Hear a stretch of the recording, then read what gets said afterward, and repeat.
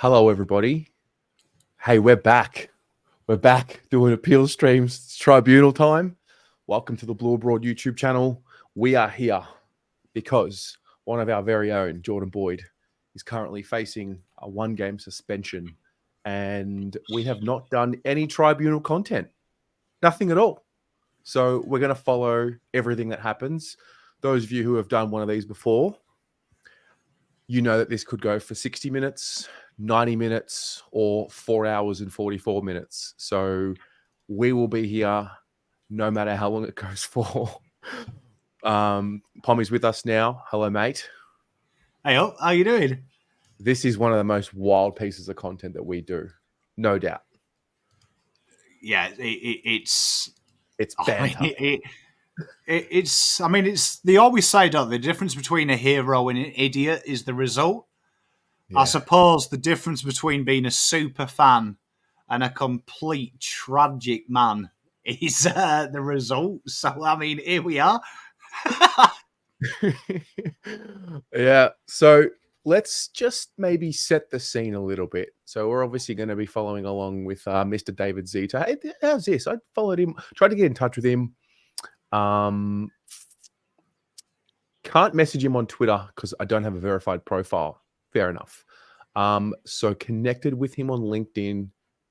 No reply. Yeah. Well. Oh well. It's hard work. Is what it is. Wasn't he on Swoop Luke's channel? Maybe he was. He's actually come onto one of our streams before. I think Jono Baruch had him in. Oh yeah. Remember? Yeah, I remember. He's like, it's Blue Abroad, and he's like, who? just mugging us off, mate. Hey Ari. Glad that you could join us, mate. Do you know what? That's my favourite content, you and Ari. Is it? Why is that? Just find it fascinating. I just find it fascinating. The chemistry is amazing. And I like the fact that you say stuff which Ari reacts to. He's got no context Blue Abroad when you said people come. Yeah. And I do the slight giggle, like the side of my face rises. But the fact Ari gave it to it was just too much. I was like, brilliant. Well done, mate. We're going to get Ari in at some point. No doubt. We're going to get as many of you in that want to. I'm going to share the link at some point tonight so you can join us. You can feel free to join us, leave us as you like, stay as long as you want to, or as little as you want to, or just hang out watching from your phone or your TV, however you watch. But maybe we should just set the scene for what's happening, because the only update right now is that Jordan Boyd is fronting the tribunal.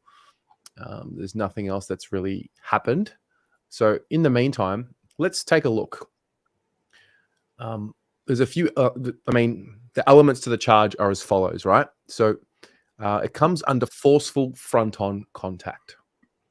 So this includes bumping or making contact that is at least low impact to an opponent from front on when that opponent has his head over the ball. This is a reportable offense. If not intentional, such actions will be deemed to be careless unless 1, the player was contesting the ball and it was reasonable for the player to contest the ball in that way, or 2, the contact was caused by circumstances outside the control of the player, which could not reasonably be foreseen. Any careless or intentional forceful front-on contact where high contact has been made and that has the potential to cause injury will usually be graded at a minimum as medium impact, even though the extent of the physical impact may be low. Please note, a player can bump an opponent's body from side on, but any contact forward of side on will be deemed to be front on. A player with his head down in anticipation of winning possession of the ball or after contesting the ball will be deemed to have his head over the ball for the purposes of this law. There's a bit there, but from what I read just then, it had to be classified as medium at a base level. And now it's on us to argue that it was a bit, I guess, low impact. No, mate, I agree with you. It's an interesting one, isn't it? Because it's such a nuanced thing. isn't it? Like, it seems to change. Like, you see these incidental contacts, 100 times a game? Mm-hmm. And it's going to be an interesting one. I'm just working on something in the background. I mean, this is what you get. Look, Right. Is it ready? Because I've got those streamers at home. Contact Pon. His background work is another lev. looks very good. I'm not going to lie. Is that the Yorkshire flag? Oh, yeah, that is. Yeah, that's the home county, not the home county, because obviously the real home counties, people like me are gardeners out there, but that is my home county. Here we are. Look, here, look, I've made something for you. What you got? I think I've got art of copyright here. I'll be careful. Oh, yeah, wait. It's all right. Because do you know what? I do what I want. He does what he wants.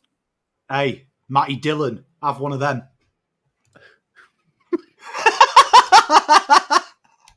Here we are. Right. Okay. I think I've done it. Here, just bear with me, chat. Bear with me because this is quite hard. Yeah, take a look at my. Hey, take a look at my English breakfast tea. I went for it. Let me have. I'll tell you what. Here. Hey, yeah, you've done that right. So it should be slightly browned. Mm-hmm. Slightly browned. Like we're little not bit of looking. Bit of water. Yeah. Bit of water. Off camera, I had to take him through this, So that'll be an absolute bob-on cup of tea, just so you know. Absolutely schmick that table. Little bit of honey as well. It was great. No, you don't put honey in it. Oh, why not? You seriously put honey in a cup of tea? Yeah. You read? I mean, I wouldn't put honey in the coffee, but tea, it just gives it a little bit of something, you know?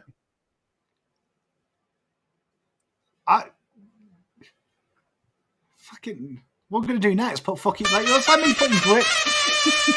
Hey! Fucking... What is going on? Like, sugar's bad enough, Terry. Like, honestly, people put sugar in tea and it worries me. Right, let me move you here. Right, yeah. So this works.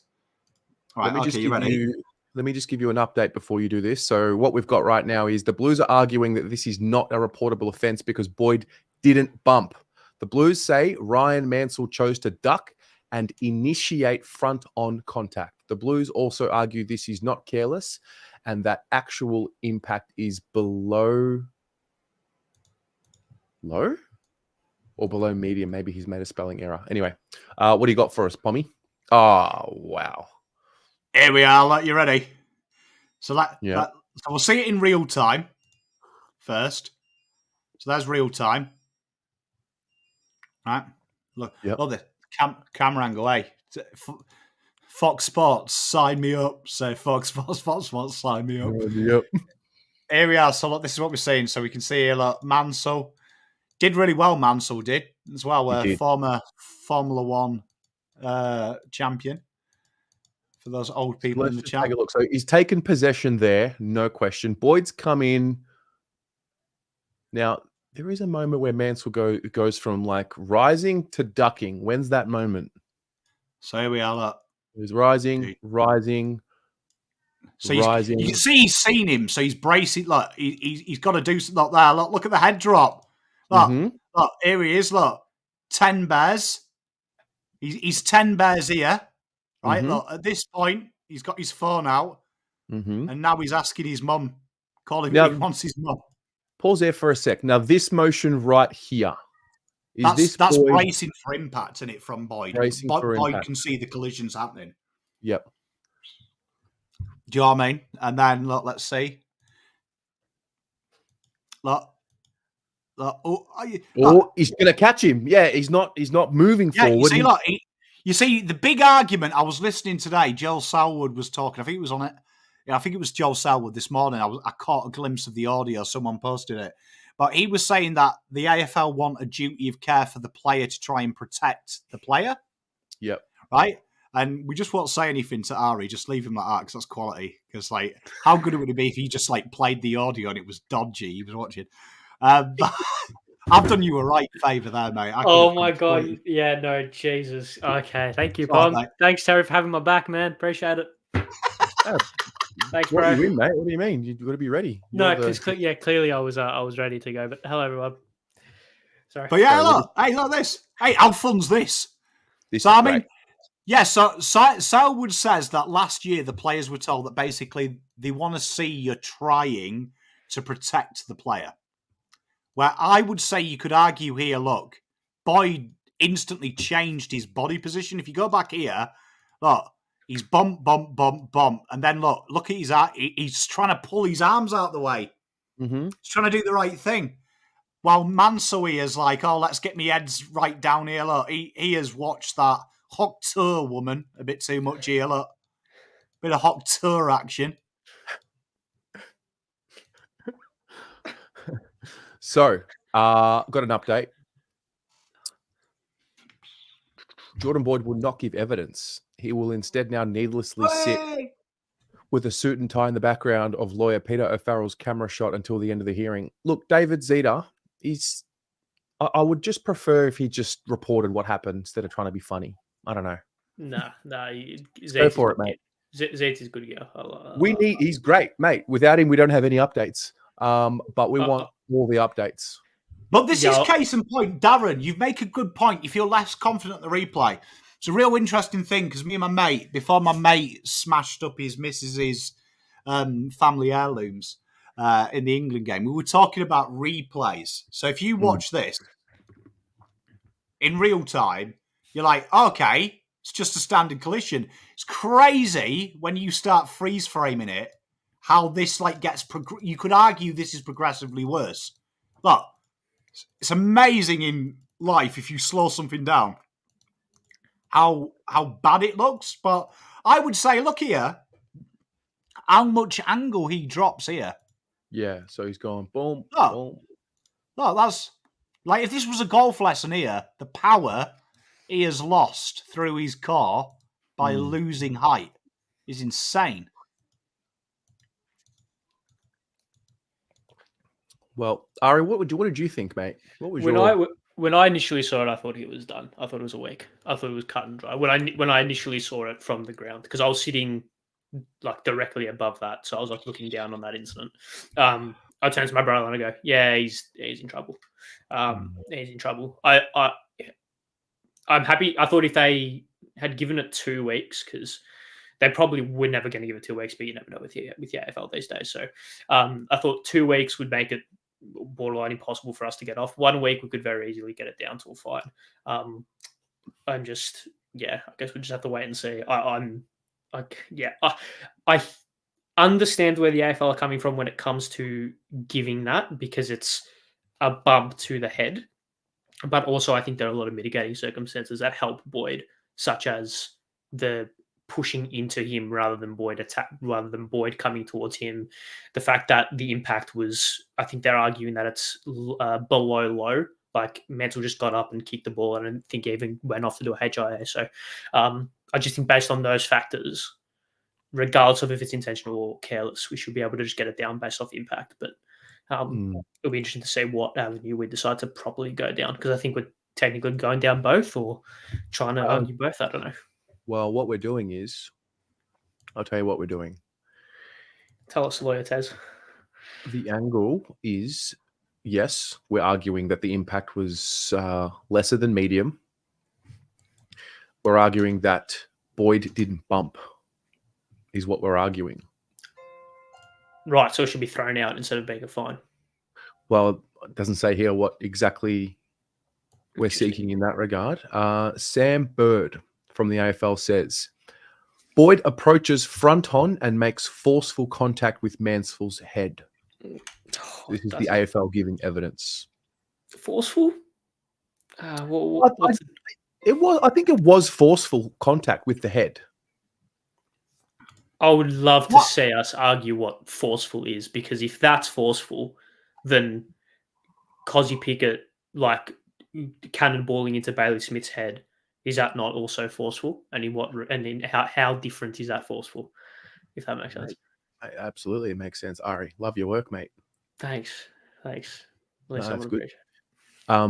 Now, Sam Bird, the same representative for the AFL, says that Boyd should have decided to tackle.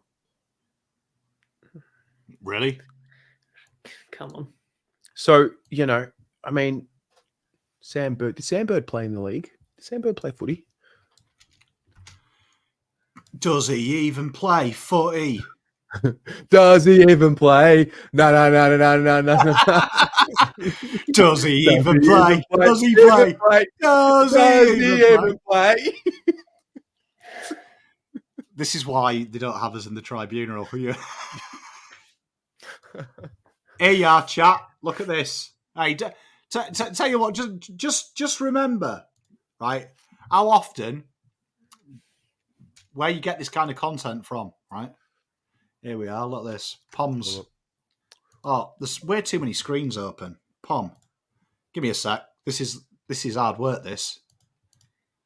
Not getting paid for this. Right, here we are. Right, so that should have got rid of that. And then if I change, ready for this? Y'all ready for this?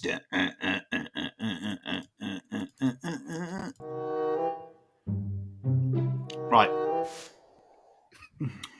Can't believe I'm being mugged off with that. This is what I have to do with every week. Do you know what I mean? I actually doing you all a favour here. Do you know what I mean? This is. So here we are. Right, look, here. Let's have a look. Yep.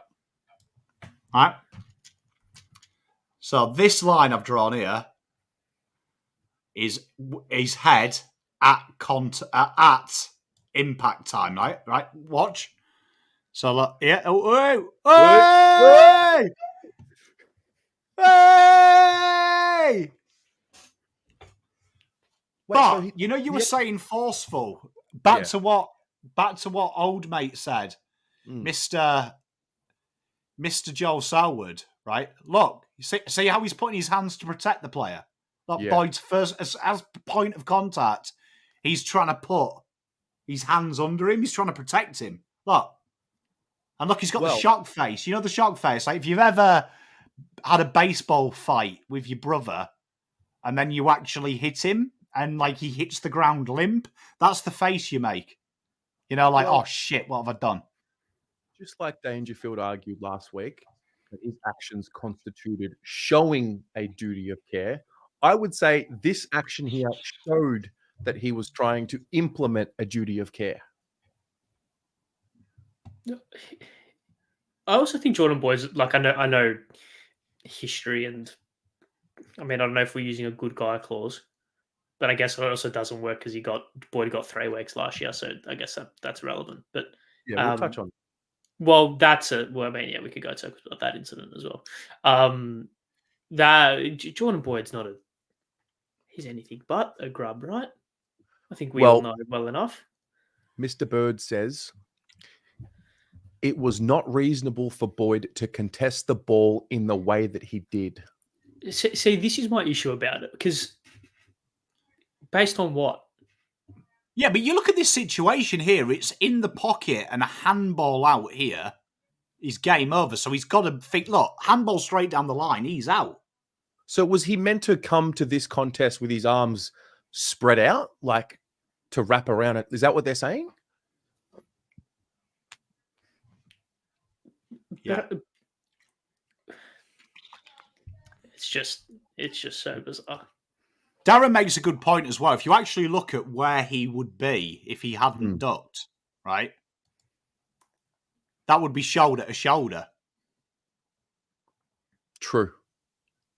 You know what I mean? Shoulder to shoulder. So it would be a standard bump. Everyone would be totally fine. He would have probably dropped the ball. They would have had a little bit of a hug in the side. Okay. Tapped each other's bums and gone off on the merry way. Go back to the point of the highest point of Mansell's head, because the AFL has Bird from the AFL has just made a submission that even if Mansell hadn't put his head down, contact still would have been made with Mansell's face because of how Boyd was approaching the contest. Okay, right. So what we'll do,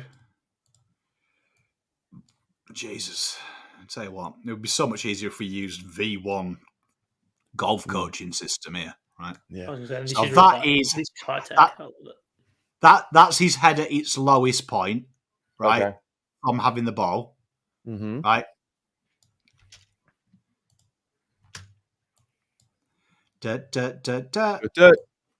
Right, there we are. Right.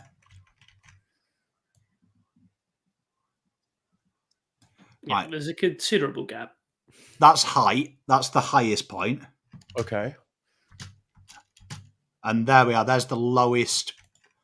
Right, so pink, for those watching at home, we'll make this bigger. That's, what colour do I like? We'll go red. Right, okay. All right. There. Are you doing what I think you're doing? Right, so if we go here, so that one there, that first red one, which won't let me pause, there we are. That first red one is his point of picking up the ball. All right. Then that is, this red one here is his height as he's got the ball and it's under control. So the highest point.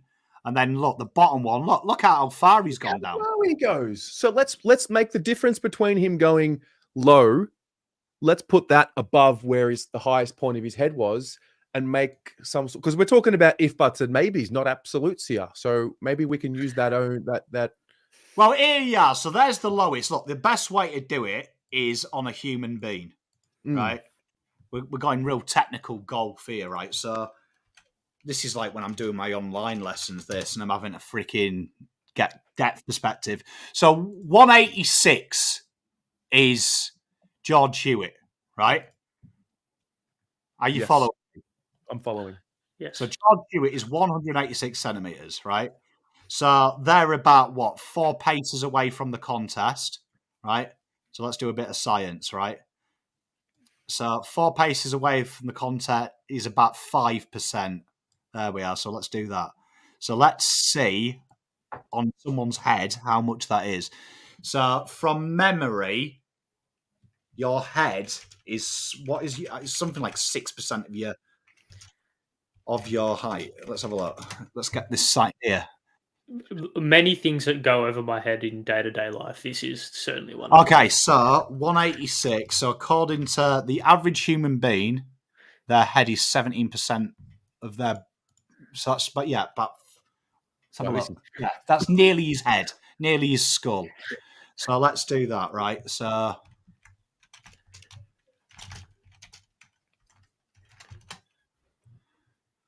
that's 31. So he's dropped roughly 45 centimetres. There you are. Wow. How's that? Tell me where you get that anywhere else. Go on, chat. Quite tweet Zedard. And so that. He's dropped about I would say 35 to 45 centimetres, dependent on the bonds of Mr. George Hewitt. And this is slowed down 10 times as well. So do the maths. It's about a second. So, but if you look, my argument here would be, right, if we go here. Zoom in right, from the zoom button at the bottom. So, no, without downloading. Like you don't need to. Oh, yeah. No, I'm not. I'm just presenting, mate. Yeah. Right, so if you watch here, look, right, so his eyes are on the ball, right? We can all see, look, angle of his ears are perpendicular to the right-hand side of his boot, so his eyes are like, that's my object, right? But then if you look here, look, his head starts to turn. Now in the peripheral, he knows Jordan's coming. Jordan's coming now. So look, you can see, look, his whole body language, look, the ear starts to turn. He's seen him, right? He's seen him at this point, look. So you can see now, look, who braces like that? When someone comes at you, your natural instinct is to turn because your default status is protect your organs. So if you ever play soccer and you charge at someone, 9 out of 10 people do that. They want to protect their body. That's an unnatural action. You wouldn't naturally do that if someone's coming at you. Like if I threw a punch at you, you're not going to offer me your chin. Well, then the question is, could that action by Mansell, which is the duck, does that constitute a circumstance outside of the control of the player which could not reasonably be foreseen? Could Jordan Boyd have reasonably foreseen that Mansell was going to duck in that split second? So this is where I would like the club, and I don't think we're going to argue this, but this is where I would like the club to turn the tables on the AFL and say, you want to protect the head. Inherently, what Mansell is doing is not protecting his own head. So Jordan Boyd in that position would think that Mansell would want to protect himself. That is not an action of someone that wants to protect themselves. Because you don't, like Pommy said, if someone's throwing a right hooker, you don't give him your chin. You don't drive with your head first if you want to protect your head. If you want to win a free kick, different story, but that's not what we're arguing. If you want to protect the head and if you want to protect your well-being, Boyd should be thinking through that state of mind, and that's something that he wouldn't have thought Mansell would do. I think this presents an opportunity to set a new precedent for a duty of care to one's self. Which is the most important thing, is it not? Yeah, but at the moment, what we are seeing a lot of is you need to show a duty of care to the person you're tackling or to the person that you are electing to bump or electing to make contact with. This is a situation where clearly the player has put himself in danger, which is not something that we usually see. Like, it's very clear Mansell has contributed X amount of percent to the nature of the forceful contact to his head. This is where I would quickly. If this is where I would say, I think if we're using the term initiated contact, in a lot of, I think that's a phrase that a lot of people has been using in a lot of tribunal hearings of initiating contact, whether it's been for careless or intentional. I think Mansell has initiated contact to a greater percent than what Jordan Boyd has in this situation. You know what though? I would say there's another argument here, and someone's just mentioned it in chat. Sorry, I can't find who it was. It was so quick. But if you watch here, just watch his feet. Watch Boyd's feet as he comes into this contact, right? Okay. Can you move this? Yeah. Can I? Yeah, just through zooming in. Yeah, but I mean, move the angle of my zoom. Right, look, here. If you want, right, I want you, right, look, we'll pause it. Canva is so horrible. Juddy, thank you, Juddy. Right, so just watch Boyd's feet before impact, right? So look, right, he's like, right, so watch them, watch how his feet move. He actually slides into it. Look. So he's trying to break, look, his left foot has never left the ground. That's slid in.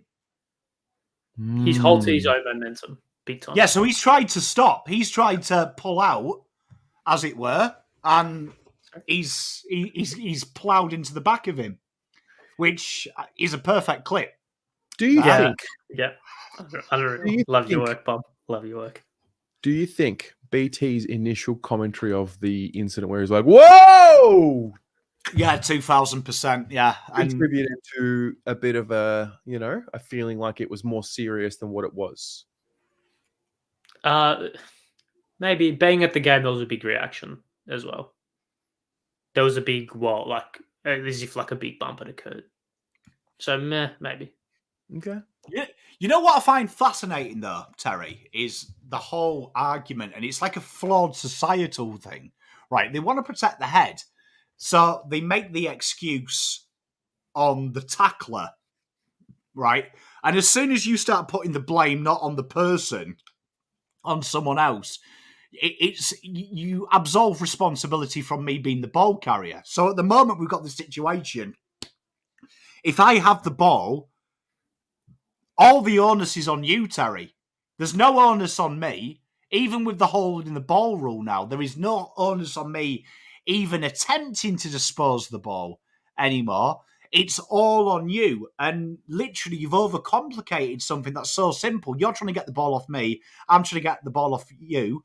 And it should be safety first. And that safety then comes to my bravery, right?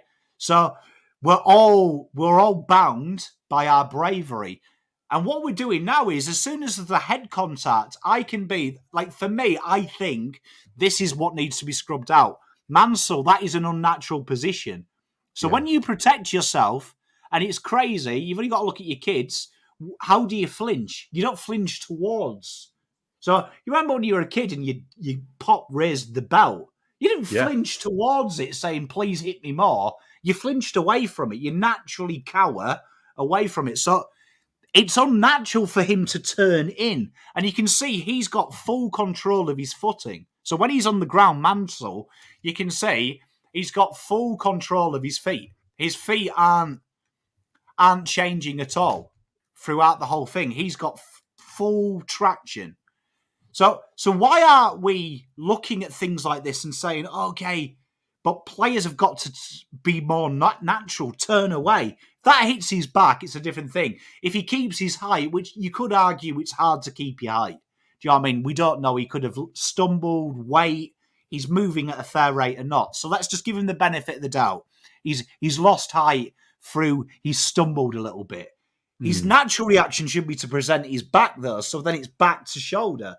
If he stays his normal height, though, that first one, he's going to go shoulder to shoulder and he'll be fine. So the onus really should be going back to the 1980s. Head over the ball, body over it, your core protects the ball. And ironically, you probably won't have these incidental heads because now it makes sense. If I'm a Collingwood, if I'm a GWS, these rounds are 1 and 2 weeks suspensions. It would make total sense in round 24 if you play Carlton and you're in the top 8. So St Kilda, it won't count. But if you're playing one of these sides round 23, 24, you could potentially manipulate the suspension for the finals by telling your players, keep turning into it. If we can get them 2 weeks for a head contact, they'll miss finals. It makes our route easy.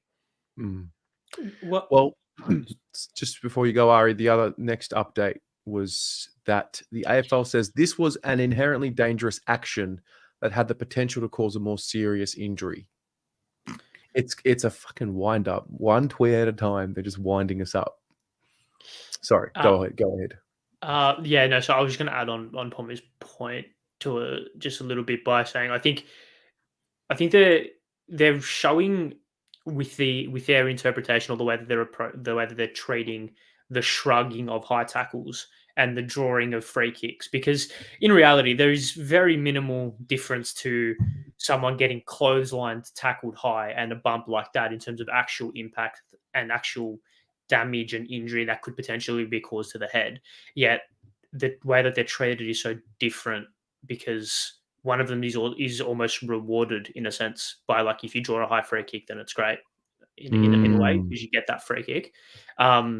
And I mean, we saw like Cody Waitman do it, kind of really take the piss a bit, like through it into just to an astounding extent in the game against North on the weekend, just like flinging his head here, there, and everywhere. Like if the AFL really care about head issues, they stamp that action out of the game by not rewarding it, so players don't do it. This needs to be something similar. The AFL, I know Ryan Mantle cannot be rewarded in this instance, but the AFL needs to come out. Well, if they actually really care about the head, they need to say, you have a duty of care for yourself. Don't put your own head in danger to try and draw a free kick, get a player suspended, get a 50-minute penalty, whatever. And if you do that, we're not going to reward you. We're not going to, we'll reward you as much as Ryan Mantle can be rewarded in this case. Yeah, I mean, look, it's a pretty straightforward situation. You duck, it's just the rule. You duck, you lose your right to the free kick. I do understand citing him, if I'm honest, like allowing it to go through the process. There will be an uproar if he gets if the suspension is upheld, though. So I've fixed it. One sec. Go. So Dangerfield got let off because he proved beyond reasonable doubt that he tried everything he could to slow down his speed. That was the big thing that he said, that he tried to slow his momentum down. So, look, the slipping, look, if we go frame by frame, it's really right clear. knee, bend. Yeah, so if you go here, frame by frame, like we are going like 1,000 frames a second, so it'll take a while. Here we are, look. So if you watch here, look, right, his left foot is planted and his right foot is planted. Watch his left foot slide in. Like it slides in. Look, like it slides straight under him. Does Boyd's? Yeah. Wait, the foot closest to Mantle's pink boots Sorry. There, Okay, look, hang he's on. left. So look, watch his left come through. See, look, he's sliding. Okay, He's trying to curb his brakes. The boot further away. Let me ask my question, please. Is his first foot that comes in his left or his right? So the first foot there, look, right. Okay. And his left is planted. Look, if you watch how it comes through, it's planted. Look. See it's sliding through? Hmm. There, look. That's skidding. I see. All right, we've got some super chats in. Firstly, Christine's become a member of the channel. Thank you. Robbie Cook, a 19-month member, says, free my boy. Robbie Varley with the $8 has put a super sticker in the chat. Love your work. Joseph Politini with the $5 says, the ball carrier can be penalised for a high fend off, but are relieved of all responsibilities for initiating high contact upon themselves. Good point. Luke with the $8 says, I don't understand how Boyd decided when Mansell lead with his head. I thought these dorks at AFL House wanted that action gone. Dork is such a good insult. It's so good. It's elite. You know, it's fascinating, though, because as soon as the head protection, we saw this in Super League, in Rugby League in the UK, that as soon as they started to say, look, we're getting our arse sued, we're having to protect contact when you're in the air and stuff, teams deliberately started to manipulate the rules, because that's professional sport. I know it's the forbidden rule. You don't like seeing cheating, but diving's always going to be a part. Simulation's always going to be a part, because you're trying to win, right? Do you know what I mean? We all cheat at Family Monopoly. We're built to win. So they're always going to find a way to manipulate the rules. So it makes sense that an unnatural action comes in, because look, Mansell's inside 50. He'll slot that if he gets the free kick. It makes sense to manipulate the rules. That's the problem with the AFL, though. They have suddenly said, high contact, we're looking for it. And as Jose Mourinho used to say, every time you make a rule, there is a room full of managers trying to find a way to beat said rule. The AFL needs to look at this now and say, look, the onus is on the players. We're going to protect serious incidental contact. But if you do it, that's your fault. If Mansell was knocked out there, bad luck. You shouldn't have turned your head. Who turns their head like that? These players are taught to protect their bodies. It's their livelihood. Your natural reaction from there would be to turn towards touch and brace. Or handball it. He didn't. We haven't had an update for 13 minutes on Twitter. Wild. So what we're going to do is let's bring a fourth in and then rotate the fourth. Firstly, Lucinda, what do you got for us? Hello. Well, I just think they're not going to go on the whole trolling by other supporters, Carlton, the lawyers, this and the other. They're more mature than that, you'd think. But I'm just going to take a 2-minute break on the tribunal for a second. You have the head of the AFL, as I understand it, saying the umpiring has been the best it's ever been. What are your 3 observations on that? Is he taking the piss or what the hell? I have one thing to say, and I think it's the right answer. I think I know where this is going. I kind of knew that was likely as well. No, but I mean, okay, he's not exactly going to say, well, now that you mention it, et cetera, the other unsaid words, he's not going to say, well, if I'm honest, it's kind of like this. But just for example, I was in between the goals where Zach's forfeited kick was, and even though I just turned a blind eye to that, okay, it might have looked like it went through, the screen on level 4 even showed that it wasn't touching it, but apparently on the television they said there was a spike, and we didn't need it in the end. But potentially that kind of dims his 150th. Where do they get off? And then 2 or 3 days later, this guy is saying, oh, it's the best ever. Now, I know there's technology involved, but I don't know if the Fox or Channel 7 score review cameras are the same as what we see on the ground, but it looked like it didn't even nick. I'm going to let you into a secret. There is no way in hell the AFL have Snicker. That is an expensive technology. That is Yeah. totally made up. I said it on the watch along. 100% guarantee they have not paid for that sophisticated technology. Doesn't exist. Mm. I think it's hard to quantify whether or not the umpiring is as good or is as bad as it's ever been. What I do think is a fact is that the criticism of the umpires is as high as it's ever been. And Yeah. whether or not it's valid criticism or criticism because social media, talkback radio, etc., etc., etc., just fuels it, and it kind of reverberates and really kind of explodes, storm in a teacup sort of deal.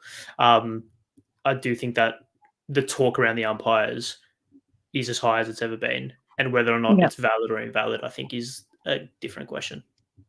Is it still fact that if a player or coach even insinuates cheating by the umpires or anything umpire related, that they're actually fined, so they can't actually do anything? Probably. Yeah, I think so. I don't think there's an industry in the world as there is protected like umpires in Australia.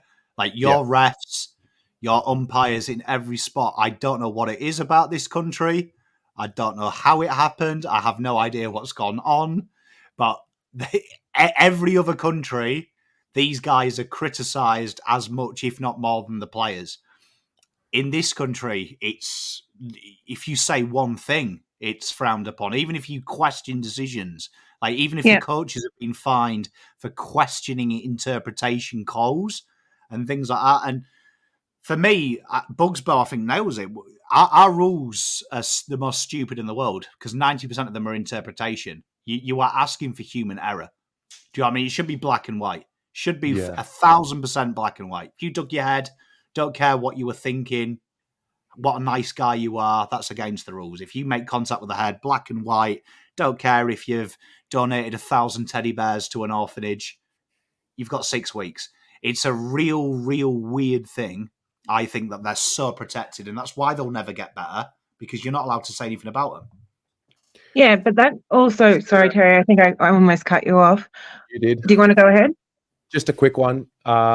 We've had 17 minutes between an update. We have one now. Carlton is taking us through some previous incidents. Sorry for the gap between posts. I fell asleep for a bit. It's okay because he shoved a 17 in there, and we all know how I am with that. Oh, wow. No. You knew that was coming, even if it was subconscious. But no, to continue where Dan was coming from, is there any, taking to task umpire tribunal worldwide? Because I know we're never going to see it. And it feels like they're almost genetically causing these rules so that they can hide behind the ever-sized human error so that they don't actually have to be questioned or actually have their own potential mistakes reviewed. Because you could argue that when a player's suspended, they could have made a mistake and they have to prove it. So why should an umpire basically not really maliciously f things up, but they might make a little too many questionable decisions? Why can't they have a please explain sort of a few days later as well? I mean, I know it's more grey area, but at the end of the day, isn't it the same thing? I mean, they're both professions. They're both, well, you shouldn't have done that. Do you want to say something about it? I mean, sure, it's a bad tackle versus, oh, well, you could have cost, Carlton the win in round 5 because you forfeited Cripps's goal, or Owies, which, you said was insufficient evidence, but, it didn't really conclusively prove that it wasn't insufficient. So either one of those results changed the game. And it's not like a grudge or anything. It's just an example that came to mind. But are we really ever going to get to a point in time where we all sit here and say, gee, guys, how good's the umpiring? No. I don't think we ever will. I don't think the league as a whole, I don't think the footy fan, what do we call ourselves? Are we an industry? I don't think the entire conglomerate of footy fans will ever have a period in time where we say, God, umpiring is the best that it's ever been. I just think we're always going to be looking at what's wrong. We're always going to be searching for it. We're always going to be looking for where we got screwed. 9 teams a week lose. Yeah. So I think we're just always going to be in this cycle of what's wrong. Sorry to interrupt. I also think the umpires are by far the most like the major discourse coming out of this round has been the umpires, right? And has been the umpires have cost this team, blah blah blah blah blah. No one's talking about Nick Voston punching the ball directly into the path of Lockie Fogarty, who picks up, snaps a goal, which was the third goal in our 7-goal streak in that third quarter. No one's talking about that. That's a mistake. That's the equivalent of an umpire making a mistake to cost the team a goal. But no one talks about that because everyone talks about the umpires. So it's like I feel like, yes, I do agree that maybe they should be held more accountable, but I also think they are really judged. But do you know the only time we get to a point where we appreciate where umpiring is at is in the past tense. And even, for example, you'll start hearing now, I wish we had Gil back. Well, when Gil was here, it was, it's so corrupt. It's a boys' club. Fuck Gil. Private school. Like, as in, it's only in past tense that we're happy. Hindsight 2020. You know? Do you not think, though, to further Ari's point and to back Lucinda up, that the difference is, though, Vlasting could get dropped? Do you know what I mean? So we're in the knowledge that if you're a Richmond fan, that was a bad play by him. You know he's going to get told by his defensive line coaches. The issue I have with the umpire in this country is literally they're allowed to do whatever they want. And no one can question it. And then they have the audacity to say, we're volunteers. That stupid advert that went up. Respect the umpires because without them, we haven't got a game. We don't deserve the abuse. To me, that's as stupid as a frontline soldier going to Iraq and then going, fucking hell, they shot at me. They knew what they signed up for. Umpires knew it was going to be a pressure. You were going to be chastised if you got it wrong. If you made a mistake, it was public. Like, you can't cry about it in the event that it happens. But for me, why don't we have an independent board? So, Ari, you know soccer. We have what Lucinda's asking for. When an umpire makes a mistake, it is checked by an independent panel of ex-players and ex-referees. So you get both sides of the argument, pace of play, of what a footballer's trying to do, because that's a big problem with these tribunals. What is a footballer trying to do versus the average Joe? Then you've got the umpire. But then if they make too many mistakes, we call it retraining. They get pissed off to a lower league, state-level football, and the only way they can get back in is when another person makes a mistake and they have a good record from coaches, players, in the feedback survey at the end of the game. Why don't we have that? Like, surely if we're a professional sport and we can evidently spend $500,000 on Snicko per goalpost, surely we can put the money, right? That's how much it costs as well, everyone. $500,000 per sound. So do the maths, right? They never paid it. It's a lie. Right? But if you think about it, why don't we have that? Why don't we have fully paid a panel of 50 umpires? You've got the state league umpires, survey from the players, because that's how you create the camaraderie. And people watch soccer and go, oh, you guys surround them. Look at the respect between referees and players. There is a great amount because they judge each other at the end of the game. And it's worth money to them. Why can't we have that over here? It's a good question. Let me let's just hold that point for one moment because we have 4 new friends that have joined us and we have. Hi, everyone. Luke with an $8 donation says, boys, don't stress. Boys and girls, don't stress. We have Cripper's lawyer. These Poindexters will let Boyd off. I'll stay with you until midnight again. Let's go and say a quick hello to the new 4 that have joined. We've got Aiden, Chris Beach, we've got Josh, and we've got Zach. Aiden, I saw you click in first, mate. What's your response to the question? To the Boyd incident or the umpiring? Pommy's point. What was that again? I forgot. In short, independent panel, fully professional umpires, independent panel that has a promotion and a relegation should they make mistakes so they can be retrained in the VFL with all the state leagues and learn the game properly. So it's a constant promotion demotion for them. Yeah, I reckon that's a good thing because, like for example, the Essendon Geelong incident, I'm not sure who the umpire is, but I'm pretty sure that he more likely won't get dropped for the week after. And in my opinion, I reckon that if he goes to, let's say, the VFL level or the lower state league level, he will be able to, as Pommy said, he'll learn more about the game, more about the rules, what he should do, what he shouldn't have done. And I reckon, like I said this, I'm pretty sure on Twitter, I said the umpire should go into full time, because I reckon by them going to full time, they'll be able to like what an AFL club does essentially. You review your game, review your performance, what you did right, what you did wrong. And I don't think that an umpiring official in someone's ear can help, because I'm pretty sure someone said that during games there's like this umpiring boss who's at the game. He talks to the umpires throughout each incident. He says, "Oh, you did a good job. You did you should have done this, should have done that."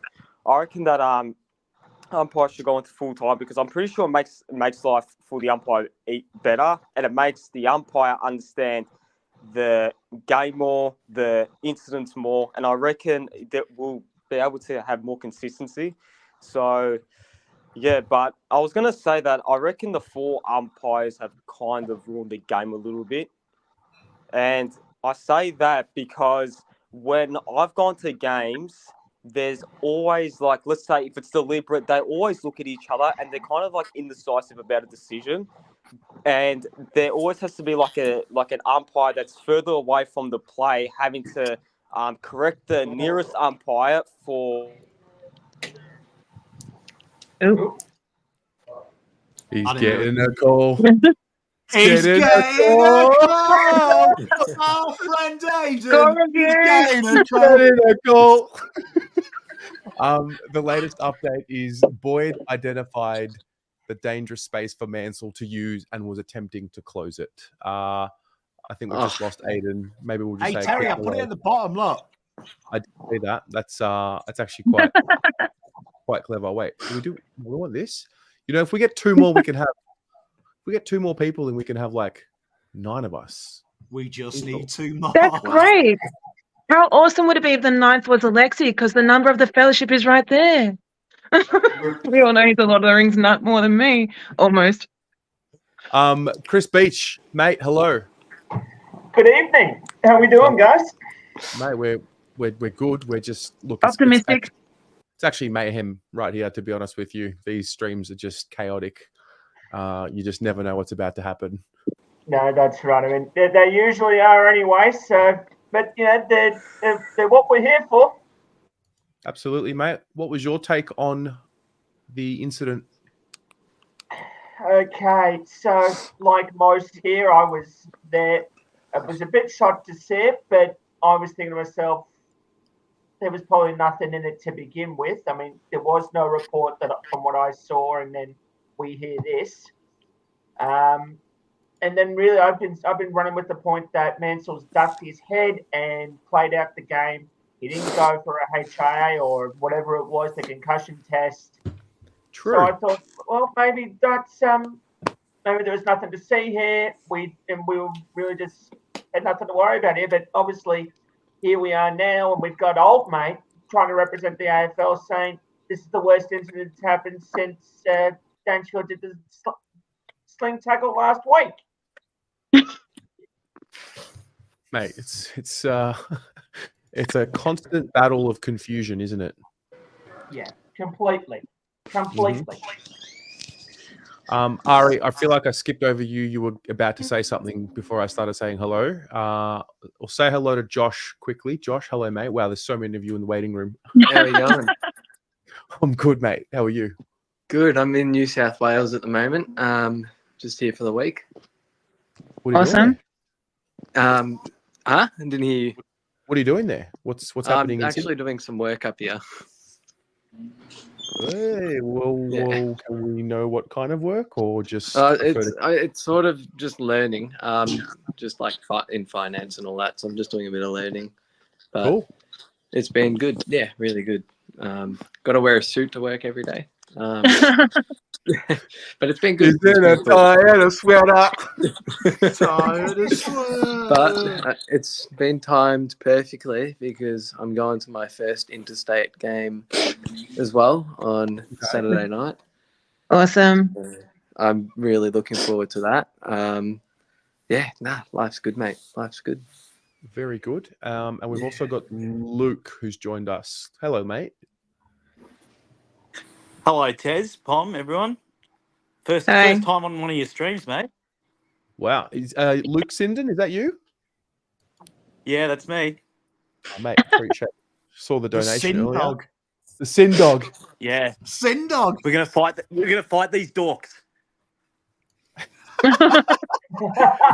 That was elite, by the way. Just see that. Oh, mate. Just they're- quick- Sorry. Oh no, I was just gonna say it's a farce. Like I'm so sick of this whole process with the tribunal. Like you're damned if you do, you're damned if you don't. They expect the players to be like robots and make split-second decisions. They're trying not to get dropped every week because they don't want to pull out of a contest, and they're given the impossible task. They're set up to fail straight off the bat. So if Boyd gets cited for that, I'm done with AFL. If he gets cops a week, I'm done with AFL in general. You want to watch it again? I'll see. I'm in between a rock and a hard place because I love my Blues, but He won't watch it till Saturday, 7:00. Get fucked. Yeah. no. I'll watch Pom watch the game. I'll just watch Pom. Hey, I like it. Hey, we don't care about umpire abuse. In fact, we encourage it on our channel. Yeah, I was gonna say, it really fits in within your brand, almost. I'd say. Hey, quick update. Pommy, I like what you've done there with the banners. Why won't he let me copy and paste anymore? Like, is David Zeta winding me up? Is he like copyrighting his post? Carlton says because the game still tolerates this action, Mansell was trying to win a free kick. Great. Here we So go. true. There we go. So There we like- go.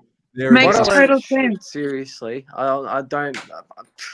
I got off the plane and I'm like watching. I'm like, oh yeah, there's nothing in that. Anyways, wake up the next day and he's fucking been reported. What a load of shit. Seriously.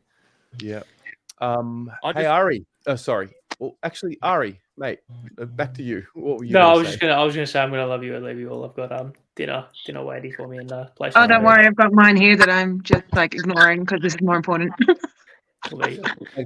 Thanks for being here, See you Ari. later. Hey, you, Terry, I know you very much value my presence. So We do. See I you, love mate. you, Ari. Bye, Ari.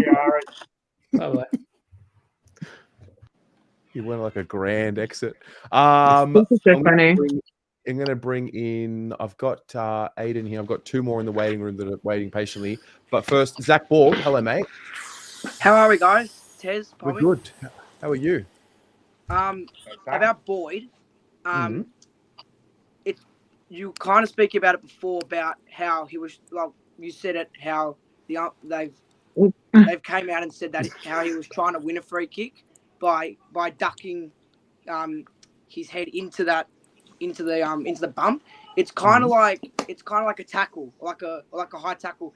Like for an example, like Jack Ginnivan, he tries to like lift the shoulder or something like that. So like it's kind of like based on that. But yeah, I don't really see what Boyd could do anything else there because it looks like he was gonna like bump him like kind of like below, and then like he ducks his head into where he's about to bump. So yeah. Well, I think this latest argument here that because the game still tolerates the action, Mansell was trying to win a free kick. Does that give you a bit of a vibe that we're going to try and set the precedent that we were talking about earlier? And that's Maybe. we're going, maybe. we're swinging for the fences. Yeah, I think so. Maybe, I don't know, to be honest. Yeah. Hey, Evan, G'day. how are you, mate? Yeah, good. G'day, Pom. Good to see you. When you doing Pom cams? When am I doing what? Sorry. When are you doing Pom cams? It's Bev tone, by the way. Oh, right. No, we'll have to try and fit it in this week. My life's hectic because Carlton do stupid stuff like this. Fair enough, mate. Yeah, my point would be pretty similar to Pom's in that it's a very unnatural action to bob your head down as opposed to turning your body. As you said, he sees the player coming and he makes the decision thinking, and it's very quick, but you can see he makes that decision to say, lower the head, get the free kick. Mm. But I agree. like, Boydie did come in like a freight train. That's just how he plays his footy. But years gone by, that's not a reportable offence at all. This is just that new big great. I mean, we shouldn't even have a tribunal if it's that cut and dry. Why is there even a tribunal? So yeah, it's a bit of a Do you mess. feel, Evan, a bit like me as well? That wouldn't you like in the UK? I know I'm harping on about the UK, but we have ex-players. So the argument they've made is him coming in, like you say, like a freight train. But look at the situation. There's a handball behind him. They're deep inside our 50. Easy goal. He has to, as a player, run full pelt, risk everything. He has to, because if he didn't, the punishment's worse. Vossi's going to drop him. And that's what worries me. I think Carlton have made a great precedent here, saying it's your rules, you're encouraging this stupidity. And I actually think the AFL are going to actually make concussion worse. We saw it with Ginny last year when they said, let's stop ducking, and Ginny was nearly killed. Like, pretty much Essendon could have fly kicked him if they wanted to. Like, you've got to start. There's been safe, and then once you open the door to stupidity, the lunatics take over the asylum, and that's where we are at the moment. Two quick updates. Sorry, just two quick updates. The first one was from O'Farrell, Carlton's lawyer, saying it's the ducker that makes the high contact here. And then secondly, contact wasn't made by Boyd. It was a choice that was made by Mansell. Go ahead, Evan. No, I like the sound of that. That's good, mate. That is good. Do you reckon they used our science on how much he dropped using the back of someone's head? I would love it if they were secretly watching this, just to see what the actual fans think about this farce. Why can't we tune in? Like, seriously. You know what? That would make my life. Yeah. If O'Farrell said, I've just seen Pom prove 30-centimetre drops. Yeah. Mm. What's that, Zach? I think the fans also need to, hear some, need to hear it as well, because, it's like our game that, we watch, and, it's just maybe, the AFL maybe needs to turn to the fans and, see how, what we feel about it. Like the fans that actually, paid to come and watch the game and, and dedicate themselves to, do all this stuff, Exactly. We kind of technically finance them to a point.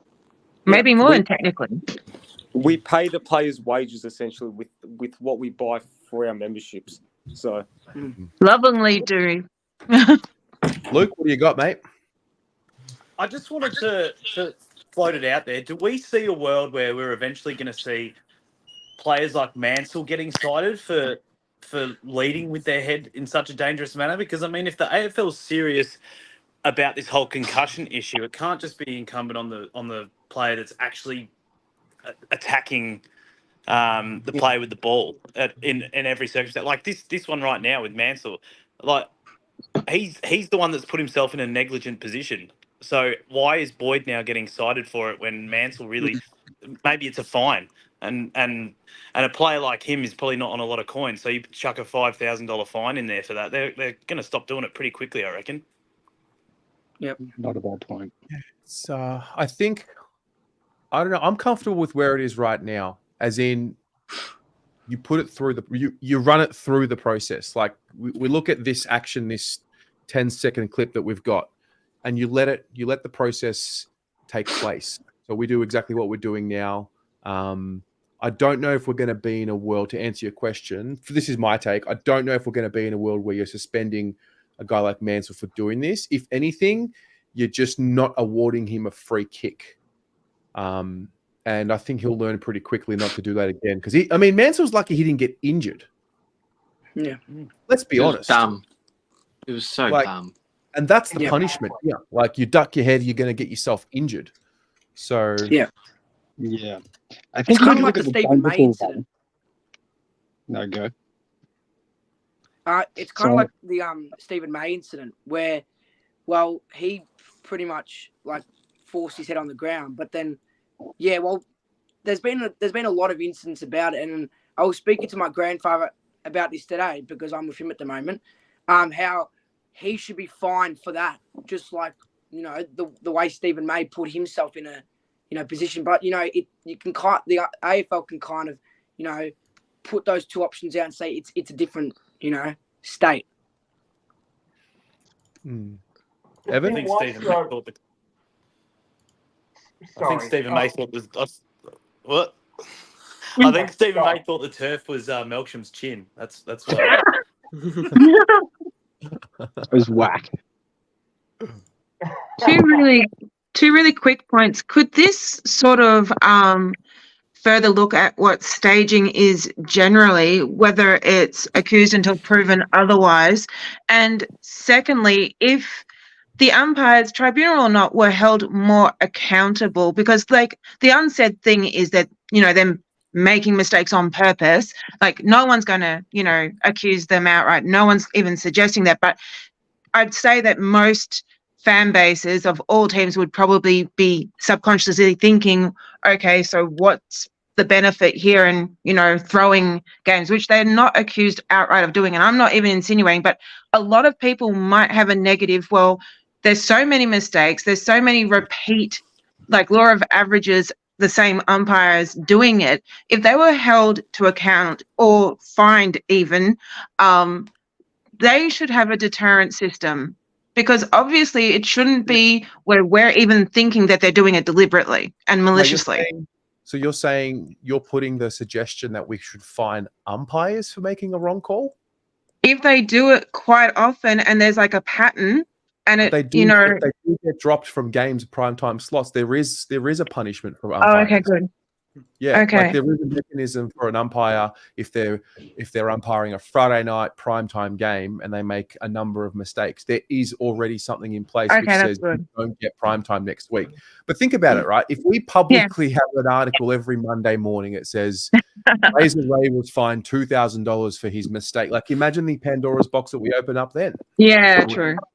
Big time. Yeah, I think the media would be really kind of hot onto that, like they're pretty much with everything. Like Mark Robertson, like coming out and did he say anything about Boyd or anything? Like I think they were on tonight. I'm not sure.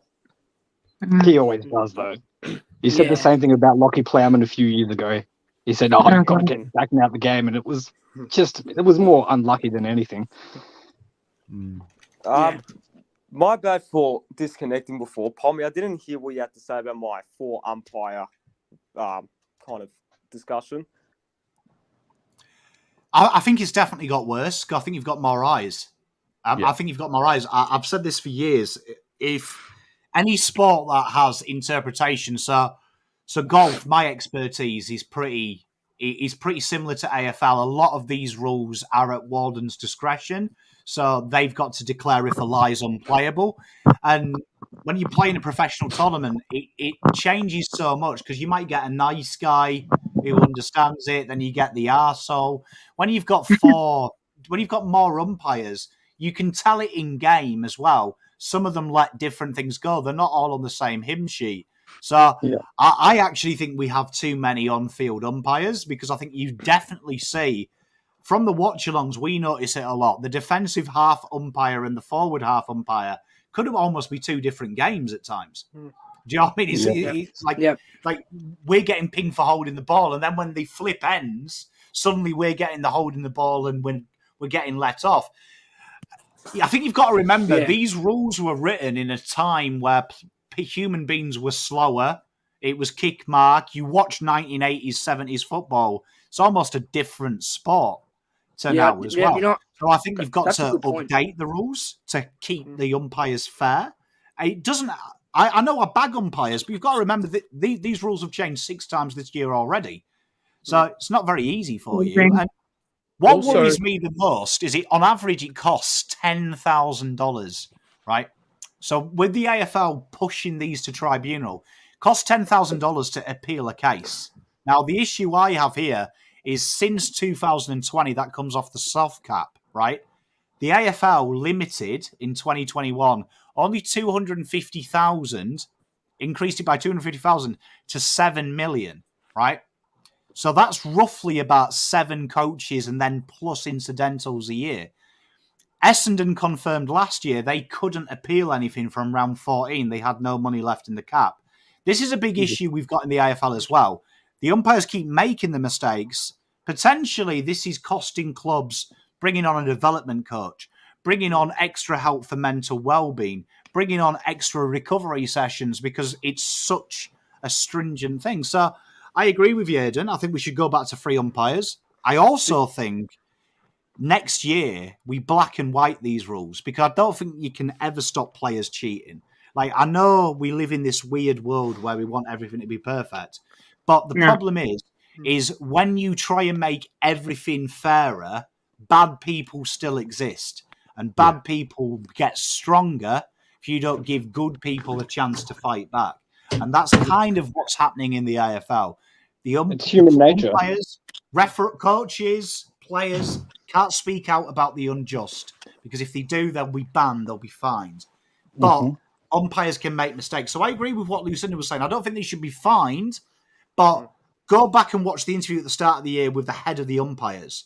And he started criticising players, saying they have no right to question our interpretation. And then they went on to say, our job is to work out what a player's thinking. The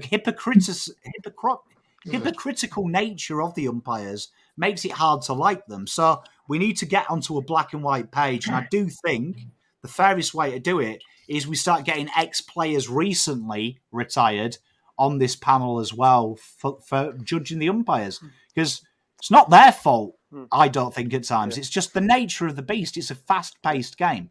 Fast-paced game, you're going to make mistakes. The issue is, I agree with Ari's point, why aren't we talking about the game? We talk about the umpires way too much. So if you're in charge of that product, time to fix it. Do you reckon that's why they should potentially go into a full-time?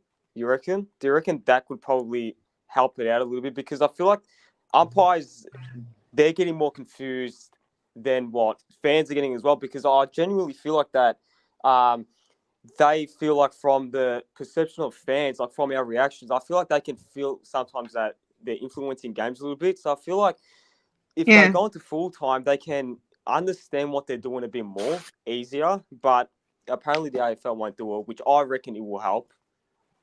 Hold that thought for a second. We have 2 new updates.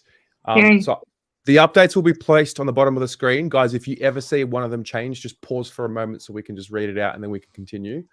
The first one was an argument from Carlton. So in the modern game, a player should not be held to a duty of care that anticipates a player would consciously choose to make contact with an oncoming player by ducking his head. It's a bit of a tongue twister.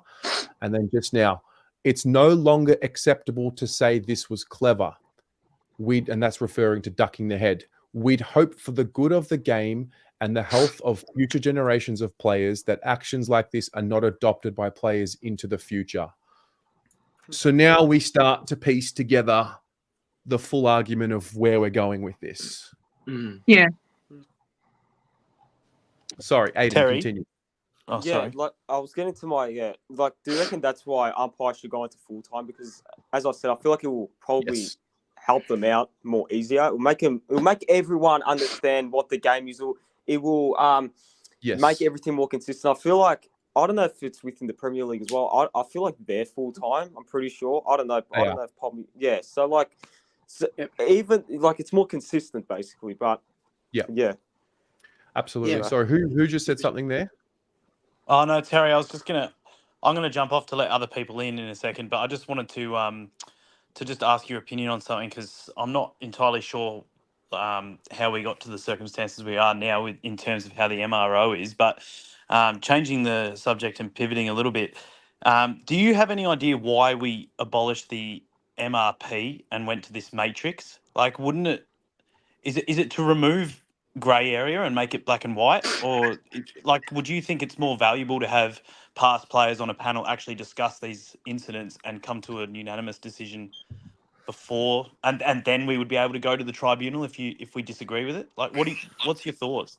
I think, and this is my view, similar to the conversation we've just had with umpires, the more people we have with an opinion on a decision to be made, the more complex we make it.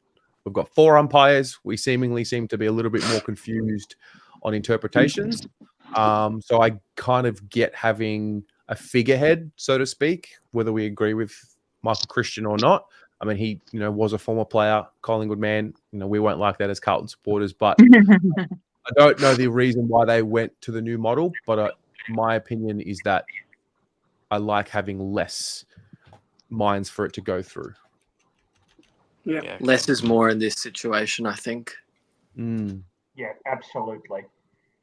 I feel like if you got, like, let's say when Razor Ray retires, if he's like the head of umpiring boss, whatever, I feel like everyone will get more of an understanding from his knowledge as well, because he's been in the game for, like, he's still in the game now. So, like, let's say if he is in charge next year, then, like, he'll get the current umpires, which are young, which are developing more of an understanding where he's coming from, because he's been there, done that, and he's still umpiring now. But I don't know who this umpiring boss is now. It's made everything worse. But I reckon if you get, like, an ex-umpire, like, as the boss, it will make, as I said, everything more easier.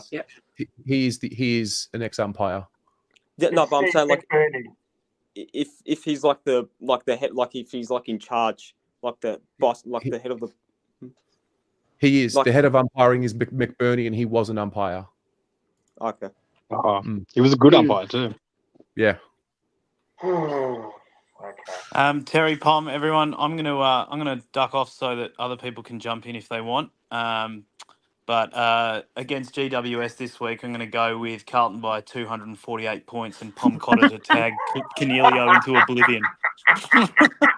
It's a small win. I'm a bit Conservative, very conservative. No, but Pommy, can you imagine being a Cornelio and you're lining up at the centre bounce to start the game and you got Pom Cotter walk up next to you and you're just like, oh, this is going to be a long day. A long day. Yeah, he'll be wishing he was back on that fucking yacht when he sees Tom Cotter. He's the best tagger in the game. Chin Cotter, he's the best tagger in the game. There's no explanation. Damn right. All right, ladies and gentlemen, have a good night, all right? See you, mate. Catch ya. See you, mate. I'm actually going to get off too, guys. Have a good night. All right, Zachy boy. Yeah. Take it Thanks, easy, Luke. mate. See you, Zaki, mate. What does when it comes to selection in a few weeks, I think I wouldn't mess with the dynamic of the team too much personally, but you've got Martin and Cottrell, and you could throw Motlop into that pile as well. He's been on the fringe for a few weeks. Do you guys choose with the chemistry of the team, or do you reckon you make a few changes? Well, I you feel know like. what? Oh, sorry. Go, I Terry. was going to say it's a great question, because we can quickly look at the injury update that we got today. Aiden, what do you think, mate? What's your? I feel answer to like you bring in Cottrell for Ollie. I reckon Ollie needs a bit of a rest, I think. And then I don't know about Martin, because I feel like if you're going to put Martin in, then you're going to mess up with Williams. You then have to potentially drop someone like an Elijah who's on form. It's going to be, I don't know, but I guarantee Martin, he will play finals and he will be a part of the action somewhat. But as Josh said, you'll mess around with the dynamic of the team. So, yeah, I don't know. It's a tough thing to do for Well, coaches. Martin's not available. So he's a week away. But I'm saying, like, when he is available. Cottrell's a test. Billy Wilson's a test. Durden's out for at least 2 weeks. Yikes. Looks like De Koning's going to be a test this week. And Matt Kennedy is also a test. That's great news. Wow. Yeah. Are you guys seeing any similarities between what we saw? Like, a few similarities. Let me explain. Firstly, Boyd getting that rubbish suspension a little while back for the sling tackle. I think he got 3 weeks. Okay, so there's one.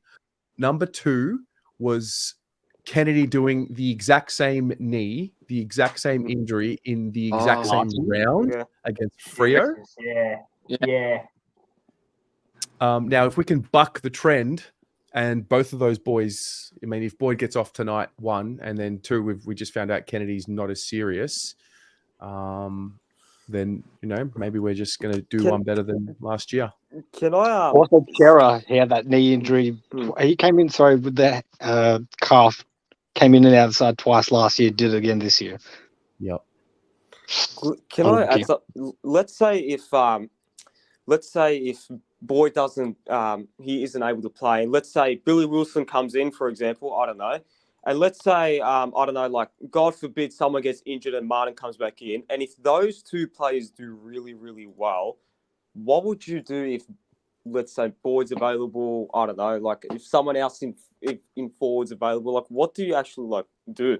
Like, you can't, like, drop them based off form. Like, for example, Fantasia, what he did yesterday was fantastic. If he keeps that form up, then it's going to be pretty difficult for, let's say, a Martin or someone else or even a Mollop to come back in.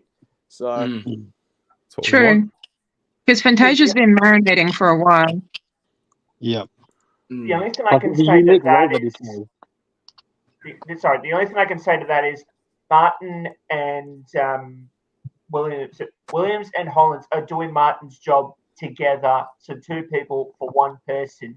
So really, Martin's going to have to play in the twos for a bit to get a bit of match fitness back into those legs to make sure that he doesn't get himself re-injured again. But even then, you're playing a risk there. So,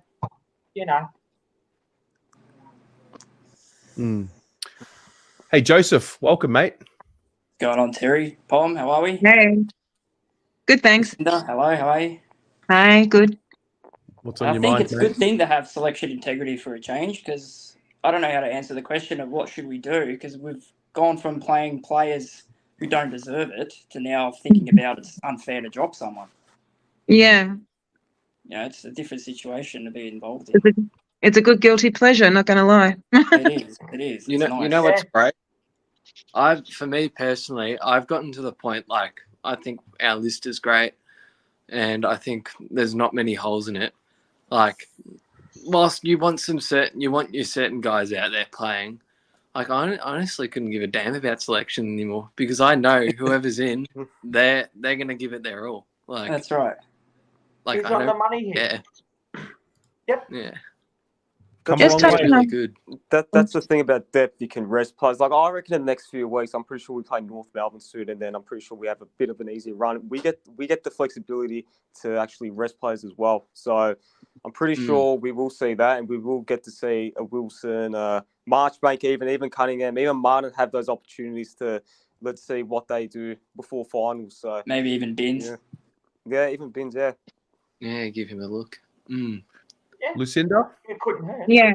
Just quickly on Kennedy for context, he does the exact same thing, same round, and doesn't play again until finals. So that just shows how lucky we are that, one, it was a fortnight theoretically, and now he's a test. So I would say rest him. And if Billy is, miraculously fine, I don't know about the position ratio, but maybe he could debut for someone who should be like precautionary in the meantime. And we've probably got someone in reserves that would well and truly shine in Kennedy's role anyway. I just think we have literally got a near identical injury that is going from maybe not even a fortnight to several months. It's like you're daring, something if you don't at least give him a week to, process the actual luck that he's had, that it's not serious. Right. Yeah. No, it's an interesting point, that. Also, you make players hungry to get their position back. Yeah. Well, how many years ago was it where we were saying, "Oh, wait till Cunningham's in this side"? Like right now, don't know how he gets back in unless there's an injury. He doesn't. I'm sorry to say, he doesn't. He's stuck in the twos for the last, probably the last few games that we get to play. So, yeah, it's unfortunate because I think Elijah's also doing his job as well as Martin's, in my opinion. But that's just my opinion on it. Anyway, guys, that is going to be me. I've got dinner waiting, so I will love you and leave you all. Catch you later. Catch you later. See you, Beachy. See you, mate. Do we play the 2 rucks this week? Oh, yeah. Dropping a bomb on the Let's street. both travel. You have Let's to. both You got travel. bigs. Yeah. Let's go one by one. Yes or no? Pommy, Yep. are we playing 2 rucks this week? Yes. Lucinda. At least have them both in the same state. You can always manage one at one Yep. point and then the other. But yeah. Yes or no? Yeah. Josh? Yes. Evan? Yes. Aiden? Yes. Give it a Joseph. crack. Yes. Chat, what about you? Yes or no? 2 rucks this week? Yes or no? The thing Sorry, is, Lucinda. oh, Yeah, go. Lucinda, what were you saying? Aiden, I'll get to you in a sec. yeah, I was just saying, like, if you have both TDK and Pedo, at least in Sydney, that way, if there's any late developments, then they're both there, number one. God forbid something, happens and it's a late out for either of them, number one. But 2, have them there, 100% totally fine, raring to go, with the attitude that, they can rotate. So, for example, if Pedo's doing fantastic, have him as a forward, referring to TDK. Or, just basically, if they're concerned still about TDK, just manage him minutes-wise. But a 2-ruck system, especially for interstate, makes sense to have 2 professional rucks there, because you never know what can happen, the night before. You trust, and you can almost take for granted that they'll both be fine, but it just makes logical sense to have them both there, and then they can share the load. And we've got a diverse forward in I think I got that right, with TDK, and he can kick goals while Peter's doing the dominant ruck. And if they both need a little bit of a run around, just not in the centre, well, you've got Harry for that, or whoever else. Nice. I feel like if you're going to play both of them, then I don't know how you're going to be able to play both, plus Kennedy, plus Chera, plus Hua. Like, if Kennedy can't play, then that's where I'll say yes. But if Kennedy does play, then it's a bit hard, because you either have to have Chera or Hua as a sub. But it did work last time. So, give it a crack. It's going to surprise people, but Voss doesn't care if people like George Hewitt, Matt Kennedy, Matt Cottrell. He doesn't give a shit. Voss wants to win. So I think you see every time Kennedy, and every time Pitter plays, he drops a Hewitt or a Kennedy. So be prepared. I reckon Kennedy has a week off, and it's probably helped Voss out. Yeah. But Anyway, He should be rested. no, but I think it's should be slightly rested. obvious. Boss wants 2 rucks. So, and I don't know how many times the boys have to play, how many times me and Terry have to show you the data until everyone gets it through to the head. Mark Pittener makes no difference in how Carlton play or move the ball at all. That's right. Plus, we want to get them into form in the same team. Like, you see, Freo, they've only just clicked with their 2 rucks, and it's looking good. We want that same result. Anyway, I'm going to go, guys, because I've got work in less than a minute. So, thanks for having me. I'll see you on the live Pommy, and I'll see you in Faircamp's test. So, Come on, United! Come on, United! That's funny. And then there was he's a treasure. And then there were 6. And then there was 6. Any updates, Tez? No. 18 minutes ago was the latest update. This was the part where O'Farrell said it was no longer acceptable to say that ducking your head is clever. We'd hope for the good of the game, the health of the future generation. I just love the argument. It's just pulling a little bit on the, the heartstrings of the future. But he's right. It is right. It is true. Right. No, Could they fair. Awesome stuff going on. Yeah. Could they actually argue that Boyd was trying to prevent both himself and obviously Mansell getting injured, like instinctively, like he was trying to protect both of them from getting hurt? Because I'm not sure how to read the footage, but wouldn't that be common sense that he was trying to prevent them both getting hurt? Well, at the end of the day, all that is really a priority right now is evidently Mansell. Right. Protecting him. I don't think we've seen too many situations where someone who's going in to protect themselves, we're not really talking about the harm that they could cause themselves. It's all about who receives the contact. Right. Yeah, true. Well, just going back to that Dangerfield one, which is a much different incident, but he argued he did everything in his power, which I would argue he didn't, because he had two arms pinged and his whole body was off the ground at one point. If that's the Right. precedent that he got off on that argument, surely this is much easier. We have a spicy update. Ooh. Ooh, right Yeah. on the 19. 3-peat. And here we go. So it's spicy. 8:02.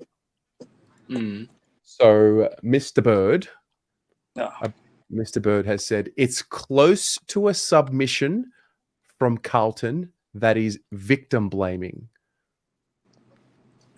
Ooh. Get a little bit personal. Well, I think that shows the AFL has an agenda where they only care about the person with the ball, and they have no responsibilities. And it's almost like it's two games. You're either with the ball or without it. You're not playing the same sport. You don't have the same goal. You don't have the same responsibilities. And I think they're getting it wrong when they talk like that, because if you're opting to put yourself in danger, why should the other person be responsible for what you do? Correct. I think Buckle up. It's going to be a long night.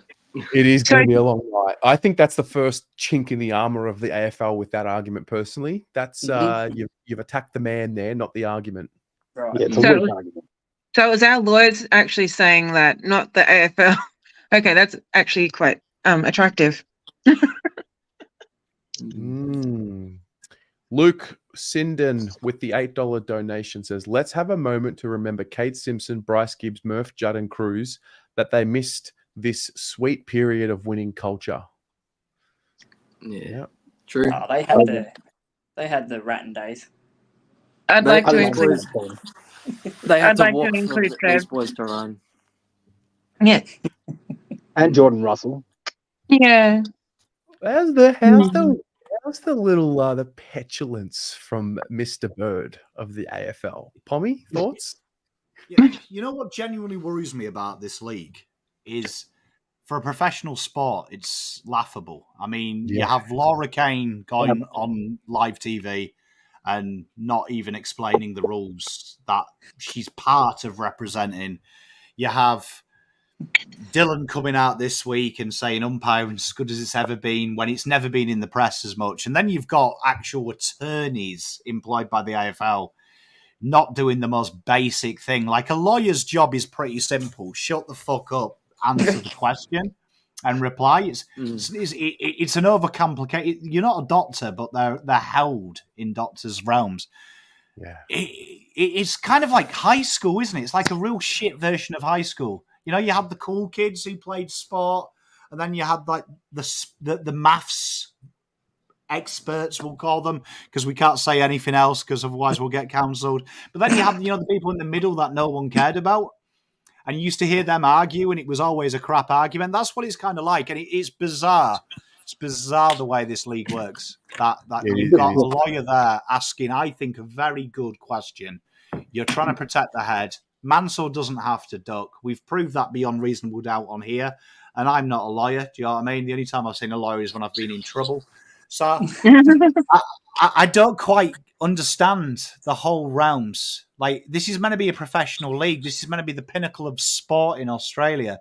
But everyone who is involved in it, everyone who's in part of the decision-making process, do you know what I mean? I've seen more intelligent people in the pub at 12 o'clock in the afternoon on a Wednesday.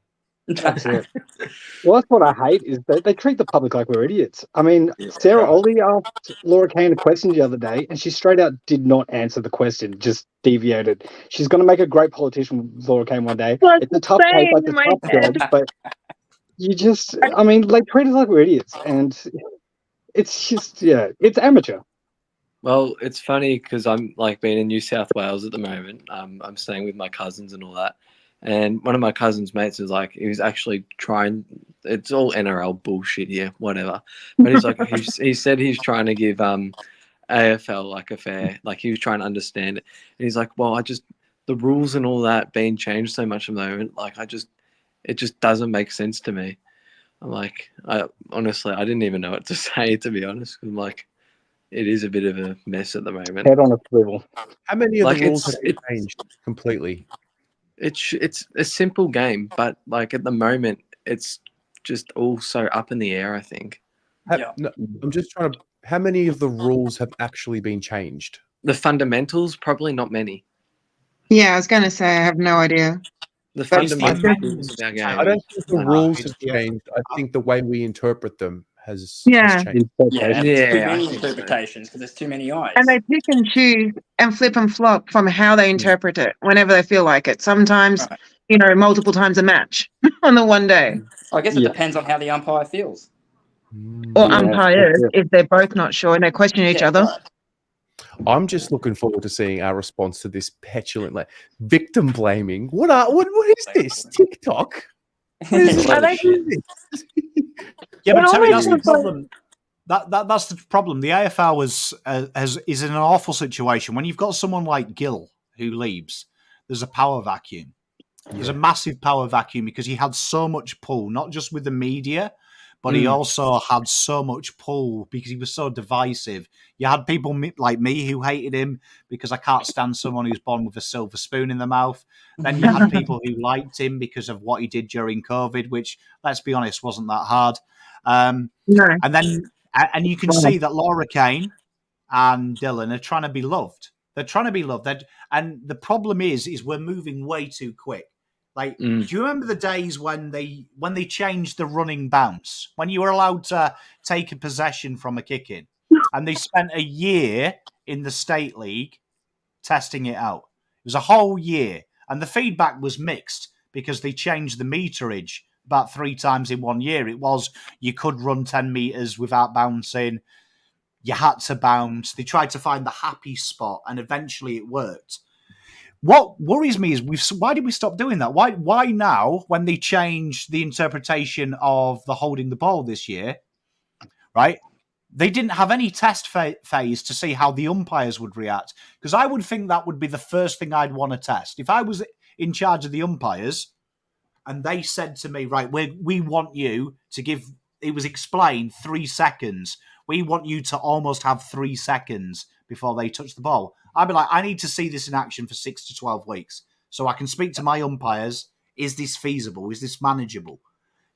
They just bring it in. And I actually feel sorry for Laura and co because I actually think they're trying so much to stamp their authority on the game that they're actually now ruining the game. And they've probably got 6 months because the fact we're getting so heated over such a trivial moment in football says it all. That the people are lost, players are lost, the coaches are definitely lost. And when you've got Bird saying stuff like that, victim blaming, it's society has crept into the AFL straight away. I mean, for me, when someone makes a mistake or someone says something's happened to them, your first natural question is to question what's happened so you can understand it. Absolutely mind-blowing. Like, honestly, we are really, as a European looking at this sport, my cousin's under-11 netball was more sufficiently ran. Under-11s netball, that was just volunteers' parents. Like, this is actually banter. It's all over the place. Like, you even look at like the draft system and all that. That's up in the air at the moment.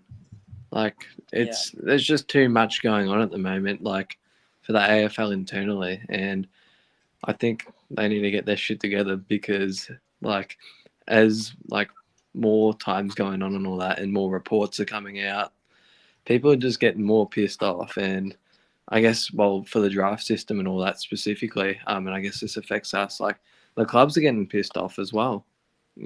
Especially with the new father-son. I want to draw Terry's attention to the chat. Apparently, the submission is in / they're deliberating. Yep. Apparently. Yes, I just updated it below. Oh, shit. And now I saw it. I was looking at the chat, so that's why I didn't see the underscore at the time. Down the bottom. So submission made. The tribunal's now deliberating.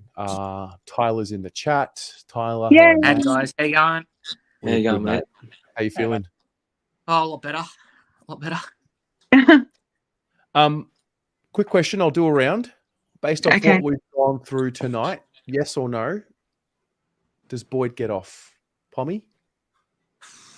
Yes, fine. Lucinda? Yep. Josh? That was quick. Easily. Like, this is ridiculous. Evan? I would like to say yes, but I'm not confident, so I'm going with the no. Sorry. All right. Mm. Joseph? He should, yes. Tyler? I'm going to go with yes. I'm hoping. I think so too. Just so you know, if he Please. gets off, I'll No. play the trumpet. And if I play the trumpet, you know he's gotten off. All right? Beautiful. Could Hey. it go the other way and he gets worse? Worst case I- scenario. Could they actually increase it I if it goes don't- bad?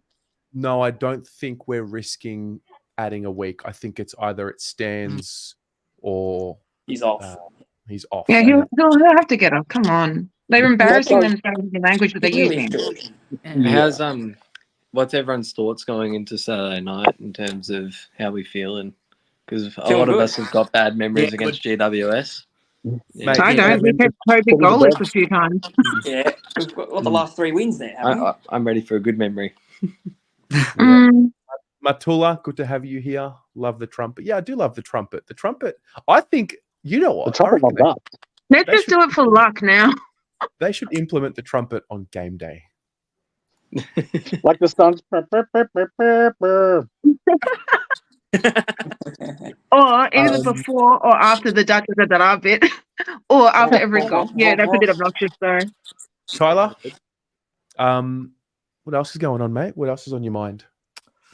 What else is on my mind, Terry? That's a good question. I think, does this set a precedent for the AFL that I mentioned in the comment that in the court of public opinion, he's not guilty. He's free and all of that. You've got the likes of Kane Corns, all of that, absolutely erupting that this is actually going to the tribunal in the first place. But if it's upheld, what precedent will you reckon this will set for the AFL? Because there's going to be a lot of people that are going to be really pissed off after this because the fact that he ducked. Well, this is what we guessed before we started reading the submissions. The AFL has an opportunity here to set a standard for the rest of the season, whereby if you duck the way Mansell did, and therefore are held to have reasonably been at fault for the collision happening, you will not be rewarded. Now, on the contrary, if Boyd's suspension stands, Pommy mentioned earlier, you could potentially see a can of worms opening here where, you know, players will duck their head. Yeah, intentionally. Draw a suspension for the opposition player, incoming player, and I think it's a little bit more serious than what we think it is, potentially, the decision. Yep. Yeah, it is. The ramifications. Pommy? No, I think so. Honestly, this year does make me worry. I think Andrew and Laura have got a big problem at the moment because I feel like that they're trying to make... Obviously, there is pressure coming from somewhere about the heads. The head. Right? Nowhere. And the way that you fix that, in my opinion, is planning. At the moment, everything seems to be on the fly. This week, this is the news. Next week, you can guarantee if this court is kicked out, the umpires are going to have a memorandum tomorrow. This week, we want you to look out for this.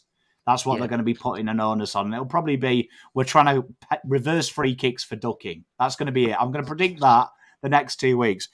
They need to sit down because I'm telling you now, running the AFL is the easiest thing in the world. When something is over 100 years old, the fabric of it is already run. All you've got to do is literally sit there and take your precious little 6-figure salary and do sweet fuck all, really. It's quite an easy gig.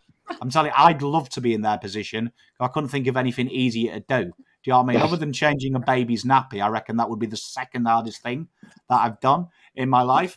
So what they've got to do, Terry, is long-term this and go, right, by 2025, we want to stop players turning their bodies into there. So we're going to give you a year to prepare. By round 1, 2025, if you're deemed in-game, there will be a fine after it as well. But free kicks, We will go to the review system. They review everything now anyway. So how hard is it on that free kick to have a guy real time going, yeah, I'm just letting you know Mansell turned into it on the slow motion replay, please. And it would take 5 seconds. Long-term plan it, because at the moment it's reactive, and that's the problem with the AFL. Carlton used to be reactive. The AFL is reactive.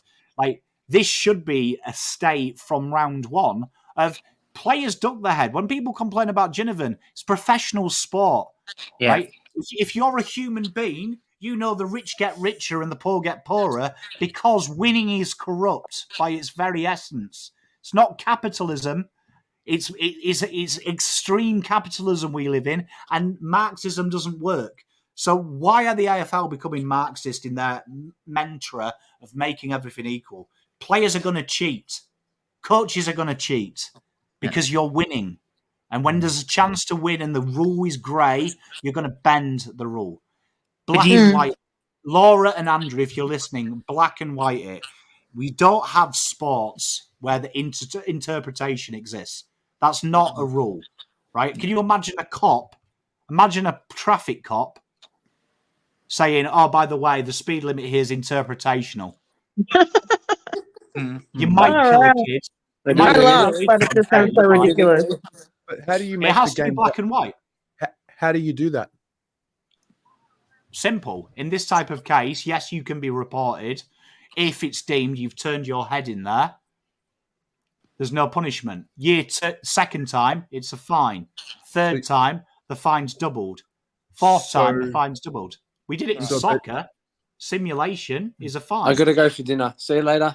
See you, mate. Yeah. See you later.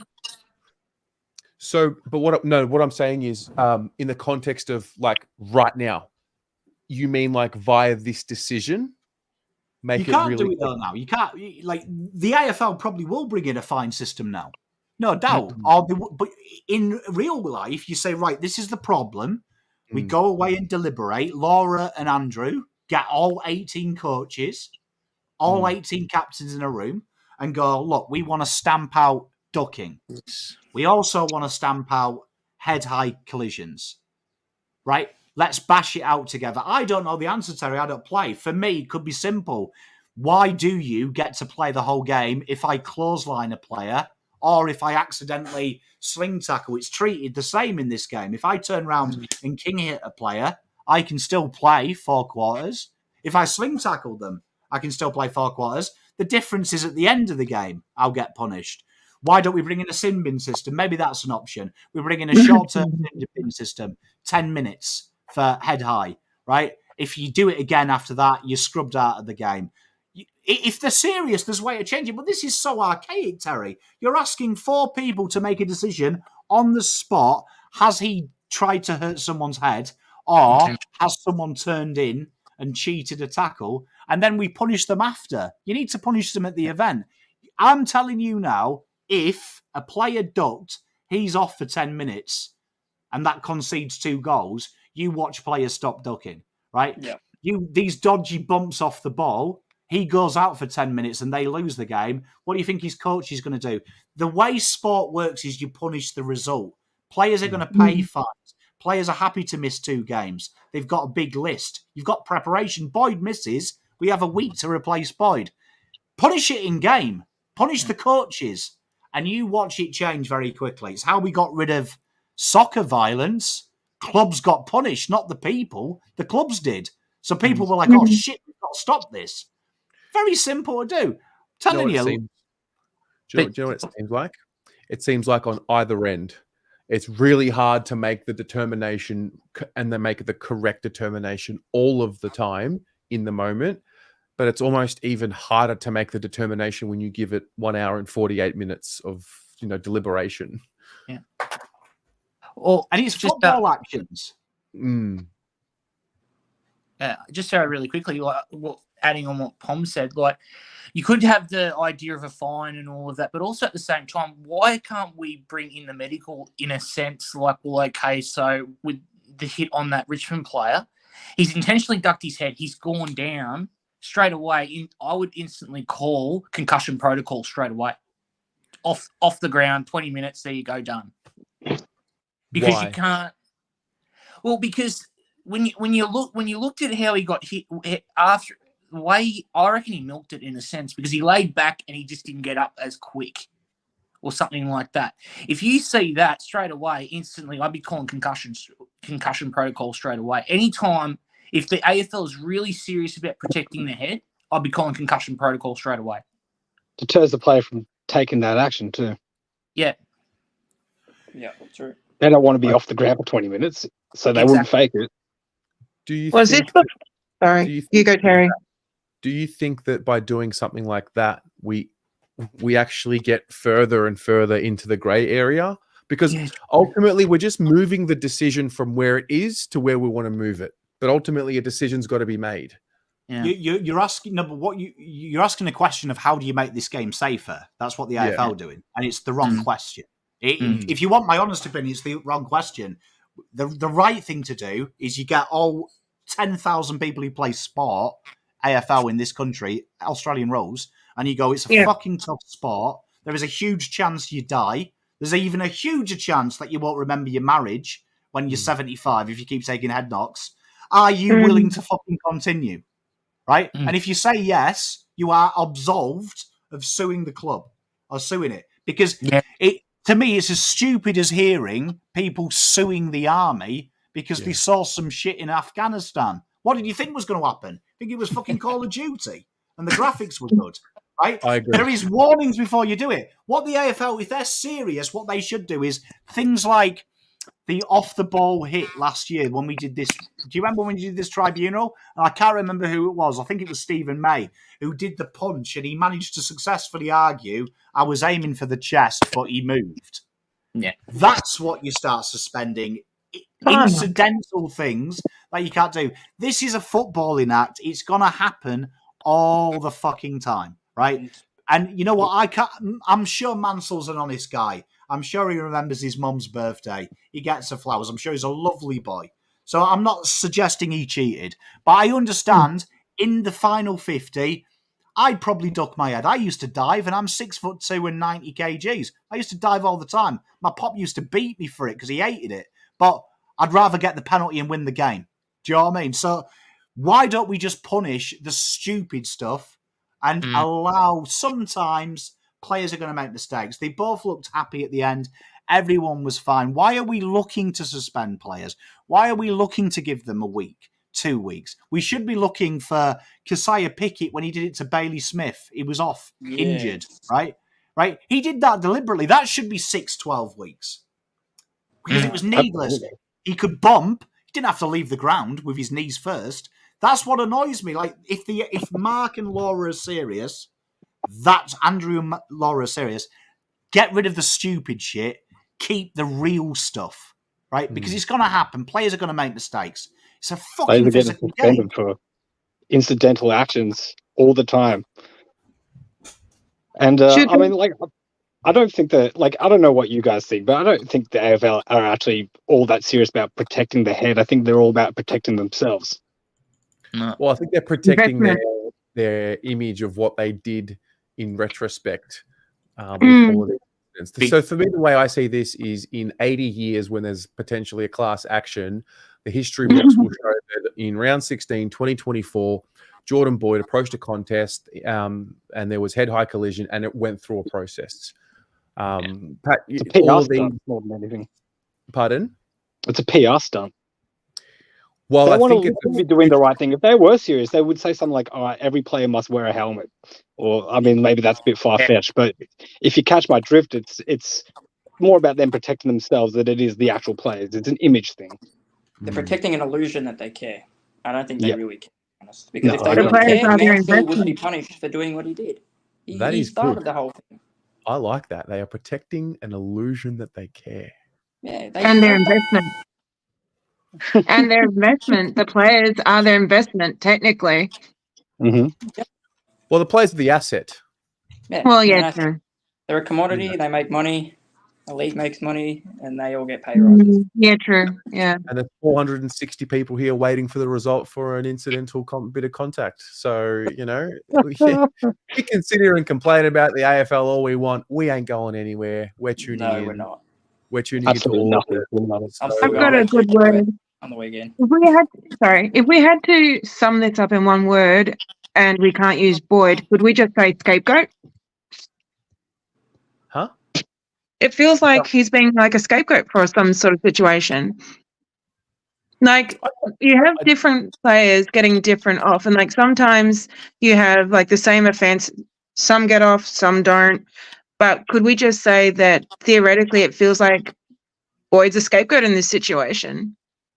I think he was the scapegoat in the previous suspension that they gave, the 3-weeker for the sling tackle. Because from memory, it was Darcy Byrne-Jones, and he got up and played out the game from memory. He took his kick too. He did go off and do a concussion test, but it wasn't until much later. That's right. Did the test, but he was deemed to be okay from memory. I think he went back on the field. I can't remember. But I remember at the time thinking that it was like a bit of a precedent that was set because it was a 3-week suspension, pretty serious. And it was one of the It was an example. New era of the sling tackle. I don't think, you can't suspend him for that. Only because of the duck. The duck changes things. Yeah. So repeat target is more accurate. The ball, he can bend over. There's nothing wrong with bending over and picking up the ball, but he sees him and he clearly makes an action that's a ducking he action. goes down again. Yeah.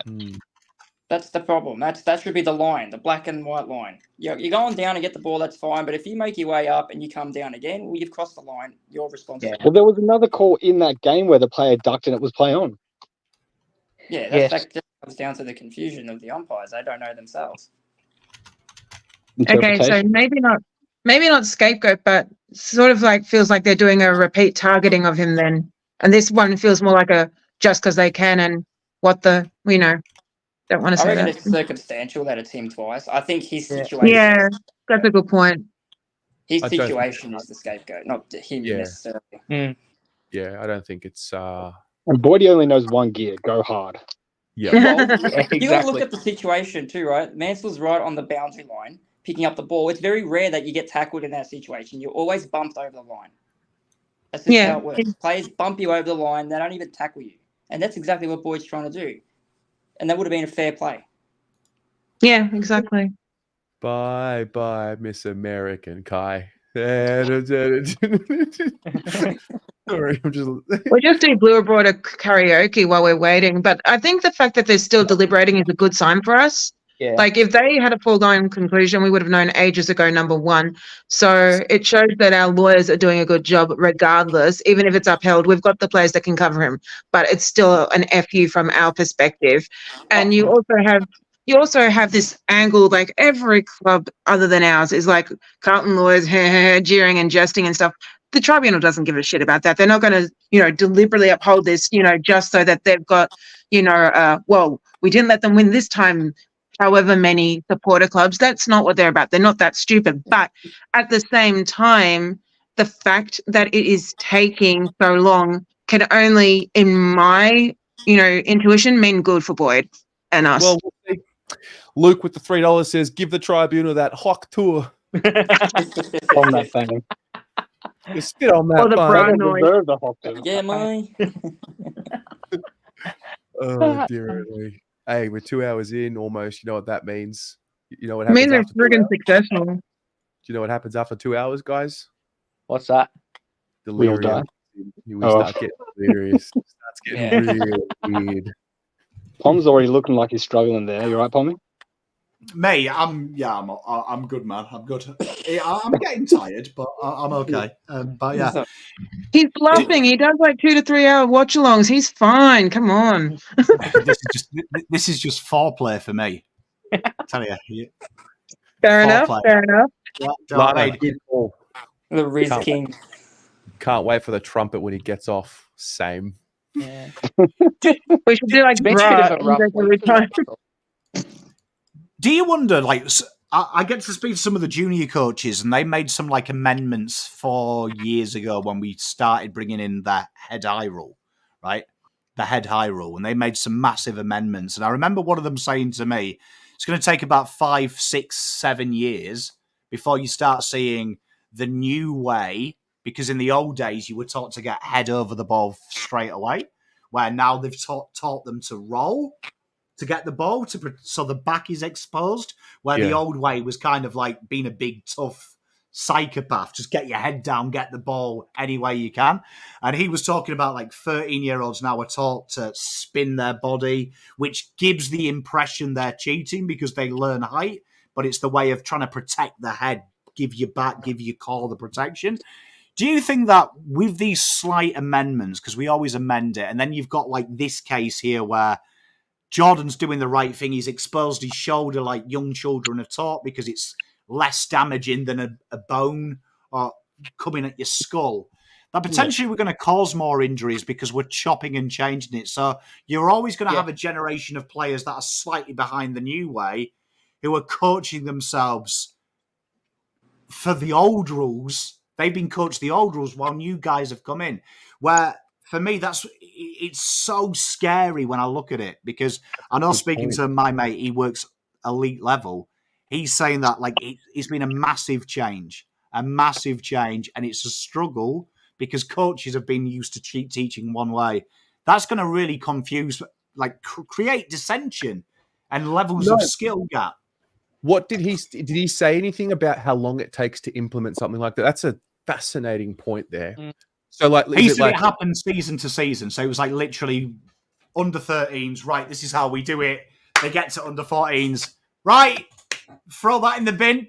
But like he said, it's hard for him because he spent 15 years coaching that way. Doing it, yeah. That is a really good point. Yeah, do you know what I mean? they say we like can he was saying reward that bravery. there's that skill gap. So like he was saying, in the AFL, there'll be people who were taught one way, and he said 5 years. 5 years to have a larger percentage of the new way to the old way, right? But he said 13-year-olds are obviously going to pick it up quicker than a 16-year-old. It's going to become second nature to the Oz kickers who are coming through. But like he said, the constant rule changes you are always going to have.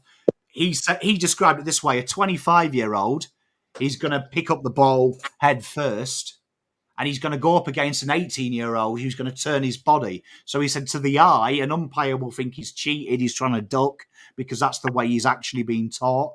He was like, the older guy is going to be aiming for his sternum, which is turned, because that's what they're all being told. Aim for the lower part of the neck when you're bumping. Make sure it's lower than you think. And he says, before you know it, you're going to get that confusion that everyone's doing the right thing. It's just how much they've learned the old way before the new way's taken effect.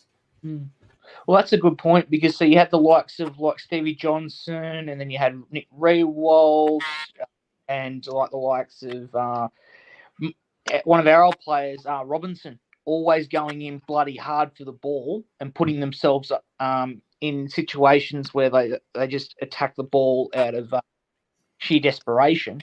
Whereas now it has to change, obviously, to protect long term our players, essentially. But I can see what you're saying. It's going to take a while to phase it out, in a sense. To change the perception of it as well. I mean, we have to look at blokes like Jonathan Brown, like, oh, he's brave. He was an idiot.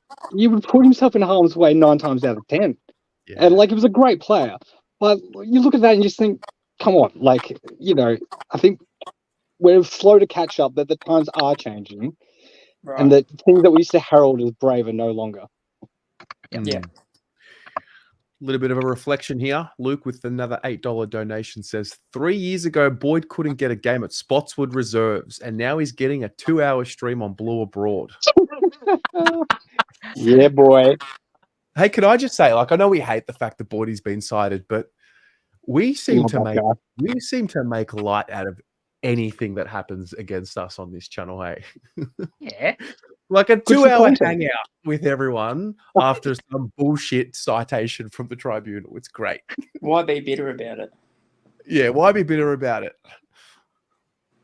Yeah. Oh, wait, you watch how bitter we'll get if he doesn't get off tonight. That's a different story. That's a different story. Yeah. Question. Do we appeal if he doesn't get off tonight? Yes. Yeah. Why not? Might as well. You have to. How many appeals can you do? Well, in order to appeal something like tonight, remember with Cripps, you have to have proven there was an error in the administration of the law. Okay. of the application. So let's see. I mean, I have a feeling that little petulant comment towards the end might come back It to probably bite bodes me. well in our favour. Yeah, I think so. I don't know who's standing at the tribunal, but I don't know who is the member that is hearing the submissions or members that are hearing the submissions. They didn't confirm that. Lack of transparency for us. Yeah. Bit convenient. It's big. Listen, it's How big. long? How long has that total deliberation been, hypothetically? Like, since they've notified that they're deliberating in the first place? Like, Half how an long hour, I think. total? Do we know? At least half an hour. Wow. Okay. Yeah. Mm-hmm. It's Marbo. It's the vibe. Yeah. I'll tell you now, the deliberation has been 28 29 minutes. 29 minutes. Yep. We're close. We're close. Well, if they're smart asses, they'll do it right on Curnow past. Just kidding. Or Curnow amount of time, but no. That's like, I like doing that little joke. It's more like, instead of just like the boring 10 past or 30 past, it's more about liking, when I notice that there's a 10 or a 30, I'm like, okay, it's Mackay pass at the moment. It's just stuff that I do to amuse myself, really. It's Jordan Boyd pass at the moment, isn't he number 37? Yeah, that's a good point. I just like, well, there you go. That was actually like I'm subconscious with that one. Hey guys, have you guys noticed the extra level of triggering we're seeing from commentators and non-Carlton people? Yes. I love it. Yeah. Love it. I Isn't love it? it so much. Isn't it fucking glorious? Because they don't Essendon like us can't being do anything independent. but blame the umpires. It's so Yeah. great. They don't want to give us credit for winning. Apparently Geelong didn't win. The umpires. Oh, it's just beautiful. I think I've noticed it more than ever. The frustration that Carlton are, formidable.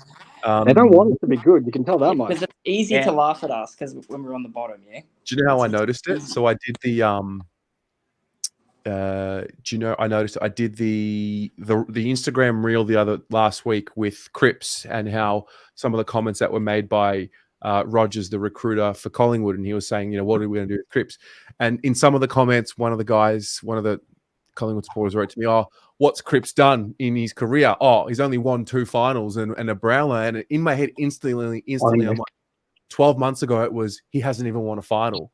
And so, slowly but surely, that whole narrative, they don't know what to say. It just keeps shifting. Charlie Curnow only plays for frees. 20% of his goals come from frees, and he's like 43rd or 44th in the competition for frees. Yeah. Yep. And you give them the stats, and they just go away. They're nothing. Yeah. That's they don't know what they're talking about.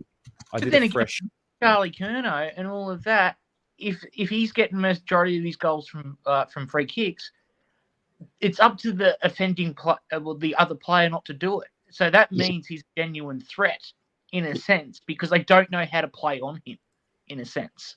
I mean, I think he should get more frees, if anything. That's what I was going to say. You watch the games, they miss more than anything. Yeah.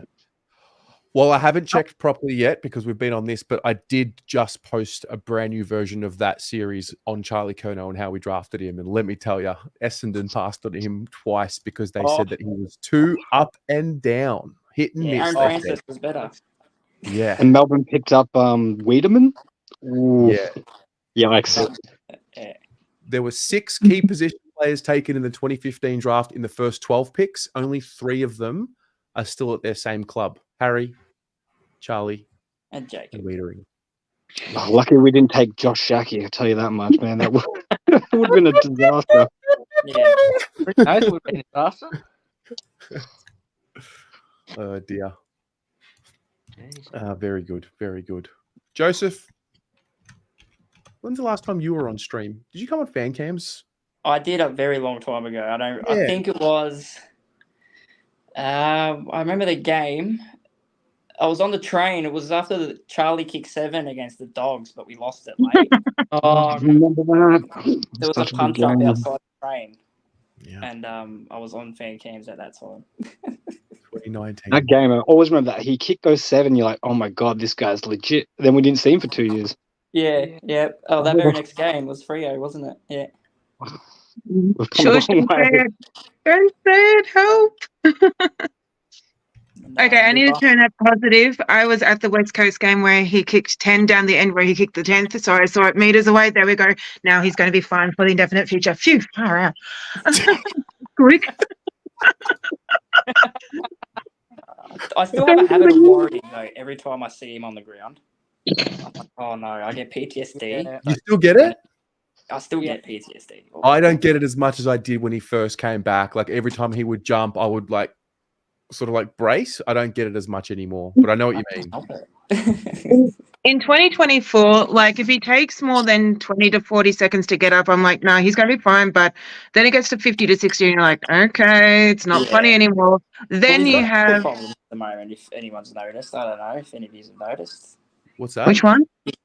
Curnow, his ankle. He's since the Fremantle game, he's constantly getting his ankle strapped during games. Yeah. And like, I'm not trying to be a critic on Curnow. He's winning the Coleman and everything. I don't think he's been as good as he's been in the past this year, just personally. And I But think he a lot doesn't of have that- to be to win it, though. No, that's my point. But I think also it's not by choice. I think his body is just a bit hindered with his ankle. I don't see his movement as well. He doesn't move. Yeah. That's from a Like goal. chunk of last year, like it was all directed towards him when Harry was out. Yeah. Mm. I think just It's from not also even a a goal niggle, perspective, so- more like a movement perspective. I don't think he moves as well. Yeah.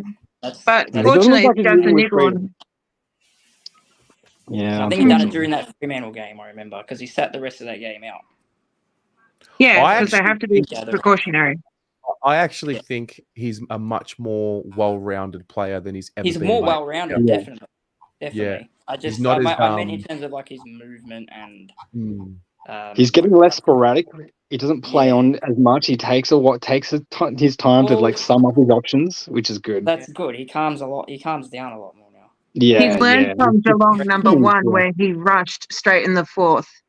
Like, remember how he behind, like almost like seconds in, he's taken that on board and tried not to be frenzied. But another take would arguably be that he's being selfless and confident that he can win the Coleman, but also help the players get the goals. Like, he knows he can kick probably 4 or 5 that he assists every now and then himself, but he's making sure that the club wins first and foremost, and his personal achievements and all future Colemans are the bonus. Like, he's probably quietly confident that, okay, I can get 2 to 4, I can have a few sprees here and there, but if it's a choice between I get 2 or 3, but I can get 2 and like someone else kicks 7 in the same match, you know, I mean, you can kind of argue, like there was a 4-way tie at one point. Are the other 3 people shit? No. I mean, you could say that supporters are complacent because of his 6 to 9s and his 1 off 9 and 10 and, you know, whatever. And that's fine. But I think when he was on 25 goals, I was like looking at, you know, if he just gets 2 to 3 or 4 every round until the end of the season, he could hit 100, if not 130, without many 5s and 6s. So, like, what more do people want? But I think technically the sides that have kept him to 2 only or 2 to 4 have just been who's, you know, restricted him or contained him. And also, like, earlier rounds, he was getting 8 set shots, and sometimes it would be 4 goals and 3 behinds and vice versa. You just get a couple more. You just get a couple more, like, not nicking the sticks, and there's your 6 and 7s. Like, come on. I think this is the comment that resonates with me the most on this topic. We get so used to greatness so quickly that we forget what it looks like. Charlie's a generational talent. Yes. Yeah. Yeah, he would be if he didn't get all those free kicks. Not me. But guys, the next question is: will the streak continue? Because he's kicked a game. Of course it will. He's going to break the record. 2 or more. If he wins the Common this year, it'll be the first time since Plugger, which is good company, right? You mean first since Like, Plugger to win 3 in a row? 3 in a row, yeah. All right. So Yeah, I know. Is Wow. it? Ablett Senior won 3 in a row, 80, 93, 94, 95. Yeah, I'm not there sure. you what he go. is. Who's that, Jordan? Joseph? Ablett Senior, 93, Ablett. 94, 95.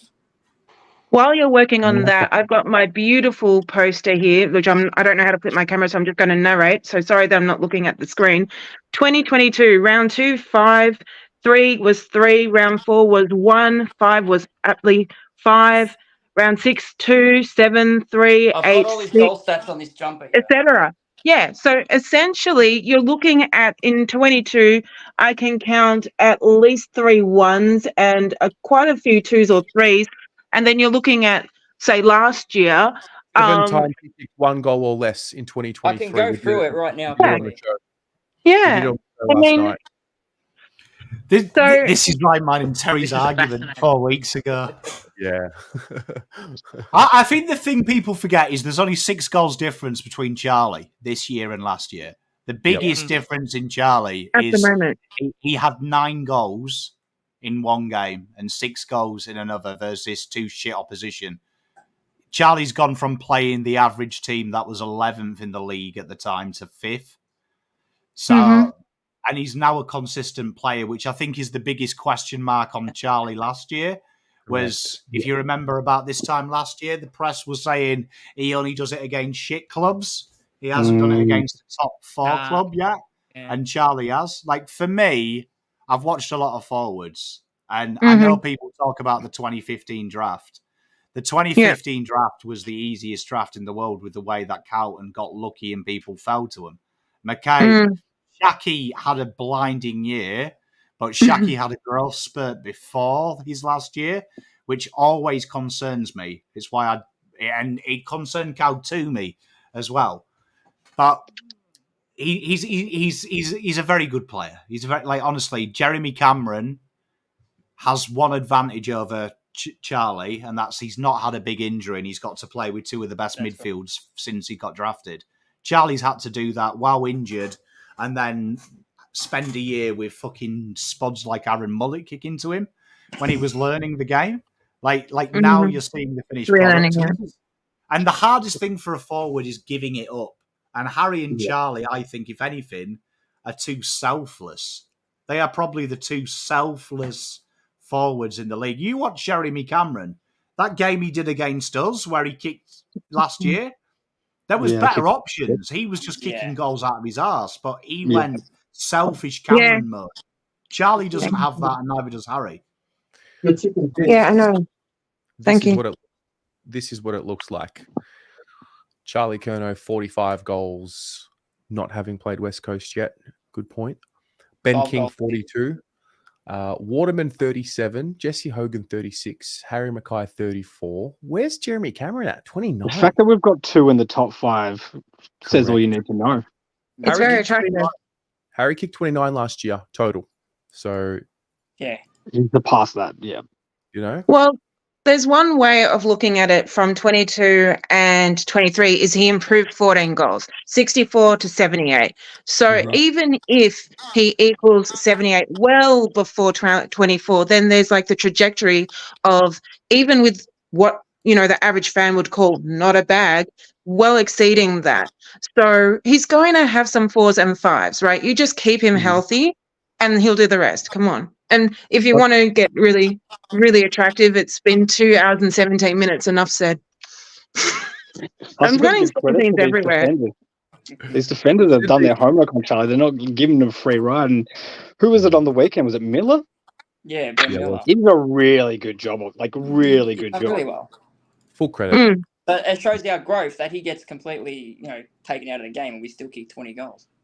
Yeah, and he only needs, he can have a 2-goal game and still somehow rip it apart with, within a quarter. Look at that kick to Williams. How good was that? Yeah, or I don't know how he does it. He always spots up because he'll come straight off the bench and run straight to the forward line, knowing that if Charlie gets it, it's coming his way. The ripper of a kick every time. Oh, well, if we look at the ratings from the game just played, I mean, how many score involvements did he have again, and how many of them were goals? So yeah, he got 2 that he can credit the Coleman, but how many goals did he also create? That selflessness and maturity. Well, he's got and that's what good forwards do. Pretty nice. I'm going to bring that up. That was it actually had it here. I think it's 12 in the table. Score involvements. Okay, wow. So Charlie's kicked 45 goals, 109 score involvements. There you go. And I think 12 direct assists. Let's just see Ben King, 42 goals, 68 score involvements. Jake Waterman, 37 goals, 86. Jesse Hogan's kicked 36 goal with 98. It's It was the best ball in the comp on multiple levels. Yeah. Every asset you can have as a forward, he's the best. I don't want to hear about Jeremy Cameron anymore. He's not in the conversation at the minute. Yes, Charlie's human friendly reminder, the behind post exists, but he doesn't find them that often. So, and every point can be a 1 point win. So, yep. Hey, Pommy, what's coming up on the week for you on the channel? We've got a selection table tomorrow, so that'll be good. We've got Ian. Ian is back from his 2-week sabbatical, just completely buoying me off and not answering my DMs. We still have no Lek Dog, though. Lek Dog is pretending to be me and roaming around the English countryside at the minute. Very jealous, but everyone else is back on deck. Got a preview coming up. We've got another draft Hot 50. So the updated 50 rankings. We'll probably, there's got to be another video in there. I just haven't worked it out. Poor planning. is that better? I think you meant turn down volume. Yeah, it's like feedback coming. Yeah. Oh yeah, it's probably on my phone because I had it semi full blast. Okay, Pommy. Sorry, go. What were you saying, Pommy? Keep going. Oh yeah, I'll have another video planned. I'll wait for some inspiration, and because Terry and me speak every day, he's inspired me to do these little 60-second shorts. So there'll be a lot of 60-second shorts coming up around the draft. And some weird stats. I have wrote a script this week for some weird stats from different players that may interest you on that. So stay tuned for that. But I'll be active as I always am. I mean, you've got to do a draft based on how good the players' names are. Because was it Jordan Smiley? What's his? Oh, that's yeah. What a name! We should. That's number one. Honestly, it's a big part of my drafting process with Terry. Terry enjoys names, don't you? Whenever I present names, you pick them on names. I do really like bring it. out. I bring the vibe of the name to the the conversation. That's all I really have. There is some names that stand out, isn't there? Like there is they've got good names. Like Dylan Viejo Rainbow. Do you remember him? Yes. We don't talk about him, but great name. There's also unfortunate names sometimes. Yeah. Like? A few things. If you do see those 60-second clips that I make or that Poi makes, just give them a save on Instagram or a share. Goes a long way to helping. A question here about Media Watch. It's not gone. It just hasn't been on. It'll come back. We're just gonna have to rename it BT Watch. Yeah, it's not gone. It's just taking. What did BT say this week? Yeah. Did you hear the brown paper bag comment that he made? I did. Yes. I think it might have been Brownie, but No, it was between BT. him and Luke Hodge, fuck me. Yeah. He's just trying to as get in bribery. Okay. Like, Don't worry. brown paper bags. The other thing was about footy abroad. Obviously, it didn't happen tonight because, well, I actually messaged the group chat and I said, look, the Boyd Tribunal stream is, 6:30 Top priority. p.m. The footy abroad usually starts at 8 p.m. What do you think the chances are of the tribunal being over by 8? And we all kind of agreed that it wasn't going to happen, which we were right. So footy abroad just took a break tonight, and 4 hours next week. What's the problem? Just joking. Can you imagine if you did a double episode next week? You'd be like half dead after that. Yeah. We were. Hey, Terry, how's the reception been? How's the reception been to footy abroad? Because talking like we've been talking about, this kind of content and how it's doing. How's that show been going for you? Oh, I mean, I love it. I mean, I love Carlton, as you all know, but it is really good to step out of Carlton sometimes and just break up the conversation and talk about footy in general. Pommy, what do you think? I mean, I love it. Spending time with Jake and Luke. We love giving it to Joe. Look, I'll be honest. I want to take the piss. I was going to say it's a little bit like spending time with my mother-in-law, to be honest. Yep. I'm only doing it because I'm with Terry. You know what I mean? Like, I'm only doing it. No, it's good fun. I find Jake hard work. I'll be honest. Jake's hard work. Like, honestly, that guy trying to crack a smile out of that twat that's the only reason I come back every week. Just try and break one fucking smile out of that guy, because Jesus Christ. But Sweep's all right. I've known Sweep for a while, and honestly, it's a pleasure doing it with Terry, and I'm allowed to be a little bit more unhinged there, I think.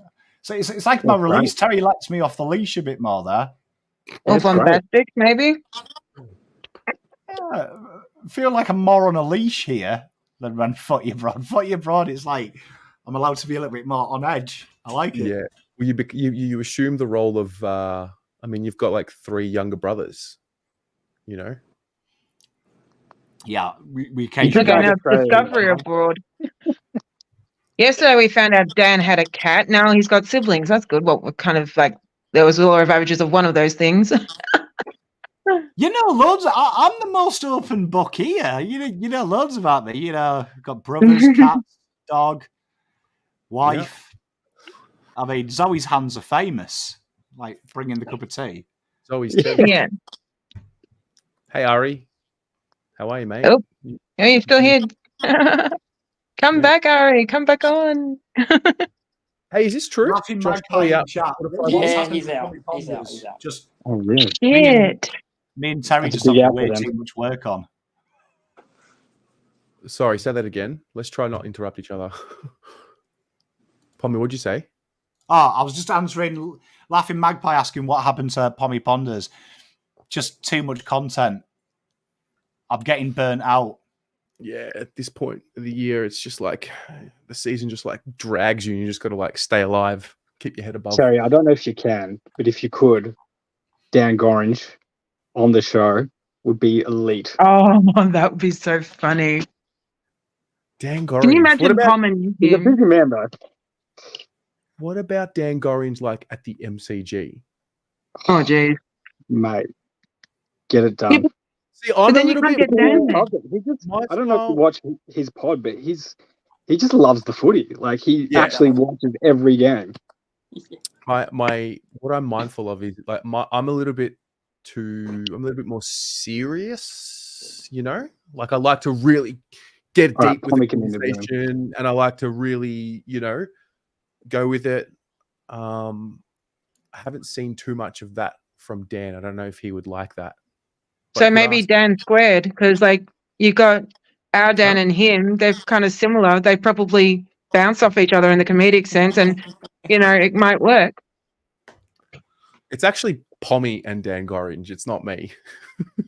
Yeah, that's what I'm saying. Like, as in Dan squared, because isn't Dan Gorringe Daniel too, technically?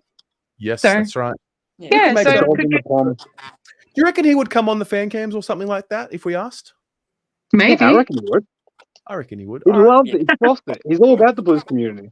You know what? I did walk-in with him at the semi-final last year, the Melbourne semi-final, and the walk-in with him was phenomenal, man. It was such a good vibe. Yeah. Shall we test the theory out live?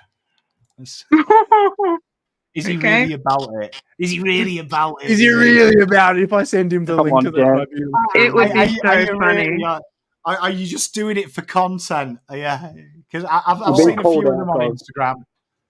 I've seen a few of them on Instagram, you know, pretending that they like Carlton just for the content.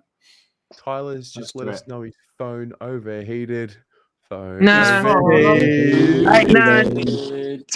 got that fucking Tinder premium, baby. That's what it was. And fucking super likes. Not Grindr? This is real Carlton.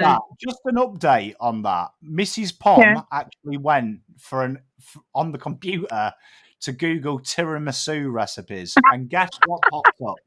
Guess what popped up when she put tea? Tinder premium subscription, which you all fucking made me Google because none of you told me what it meant, right? And guess who had the conversation? So I told you it would happen. This is why when Pom says, "What is it?" explain it to me. Were you married before Tinder was a thing? Yeah. Yeah. That's all right then. Yeah. I had to do it the hard way, actually meet someone in person. Crazy. I actually fucking talk to them and shit. I had to hear about Zoe's day at work for fucking 2 hours and pretend I cared. I had to do it the hard way, actual fucking hard graft. You know what I mean? Going, oh, that sounds horrible. Oh dear. Yeah. Actually had to have fucking conversation. You know how I know Garinja's legit? He gets shitty when we get effed or we F up. Like, it's not just like, content for him or because it's cool right now. Like, he's kind of followed Carlton for quite a while. I mean, he might not have been lifelong. I think he had another club before, but now in the present day, kind of long term, he gets really disappointed and really feels the losses. That's how I know he's legit. Yeah. Oh. Just on the topic of Tinder, so Meg. Oh God! Meg reached out to me to suggest because Sydney are doing it at the SCG, like Bay and people that are single, they go and they meet. Would you do a singles event for Carlton support, like Bay 30, and then just have it as a Bumble Bay or whatever? Oh God! Bumble Bay. Oh, Terry. You've been marinating on that one, haven't you? I mean, let's just try a blue abroad actual bay where we all sit together first. Jeremy, yes, and I can host it. Oh, elite. Oh my God. Elite. Yes, because I love speed dating. I was telling Mrs. Pom this. I miss speed dating. It's the fucking best, man. Gutted I'm married because you can't really do it. If I told Zoe, see you tomorrow, I'm just going to go speed dating, I'd get divorced. But it's such a vibe. It's the best way to know someone. 5 minutes, just go. Oh, I'm keen. Let's do it. I'll get you all shacked up. BA speed dating. Yeah. I'm in the market for a I'm in the market. I've already got content for that. Get this, right? Off season, when you're 30, if you're not look, we'll go say 35. I'll give you at that. 35. If you're not totally shacked up, we need to do a Blue Abroad Bachelor. I'll host it. I'm the selection panel as well. Oh shit! Panel. I'll choose 20 and a rating put show. them all in a house. What content that is for the off season? You know that we actually, I'm not going to say who, but we actually have indirectly set up 2 people via the channel through fan cams. One saw the other one on the fan cams. And now they're a bona fide, beautiful couple. So that's what it's all about, bringing people together. Yep. Yeah, well, in a different context, I've met Saz and Lana, and when Maz is finally healthy, her, and then it'll grow from there. So different context, but there's still a variation of it. Yeah. How many of you have met through just live chat here in B8? The besties obviously met online. Or saying this last week, Pommy and I are probably the actual OG besties because we met online. I was in another country. How many of you here met other people here? Lucinda, you met, is it Lana and Says, right? Yeah. And technically you, but Of course. Dan had to sit that one out because his poor lad fell off the skateboard, if I remember correctly. Poor guy. Yeah. I've technically met Pom. Or Pom remembers we used to be in a chat group. Technically met me. What was it? We're having a shower. We used to be in a chat group. We used to be in a chat group with one. I don't want to say his name. Not really a friend of mine anymore. He's big in the cult community though. This is where I need the black noise. Yeah, and this was BT. I know where you're going with this. It's like a shit game of charades, this. Initials BT, if that helps it. Yeah, I think we know. Yeah. Directly met. Fucking hell. It was a while back, but we were in the same chat. But they were quite toxic, so I did like you did and got out of there. I didn't know that. That's why this channel's so good. 3 degrees of separation. Hey, do you know what I mean? Yeah. That's why I love this channel so much, because it's like one of the most healthy, non-toxic ways for people to just express themselves without, you see it on Facebook and X or whatever it is. It gets quite heavy. People go in for the kill. Yeah, this is the best way. Well, I think we live in a really wacky world right now where beef, drama, division unites people. Like, take for example the Drake Kendrick Lamar beef. Look at how much that united the world online. Just picking a side and whatnot. Like, what we have here is this unification of people for a positive outcome. Like, we all want the flag. Yeah. Right. We're in a really made you sleepy. we're in a really weird spot in the world. So to have something like this where we can all chase and chase that feeling or that day of the winning the premiership is it's not much of it going around. Can I just say something? I'm getting violated right now on the chat. Because everyone says I look like Bontempelli. You do a bit, mate. You look like Marcus Bontempelli. You look like a better looking version. Better looking version. No offense to Bond, I think he's a lovely guy, but no, you're the better looking version. Oh, I got the big nut. Yeah, you are 10 times hotter than him. 10 times hotter, mate. Well, Chat, stop insulting Joe. He's our mate. They always say it. Have they been deliberating an hour yet? 44 minutes. Oh my god. We're always already, Jesus.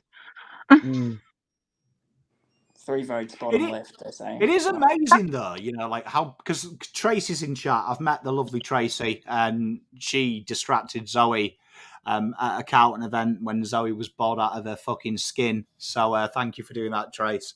But we have got a good community. I still don't know who Kendrick Lamar is, though. Terry keeps bringing it up. I swear he's made this. Some kind of singer, I think. The rapper. Okay, well, I can sing too. I only listen to people who are talented. So any idiot. Dr. Dre. Any idiot can rap. 5 seconds of mouth time. But I do think, though, Terry, you make a good point there. I think what people, why people are attracted to drama? Because I think, and I said this to a troll the other week, all we ever want is connection. That's all we want as humans. We don't want money. And I think drama is our easiest way to get connection in it. Like, how easy is it to go on Twitter now and just write something that someone's a dickhead? And it drives people to you. And for that moment in time, you are the center of someone's universe. And that's quite hard to find. Trust me, I'm married. It's a fucking chore to get to the stage. It's hard. It's hard. It's a grind to get married. But we've created something by accident, haven't we, where we all like watching 18 dickheads kick balls through a set of goalposts for 2 hours a week. And that's the only thing that we united us. And this is probably the only place in the world that all we ever have a connection for is just your name in a chat group. And it's amazing, like, to see Evan here. Bev Tones is his thing. I didn't even think you looked like that. Like, in my mind, I had portly 55-year-old man with a bald head. Because I've got a bald head. So calmly, right? You talk so calmly. Do you know what I mean? I've seen Joseph because he follows me on Facebook, and I remember when England lost the Euros, he was running outside half naked. And do you know what I mean? Do you know what I mean? Like, he nearly caused me to kick my cat. But and then I've met Lucinda. Like, it's crazy because this is the only place that race, religion, everything doesn't matter. Your social economic status, our paths all collide. Yeah. Because we're watching Carlton Football Club, and it just shows you, doesn't it, the magic of humanity. Like, you go on Twitter at the moment, you'll see dead babies, you'll see pain, you'll see suffering. Yeah. But in reality, there is something beautiful in social media. We just sometimes need to look a little bit harder and realize how great this is. Like, look, Faz is in chat. Like, Faz is one of my closest mates. Like, I share my deepest, darkest secrets with him. And we met through this. You know what I mean? We met through this. But, like, Faz is one of the biggest inspirations in my life because of his mindset. Like, I might help you guys and girls with mindset. Sometimes I need help with mindset. And Faz coming into my life has made my life infinitely better. Do you know what I mean? Because some of the things he says, slaps me around the face, makes me feel better again when I get a little bit moody or tetchy. So when I used to prop Blue Abroad up when we were shit last year, Faz was propping me up. Do you know what I mean? Faz was propping me up. When I wanted to cry, Faz was telling me it's okay. Come, you'll be back next week, bro. You'll be back next week. You'll be all right. We're going to win. He used to promise me we'd win. Just one more day. Just wake up for one more day. That's the secret. Hey, we have been deliberating for over an hour. This is this is serious now. This is getting. How long was Crips though? Like 2 to 3 or? Crips was there were 2 streams. There was the initial tribunal appeal. The big one went for 4 hours and 44 minutes. God's sake, we're not doing that. I reckon we'll get this done before the 3-hour mark. Surely. That was my favourite when we did the Crips, and Terry's like, "Oh, it'll be 45 minutes max," and like fucking 4 hours later, and I'm like, bro, lying to me. Yeah, the Chris one you can understand going for that long, but this one, I'm puzzled as to how it's gone this long. Serious music. Unless they're trying to set a precedent for similar, or like they've seen other, could be hypotheticals that could have led to, that they are focusing on. They're trying. I mean, I don't think they're going to do any rule changes or lack thereof, but they might be.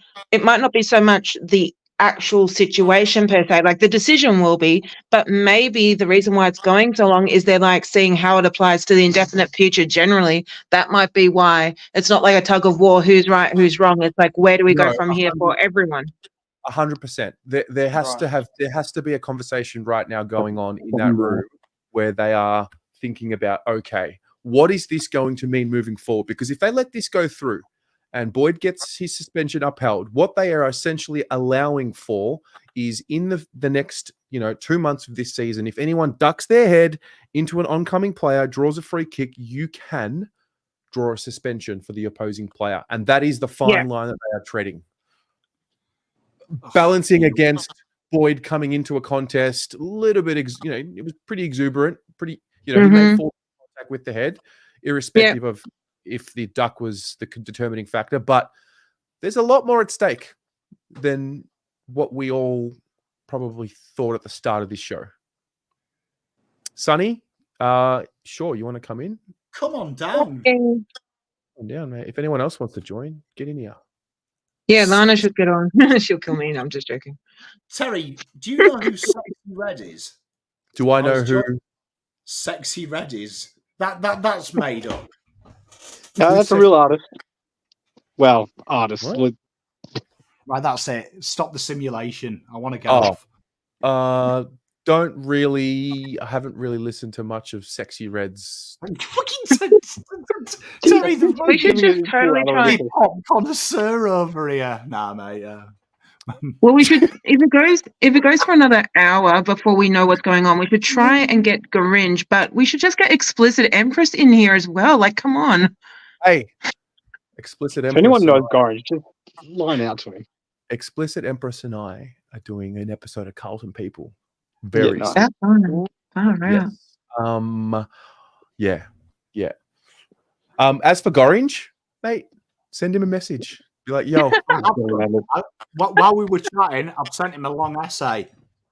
Oh, shit. Essay. Tyler's back. Beachy's back. Beachy!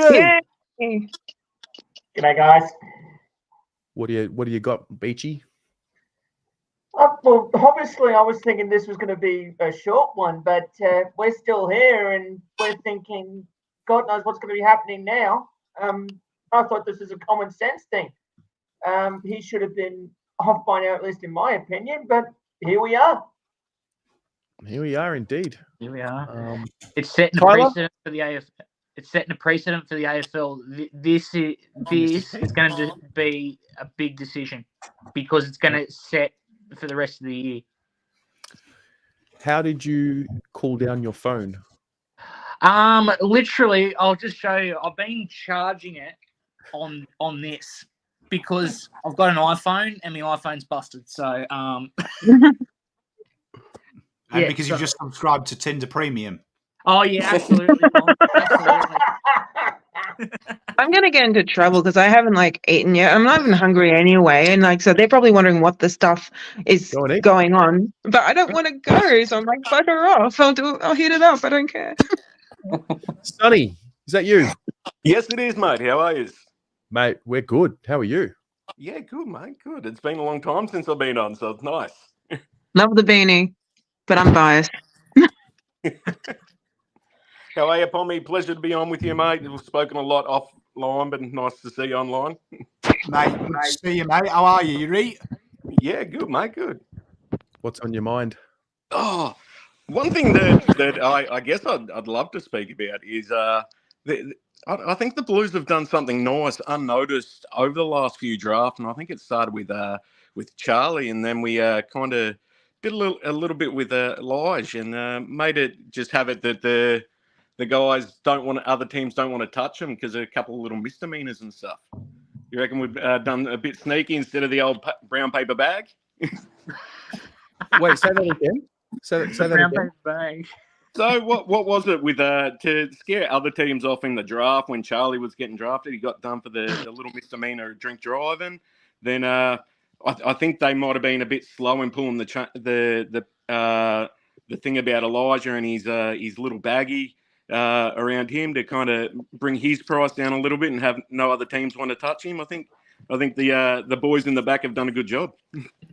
Mate, we've capitalized. Well, it's good to be able to talk about a draft period with pride for once. Mhm. You know? Faz. Mate, how you going?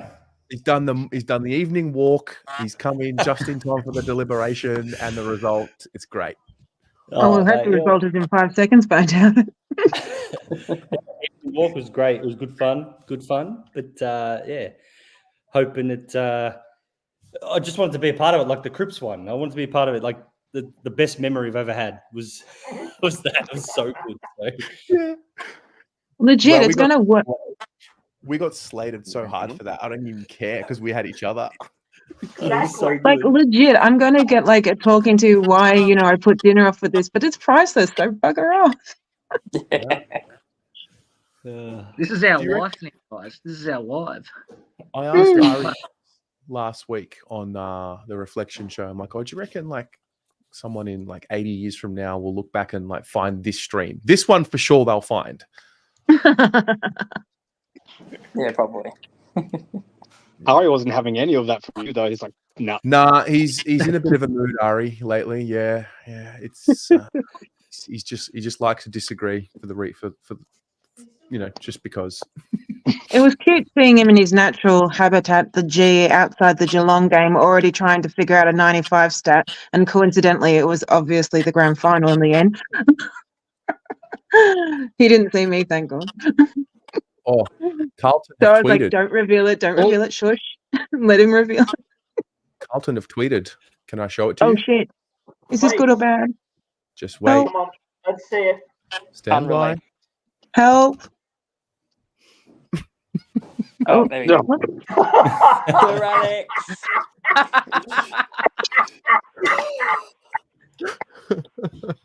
Now they're just teasing us because they obviously knew that people would think that was the result. And now they're just that's naughty. It's good and appropriate, but naughty. Well, the person that holds the keys to this is David Zita. Mm. No? Jim, I want to use the trumpet, but I can't. I promise the next time I use the trumpet is only if Jordan Boyd gets off. What else can I use? What else is here? Is that ever? You can do the Is that bruh noise. ever? What's that, Pommy? Is that ever? No, just tonight. Oh, I was gonna say, fucking hell, that's the best thing about this channel. It really He is. won't. He wouldn't dare get rid of the trumpet. Don't worry, Dan. I've kind of ensured that one stays for the indefinite. Got some. Faz. This is one of my all-time favorites. Absolutely amazing. This is the best night of my life ever. I just can't believe I'm here. I think I'm dreaming. I just can't. Where'd you get that? That was literally me with my dad. So I don't know where you got that footage from. Packed in. Oh, mate, that was good night. Oh, great. One of the best ever for those who don't understand. West Ham winning their first trophy since my existence, that's for sure. So, yeah, Mm. Yeah. I think the longer it goes on, it's kind of a mixed bag of if it's a good or a bad result. That's the only thing. But it is the flip side of, yes, it sets the precedence for the rest of the year, but it also, if he gets off, how many people will just argue, oh, well, Boyd got off, why can't I? So that's maybe what they're focusing on, like okay, we let one get away with it, then what are we up against? So that's where scapegoat kind of slides back in, but in a different concept. The only difference here is that the person, again, there is a special circumstance here, and that is that the player ducked his head. Yeah, true. So it's not just anyone that comes into a contest and makes head-high contact. Yep. We've got another friend here. Andy, hello, mate. It's not often that you see me on stuff like this, but hey, I'll definitely make the most of it. How's everyone going, by the way? That's a great idea. We should totally get Andy to sing. We'll just bring back the Country Road Lygon Street stuff and we'll invoke him getting off. I mean, I could make the most of it, but for now, I can't really seem to think of any. No, that one was so good. Singing is reserved for after wins on the fan cams. Oh shit! But if he gets off, can we make an exception? Yeah. Sing all the way through the watch along, Terry. We even fill in noise with songs. It becomes karaoke at halftime. Yeah, true. You won't know you're alive this week, Dan, because I can't get to Sydney, so I'll be back in action. You'll be like, oh, bloody hell, there's 50 million messages a minute now. I mean, there's already 50 too many. Used to it. But in a good way, obviously. That's Terry. Terry's just bailed. Terry's out. Had enough Terry's of out. Oh, fast. Well, if Terry's allowed to do that, then I'm allowed to sort of try and run the gauntlet and get some more water at least. But I don't care. I'm coming. You can come and go as you please. Yeah, but I don't want to. This is a big I'm one doing here. an Aerosmith, Terry. I don't want to miss a thing, all right? Come on. To answer Cody's question in chat, I'd say no in football. You're going to have to start calling it football. We don't like people calling it soccer over there. The quickest way to have a target on your back if you call it the S word. I don't think it's imperative, but you know what? Oh, yeah. I will give you a cheat code. Poms love it when foreigners learn our game. So if you that reminded me of something. I just recently got into the Premier League just a month ago, and my God, I finally decided I've chosen a team for this West time Ham, round. obviously. I don't know, but all I can tell you is that I go for Chelsea in the Premier League, and Oh no! Oh no! No! No, don't worry, it's not Manchester United. I'm not going to go that long. Oh, I don't know. Why are you fighting me? I didn't even know. What the hell? Oh God! It's all good. I'm lifelong AC Milan, but my second team has to be Man U because of Dan, so it's all good. But I like them anyway, so it's all good. I mean, I throw in casual banter in there, but still. Hey, Sonny. Yo, mate. Who do you support in the Premier League? No idea, mate. Not my game. I mean, that's fair enough. You said Man United. NBA or wrestling, you might have me, but who Leeds? We had a few Aussies play for them, haven't we? They have, yeah. Fair few. Look at Joseph, mate. A bit of AC Milan. Oh, the AC Milan. Well, I feel validated because isn't Jacob Wiedering AC Milan, so I'm allowed. Well, I saw him wearing it, so. Yeah. I don't think they were wearing it as a modelling contest. I think it's actually who they actually went for as well. Oh, wow. I think so. Where you can have 10 people? This is wild, man. Wow. This is That's literally nuts. Brady. I didn't even know we could do that. Ridiculous. Hey, Tommy, what's your thoughts on Liverpool? So say that again. Sorry, I didn't hear it. What's your thoughts on Liverpool? As a football team? Yes. I hate them with every fibre of my being. Oh God. What about I don't even know what Pom thinks of Chelsea then. As a city, it's a shithole as well. Absolute dive. Makes Dandenong look like Buckingham Palace. Dandenong, okay. Sorry for anyone I that was lives in thinking- I was Dandenong. thinking more Phillip Island, but Damn. all right. I think I come in the wrong point of the conversation. I should have come in earlier with the reality TV stuff. I could add a bit more to say with that one. All right, so for a bizarre interjection, this looks like a wine glass, right? But it's obviously beer because it fits almost an entire bottle of wine in one sitting. So I'm guessing that's close to a pint somewhere in the world. But Stella kind of did the wine look kind of beer glass. So this looks like wine, right? Well, without anything in it, obviously. But I think it's a beer capacity. I'm water only for this year for, just personal preference. So I try to jazz it up. So if you ever see water in here, it's not general Like vodka. vodka. I'm not going to die. It's okay. It's just water. Okay. Sparkling? We, Treat we yourself. Oh, no, straight, would, totally. No fizzy. would hate No to see fizzy that. at the moment. I'm just looking at AFL's Twitter account. They just posted this. Which coach has impressed you the most? And they got between Craig McRae, John Longmire from Sydney, Michael Voss Carlton, Chris Scott Geelong, and Sam Mitchell from Hawthorn. Okay, Sam Mitchell, yes. Voss, yes. The others, no. Oof. Like Longmire does this every year. What are we giving him credit for? Longmuir, however, give him some credit. Yeah. And how can you add any of the Scott brothers, mate? Like Essendon, I'm just going to love to watch the fall. They're not even going to make the eight. It's going to be fantastic. Is it actually a poll or just a question? I think that's just the question. Oh, okay.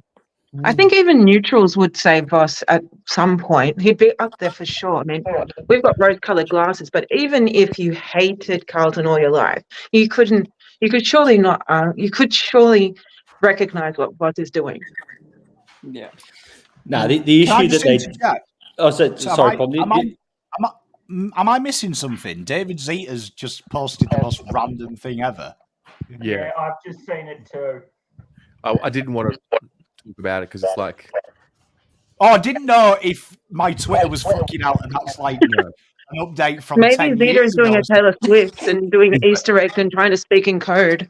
He's basically just written Boyd's kicked a goal. Boyd's kick a goal from inside the centre square. Fuck. That's the Blake Acres one.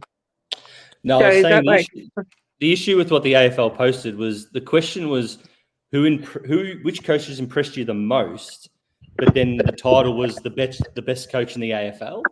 So they're two very, very, very different questions. Yeah. So Sam Mitchell was obviously impressed you the most, or Justin Longmuir, but the best coach in the AFL. I mean, that's a very different question. So the AFL has kind of fallen over ass backwards into getting a poll. I think that just happened to be the poll. Apparently, I checked. 33% apparently voted for Craig McRae. Ew. 31%. Wow. Well, another update here from thank David God. Zeta. Another tweet. I've gone a bit hard at Jordan Boyd tonight, and I apologise. Hopefully, we can all agree to blame the tribunal for my comments and not blame me as a grown man in charge of my actions. Now that is funny. That's a bit of a dig at the AFL's petulant. Love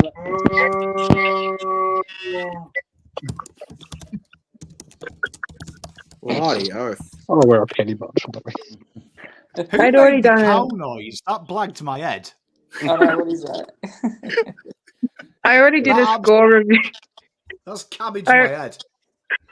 I already did a score review on where sorry, Dan. I already did a score review on where my next water was going to be housed. And I think given what we're trying to do with Boyd, this was more appropriate than the wine glass. Oh, okay. Oh shit, I can't show it. There we go. So like for the Brownlow mug. Speaking of The Brownlow mug. Both. I got this. Oh, there you go. I finally got it in focus when I was actually drinking it. Guys, this is wild. Can I just say this is absolutely bonkers what we do here? I mean, this is just as wild as the whole Patrick Cripps controversy from like 2022, Whenever Mate. he This was is why allegedly my mug is lying so on. funny. Andy, that's I mean, it's exactly funny, why I yeah. chose this mug. Because it's like Inception now. It's like Cripps was the most bizarre one, the second appeal or whatever. And now we're in a, this should be like black and white, what the F? And I'm just like, why am I using like a fancy wine glass when I can just use the Brownlow mug? So now it's kind of the second tribunal for Cripps meta in between the frigging Boyd, what the hell's going on anyway? That was just like a fluke.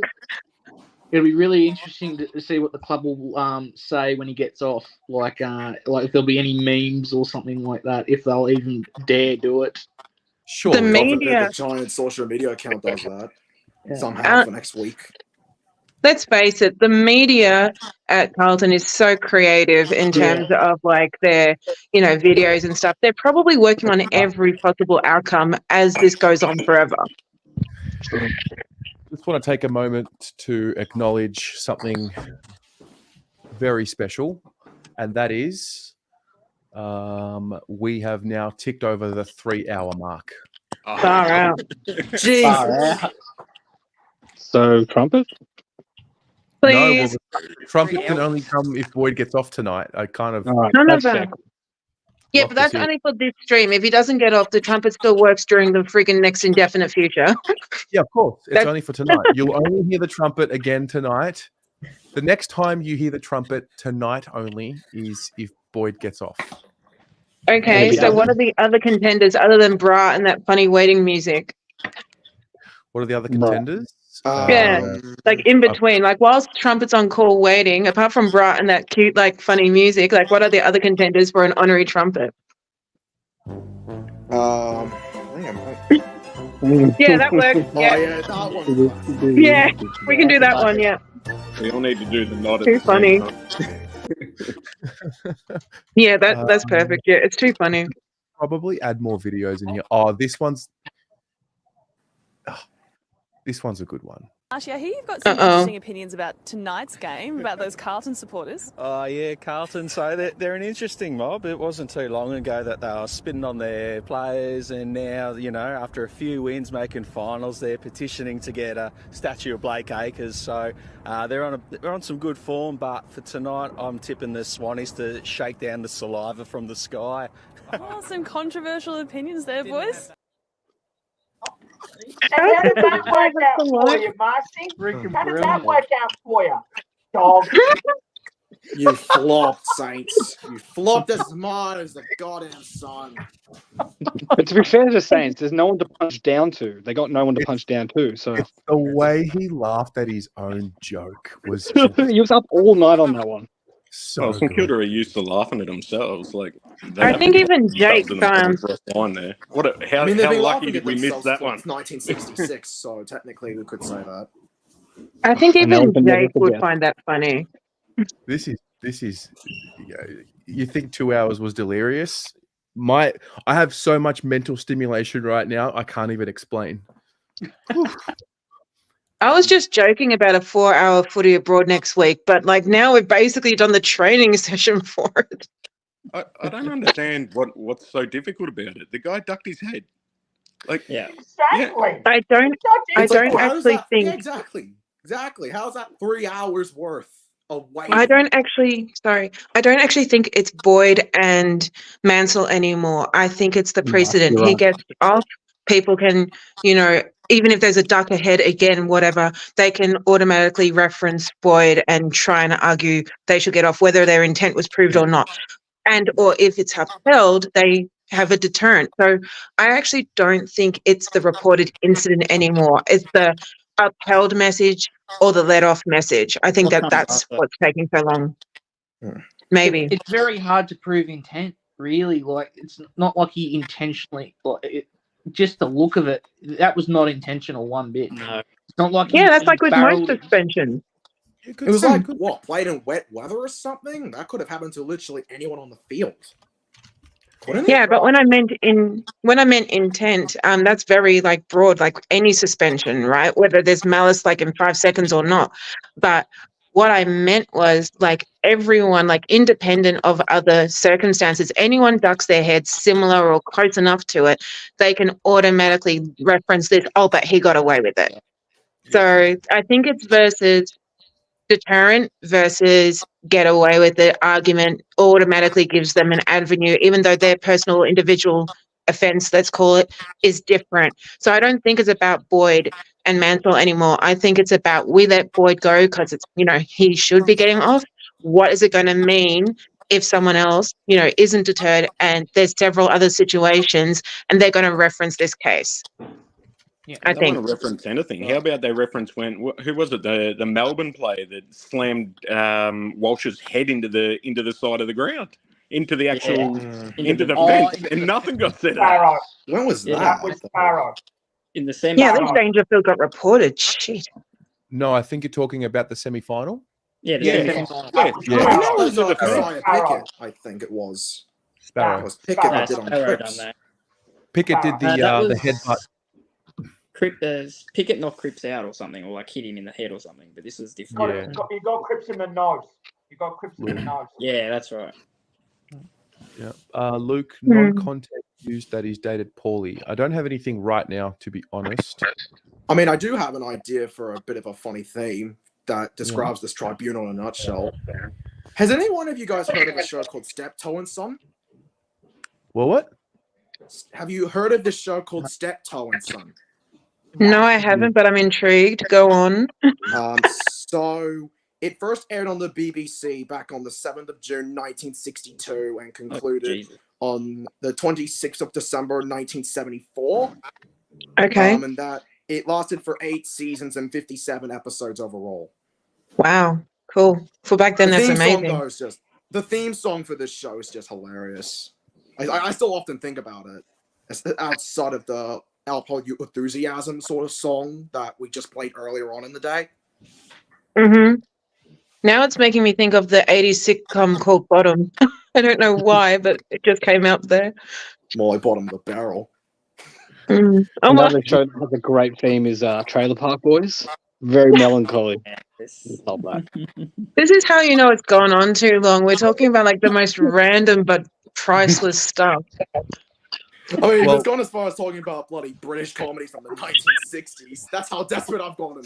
I'm just waiting for this result to end already, like the rest. At least I got into the 80s, and at least we got the same freaking, region of the world. Baz? Never heard of it.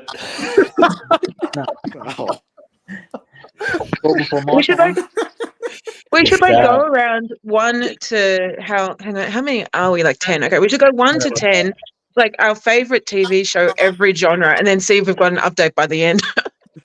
Well, let's just pause for a moment. Okay. To give you an idea of how long this tribunal has gone for, the second replay of AFL 360 has now just begun playing on Fox Footy. We are at 3 hours and 7 minutes. What number does Boyd wear? 37? 37. 37.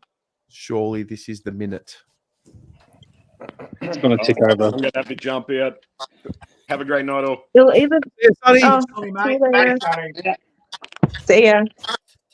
I just realised I have to move when there's this. Wait, let me It go would be back funny. We can go back here now, Pommy. It's all good. It would be really funny if it actually was delivered.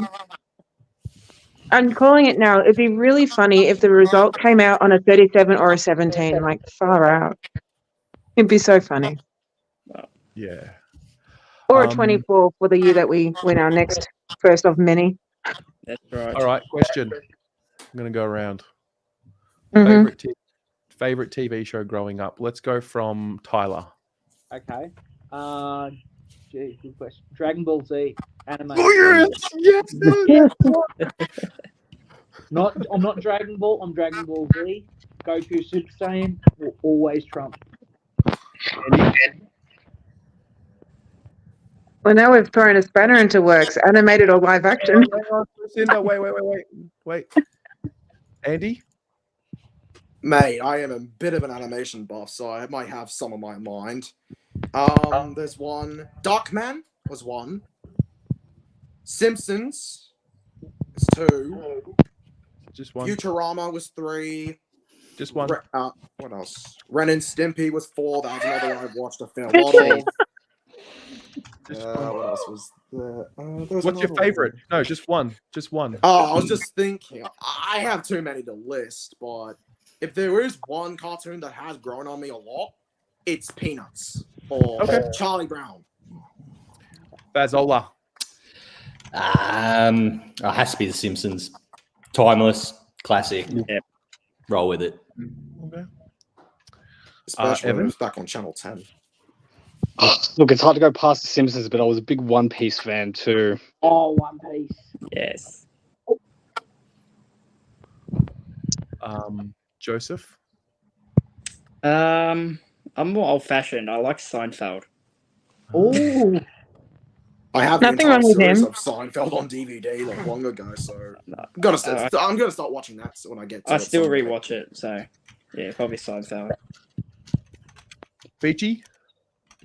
Like most of you, there was too many to watch, but yeah, I didn't. I always liked watching Pokemon in the morning before school. That was me. Classic. Oh, mate. Cheese TV. Does anyone remember Cheese TV? Yes, Yeah. yes, I remember. I'm old Cheese enough TV to remember as well. Cheese TV and TV Oh, Hits goodness if you want to go musical. Bring back Cheese TV. We need it more than ever. It kicked Nickelodeon's ass. Lucinda? Favorite TV show? So growing up only, No. Xena, I guess. Ever. Oh, of all time. Oh shit. I'm just gonna have to like I'll cut down the list from a million to probably Supernatural. Oh, Supernatural. Yep, right there. Pommy? Growing up, excuse Buffy me. the Vampire Slayer. Thank God good you call. said that. 'Cause Great that was my call. second. That was my Great second. call. Underrated. Interesting. Mine was Dragon Ball Z. Sure. Or sure. Dragon Ball Z wasn't a show. Dragon Ball Z was a preparation for what life was going to be about, guys. Yes. Mm-hmm. The best thing about Dragon Ball Z is that you can miss like 5 episodes and you didn't miss anything. That's like Days of Our Lives if you go out of a different genre. Yeah. Not that I watched that, no offense. No offense is a Well, good show if you haven't seen it before. It's sort of like that with SpongeBob SquarePants as well, in a sense. Hey, we are officially at the stage where the tribunal's been deliberating for 2 hours. Wow. Okay, let's go another round because we had too many honorable mentions. Isn't that like the longest the tribunal's ever been waiting, or is that just me? Wasn't Crips way longer Nah, the second Crips- time? Crips took forever. Yeah. Someone in chat said Twin Peaks. Twin Peaks is a great call. Twin Peaks. Oh, Terry, as a sound, you know what you should get? You should get the intro of the X-Files thing, if it's not copyrighted enough. How funny would that be? If there was like, strange moments, but the trumpet was reserved for like actual legit, multiple purposes of. Oh yeah, around the twist work. Hang on. We need let's just try and one person at a time, if as much as possible, because the feedback comes thick and fast in my head. Hey Faz. Yo. We were talking about your positive mindset recently and your switch. Yes. Do you care to share a little bit about that and that journey? Yeah, no, absolutely. So basically it's, many years ago, you realize that I realized I was carrying all this negative energy and people would, they feed off you. So everything is contagious, negative, positive. Yeah. And the family, the kids, I just remember like my then 5-year-old was just, beating herself up about something so minor. I'm like, this is not right. Not realizing I was doing the exact same thing. So worked really hard, hours. I'm talking hours of practice, and you still have to practice it now. Even when you think you've got it right, you still got to practice. But it's just about just not taking things too seriously and understanding that the only thing you can control is waking up in the morning and understanding that you dictate what the day is going to be. Not someone posting on social media, not Jordan Boyd getting suspended, not Matt Kennedy hurting his knee. You dictate how you take those things on board. And it's about looking at the small things. For example, sitting here with great people is a win. This is something that it's 9:45 on a Tuesday. This is a win. No, but this is a win. Watching the footy with my dad is a win. You know, my girls waving their flags when Carlton kick a goal is a win. Those are the things you focus on rather than the, what if Carlton don't beat GWS? Well, who cares? Who cares? We'll be doing the same thing over again. Whether we win or lose on Saturday, your life is going to be the same as you go on. And I think that mindset is very, it's hard to do. And there are times, you know, Pommy mentioned before, you know, I do reach out to him. There are times where I've had to reach out, but, you know, you've got to just bury it and push aside those things that are going to cause you to bring down the good things that are going on. And it sounds like I'm preachy, but it's not being preachy. No. It's just about, hey, you get up in the morning, you make a coffee, you do whatever you need to do, and you say, well, what's the worst thing that can happen? Nothing. Like you drive to work. Oh, there's a bit of traffic. Who cares? Mm-hmm. You're gonna get to work anyway. You get into work, you get an email, a minor inconvenience. Who cares? You're gonna get to lunch anyway. You have your lunch. Oh, the microwave wasn't working. Who cares? You're gonna go home anyway. Like that's the thing. The process you've got to go through. Absolutely. The reactions to stuff. Yeah. As you say, you've got to practice. Yeah, it actually takes practice to practice a good mindset. Yeah, everyone, it's always a throwaway line. They say, oh, the brain is the strongest muscle in the body or whatever. So how come we don't work out? Like, practice. It's either the brain or the heart for me. Yeah, no, you got to practice it. You got to practice the mindfulness. And at times, at the start especially, it feels like, oh my God, what am I doing? Like, this is just silly. The longer you do it, it becomes the norm. And that's just the way you got to live. You know, if Jordan Boyd doesn't get off tonight, so be it. We play on Saturday. If 20 blokes wake up Saturday morning with gastro and we can't field a team, doesn't matter. Who cares? We move on. We go on. We just go on. We get the next stage. Love that. Yeah. I mean, there is a new tweet the other. Oh shit! Is it good? Stand by. Wait, I'm slowing down. What am I doing? Oh yeah. Yeah, slow down because the stream is almost 3:17. Just joking. Maybe the real. Oh, Carlton tweeted. Maybe the real. Hang on, let me say it. I'm excited. Maybe the real tribunal case is the friends we made along the way. Oh, for God's sake. Fuck you. Fuck everyone. I'm done with this mindfulness bullshit now. Do you reckon they're spying on us or something? Oh, no, they're just taking the piss out of us at this point. I think I'm gonna reply to that. That's plot twist. I'm the Carlton admin. So yeah. That's a joke. Terry I'm not. Terry won't be surprised, but especially like Terry and Dan know that I find 17s anyway, but it's not my fault. It's literally 3:17 right now and counting. Okay, so shush. I'm allowed because the live counter let me. It's only facts.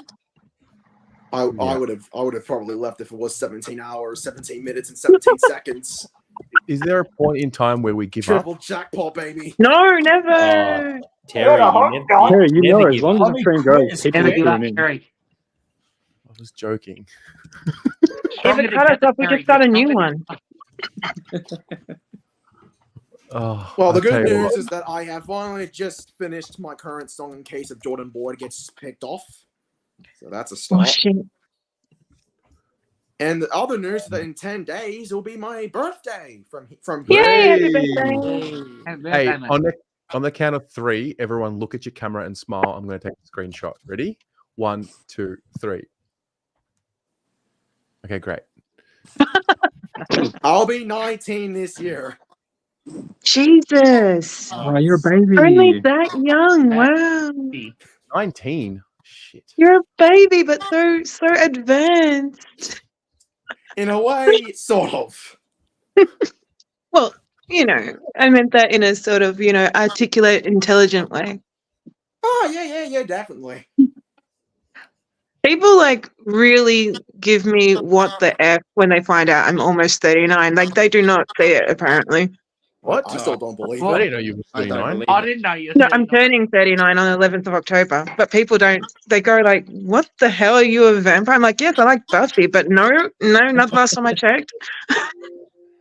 You were Wow. definitely Good. Take it as a compliment. Wait, Yeah, how old? except How young are the rest of you? yeah, good idea. Tyler, what's your age? Just turned 30 this year. That's right. Happy 30th.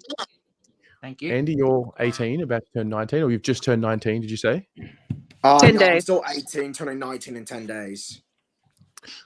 By the way, Which is just one day before we be up against the Dogs, so might be going to that one if I could. Nice. Faz, how young are you? 35. 35. Shit, are me and Dan the oldest here? Wisest. Now I feel bad. I'm the youngest in this whole room. But hey, I'll take it. I'll take that honor, I guess. Chris B? 32. 32. Mm-hmm. Jordan? Joseph? Why did I say Jordan? Because Boyd's on the brain. Boyd's on the You know brain. why? I know a Jordan Jordan Politini. I was waiting for you to correct yourself. ruining. I know a Jordan Politini, and it's like messing my brain. Sorry, mate. 25. Oh, wow. Evan? 36. Ooh, almost. Lucinda, we know your age. Yep. Big bro Pommy? Upon never tells you that. I thought you were going to assume you knew my age. 38, mate. 39 soon. Wow. You want to know the cool thing, Terry? Yeah. We're both October, so we're turning 39 in the same friggin' month, but it's not even weeks apart, I don't think. Because I'm the 11th. What are you, Dan? 23rd. Yeah, see, not that long. Really funny, but the ages you can have coincidence, but the same bloody month, far out. That's just funny. Pretty wild. Meanwhile, Terry shares his birthday with the channel, so we kind of know that's already happened. I am trying to get this screenshot up on Twitter, and I'm finding it really difficult to do. I can't tell you. Maybe forward it to Dan and he can try. And then tag you. Oh my god. Screen Score review. download. This is the most fun I've ever been on, like in any sort of fetting camps in general. This is Really? awesome. Yeah. Oh man, I'm glad. Like the Essendon It's one not was even fan cans anymore. It's like fucking a panel now. Panel, it is. a panel for semi-professionals. Meanwhile, I'm like the kid who lives like next door. It is a Oh, that's sensory funny. overload. That's what it is. I feel like a kid. I have a bloody Carlton Foxtel remote.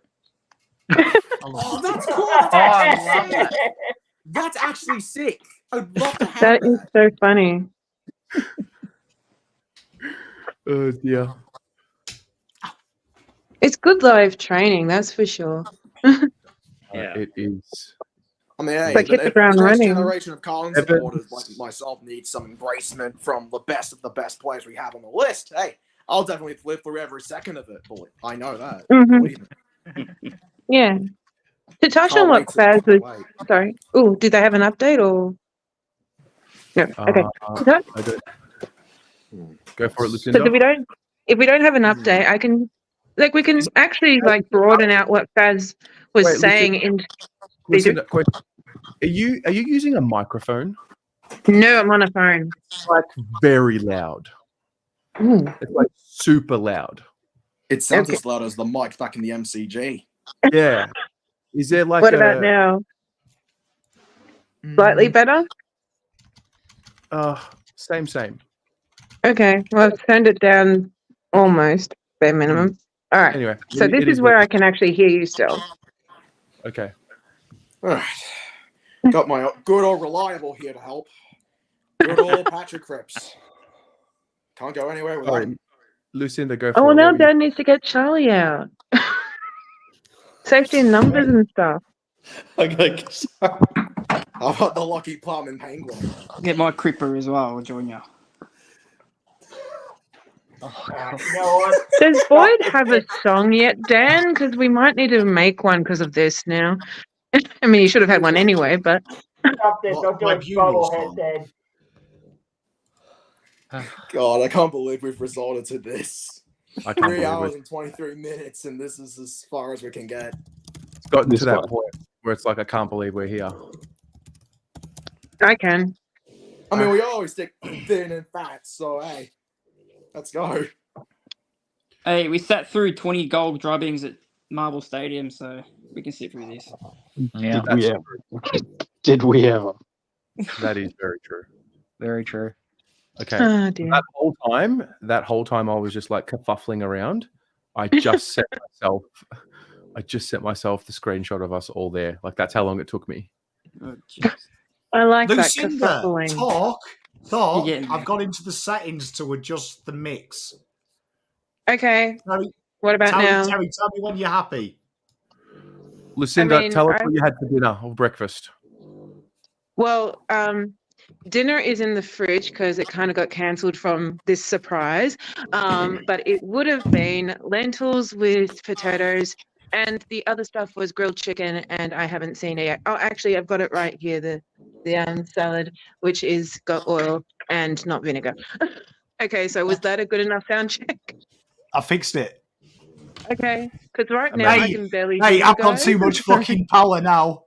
Yeah, because like at the moment, I mean, I don't know what the S24 has in terms of mics, but that's what I'm on, and I can just hear you guys at what I'm at now. So No, turn your volume up so you can hear us. I think it's just because you're holding your phone. So okay.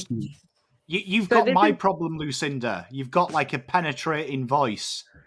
So, like Trust in the you to put Bluetooth in innuendo my in there, car, but in a good when I way. talk to someone, it sounds like I'm screaming at them, and I don't mean Yeah. to.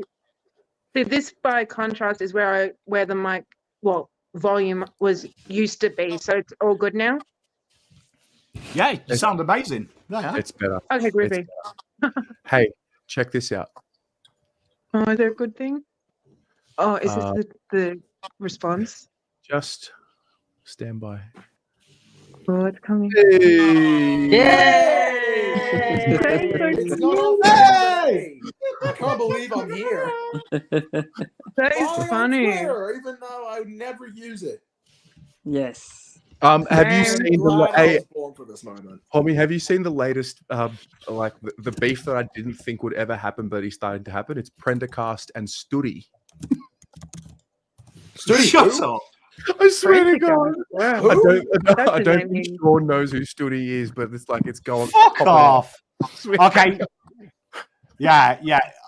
Chat, honestly, just out of respect for all of you, do not Google that because the first video that will pop up. In fact, trust me, it's nothing close on Mrs. Palm asking, why did you Google how to buy Tinder Premium? Like, you know what I mean? Trust me. I'd rather explain that than having that on my search history. That's all I'll say. Oh, don't worry, I wasn't going to. Plus, I missed the first part.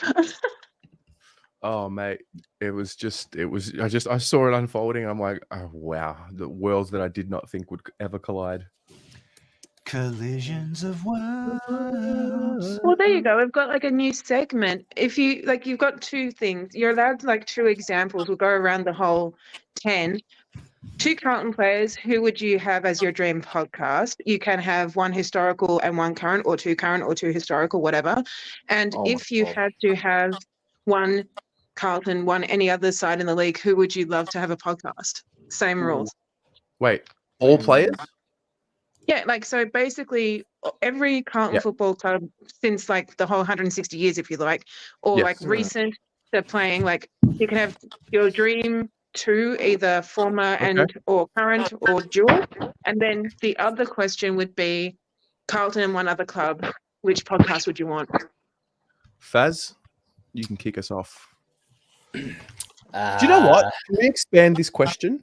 Can we do anyone dead or alive? Who would you have want to have a conversation with? Oh yeah, there was always that avenue down the road. Yeah. Baz? Oh shit. Look, anyone dead or alive is a tough one because there's plenty of family members I'd love to speak to again. So we won't get True, too deep in yeah. that. But True. as far as who I'd love to sit down and have a chat, Lance Whitnell would be one. Yes. Just to really Oh, podcast. I was going to say Lance is dead. What? yeah, no, just to really dive deep into the mindset and really the personal off-field issues and how he was still able to perform on the field. Mm-hmm. And the other one, this is going to be a little bit left field. Brendan Bolton. I'd love to sit down with Brendan Bolton and just to see how he felt it all went, whether it was a promise that was broken, whether he felt pressure, whatever it was. I'd love to actually get his side of, because we know the Carlton side, but what was his side of how it went down? So those two, Lance and Brendan Bolton. Cool. I like that. Joseph.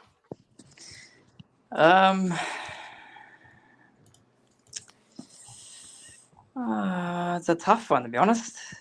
Dead or alive.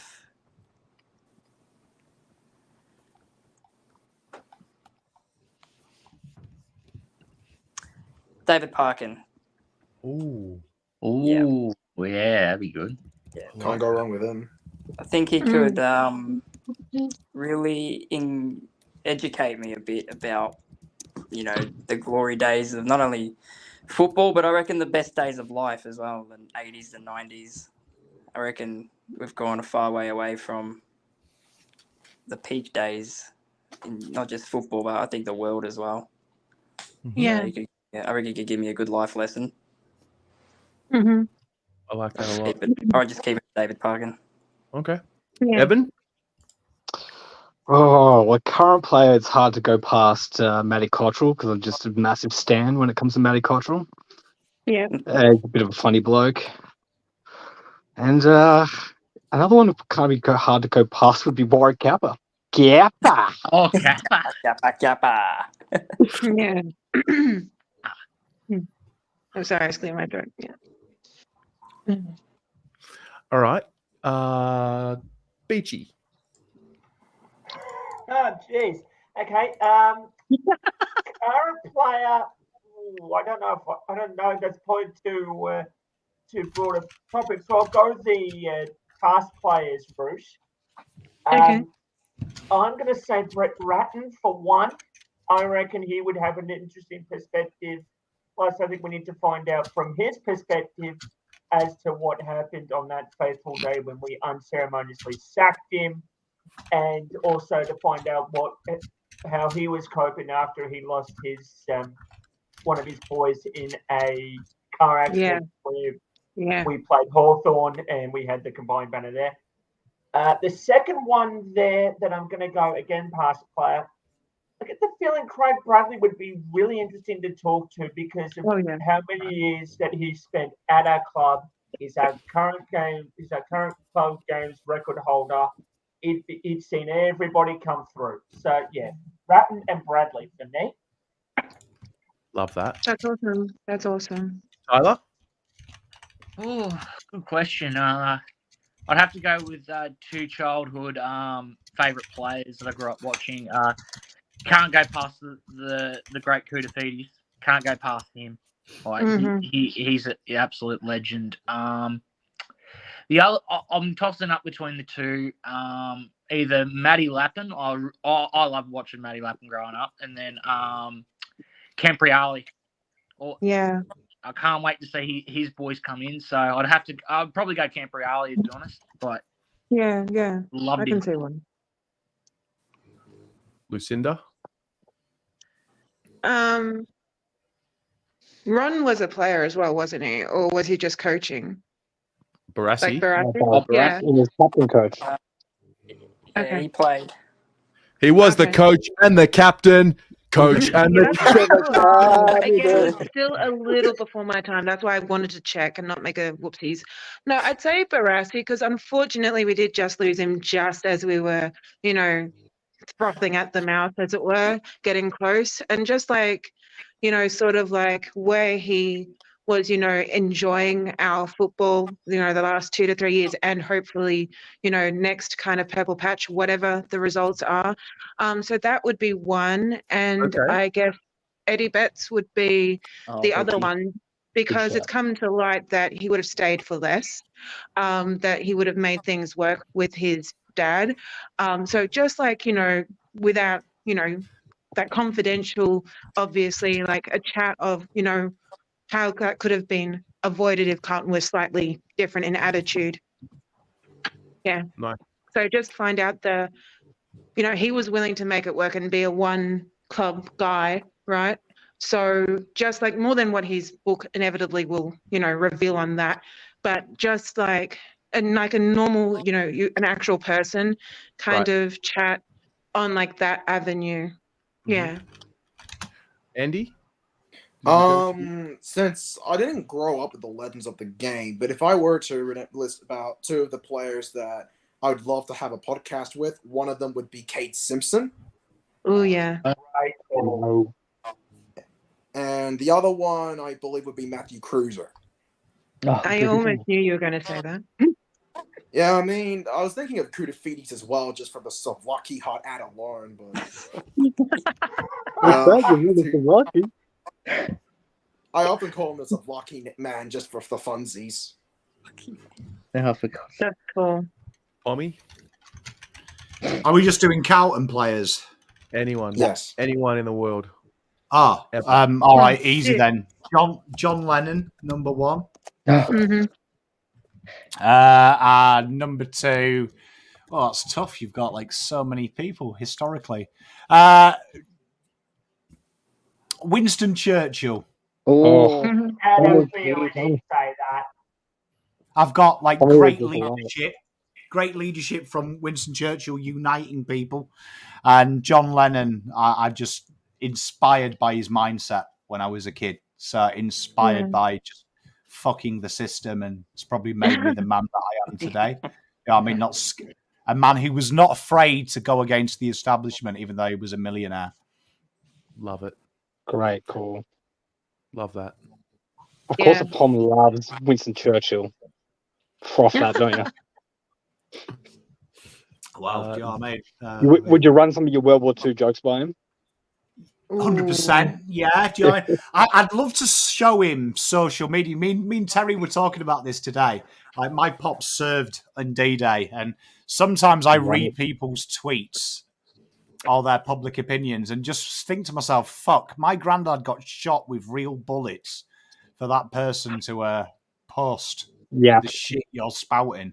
Unbelievable. So that would probably be the first question. I'd probably show him my Twitter feed and be like, was it all worth it, kidder? Yeah. That's Terry, who are inspired your a comment. Yeah, you go first, Terry. I'll hold the thought. Kobe Bryant and Michael Jordan. Easy. Oh, very nice. That's cool. Jordan. I would Easily. have thought you were going for Corey Durden for a minute there. Nah. If I had to pick a Carlton themed person to do a chat, Michael Voss. Yeah, absolutely. Yeah. Brisbane Lions legend. You can't go wrong with Michael Voss. Yeah. Another Excuse good me, one, he's going to Terry. be a Carlton legend with like about 10 premierships by the time he buggers off. Another one, good one, Terry. If you ever got the opportunity, would be Brian Cook. Oh, Cookie. We've had The Cookie. Cookie Monster. We've had Cookie. Oh, you did too. Oh, fuck. My mind's gone. Yeah, no. Get him again. We had Sayers, we had Cook. What about Greg Williams, though? He's awesome. We had I didn't love to chat about himself. Pommy did Greg Williams on, remember BA Saturdays? Yeah. Pommy and Riley did Greg Williams, I'm pretty sure. Is that right?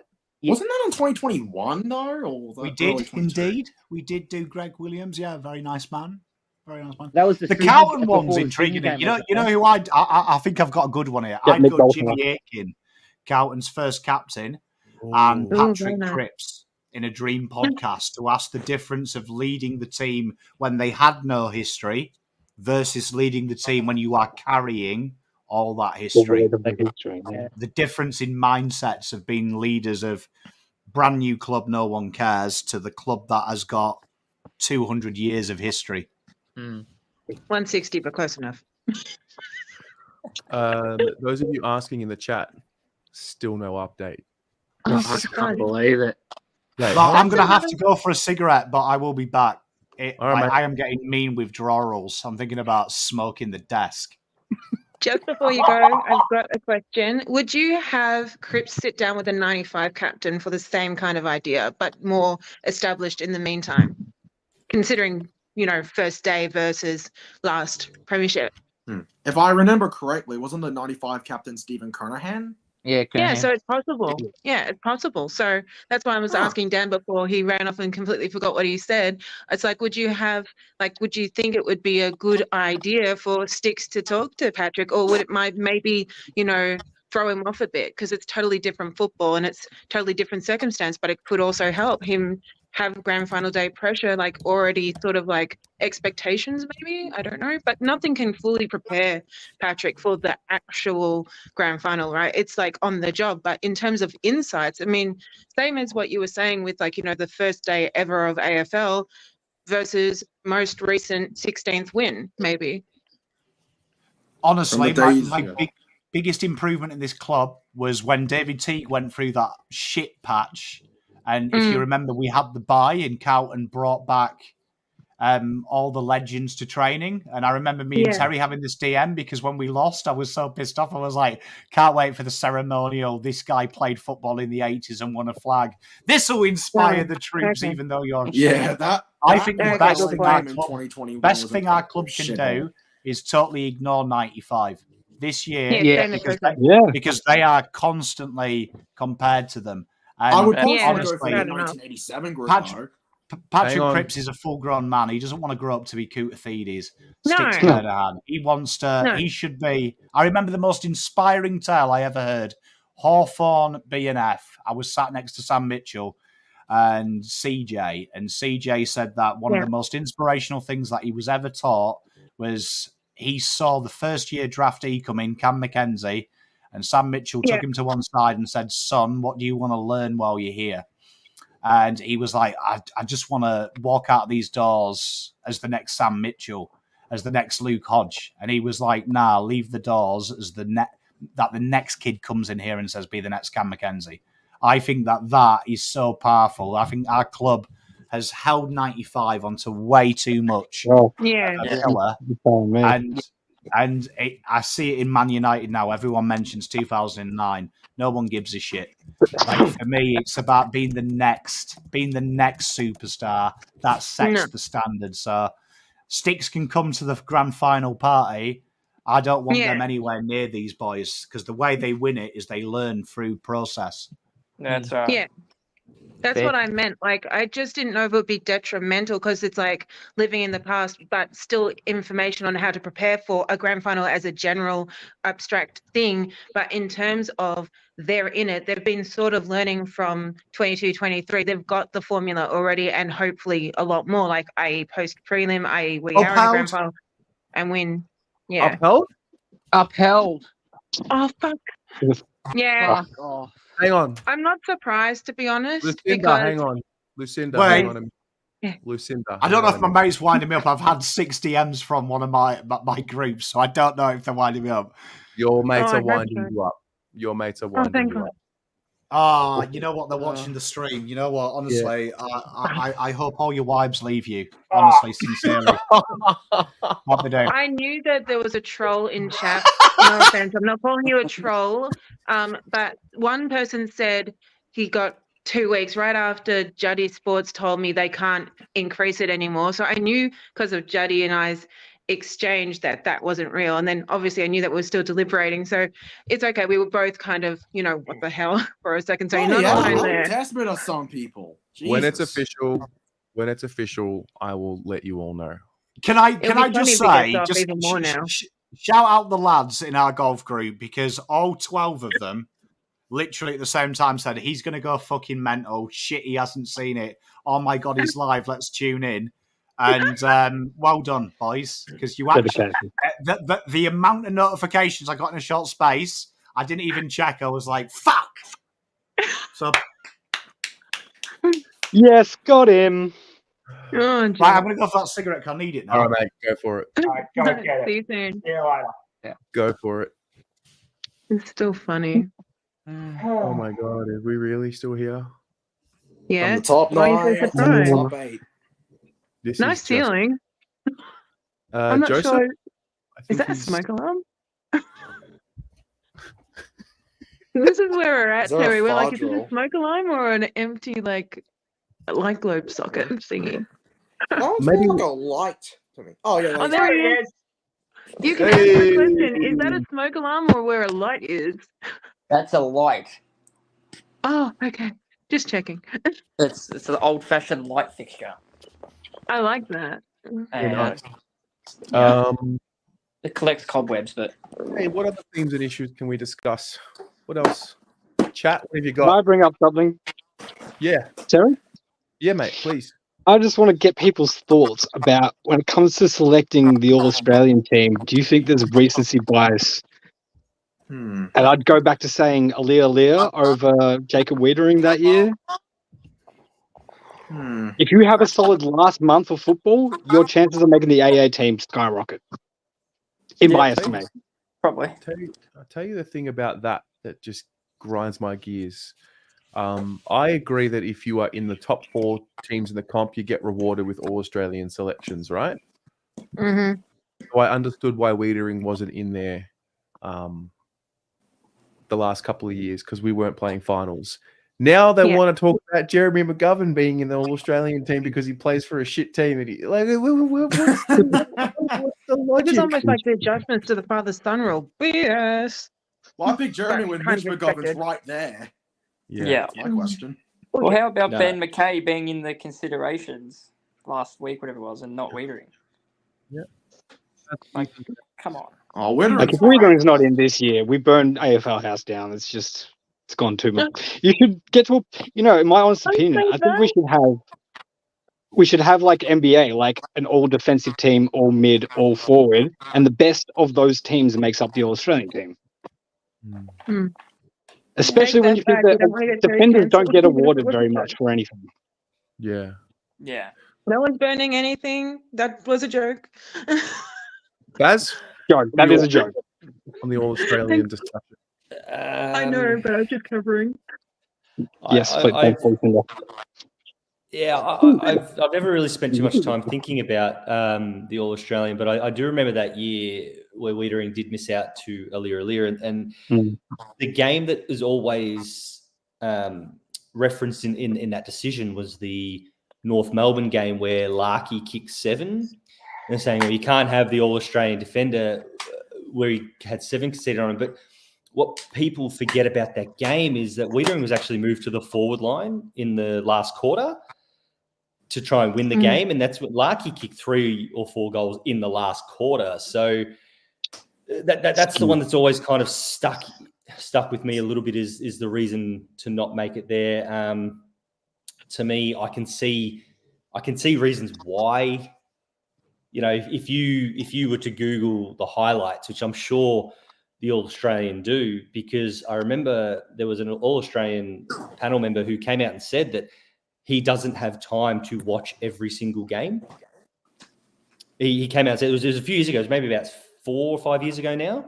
And he came out and said, like, I can't actually watch every single game. And to me, the minute that was said, the whole thing is just irrelevant. He will make it this year. The reason he makes it this year is because we're second and everyone's watching our games. No one's watching Sicily or whoever or whoever's down the bottom because they're not exciting to watch. So Jacob Wiedering will finish his career with 3+ All Australians. He should have had more, but I'm not going to judge Wiedering's career based on some fictitious blazer that he gets given. Yeah, absolutely. I will say this though. Someone just mentioned here that it's a media award. I agree. So if that's the case, why don't we all start playing the damn game? If you see Wiedering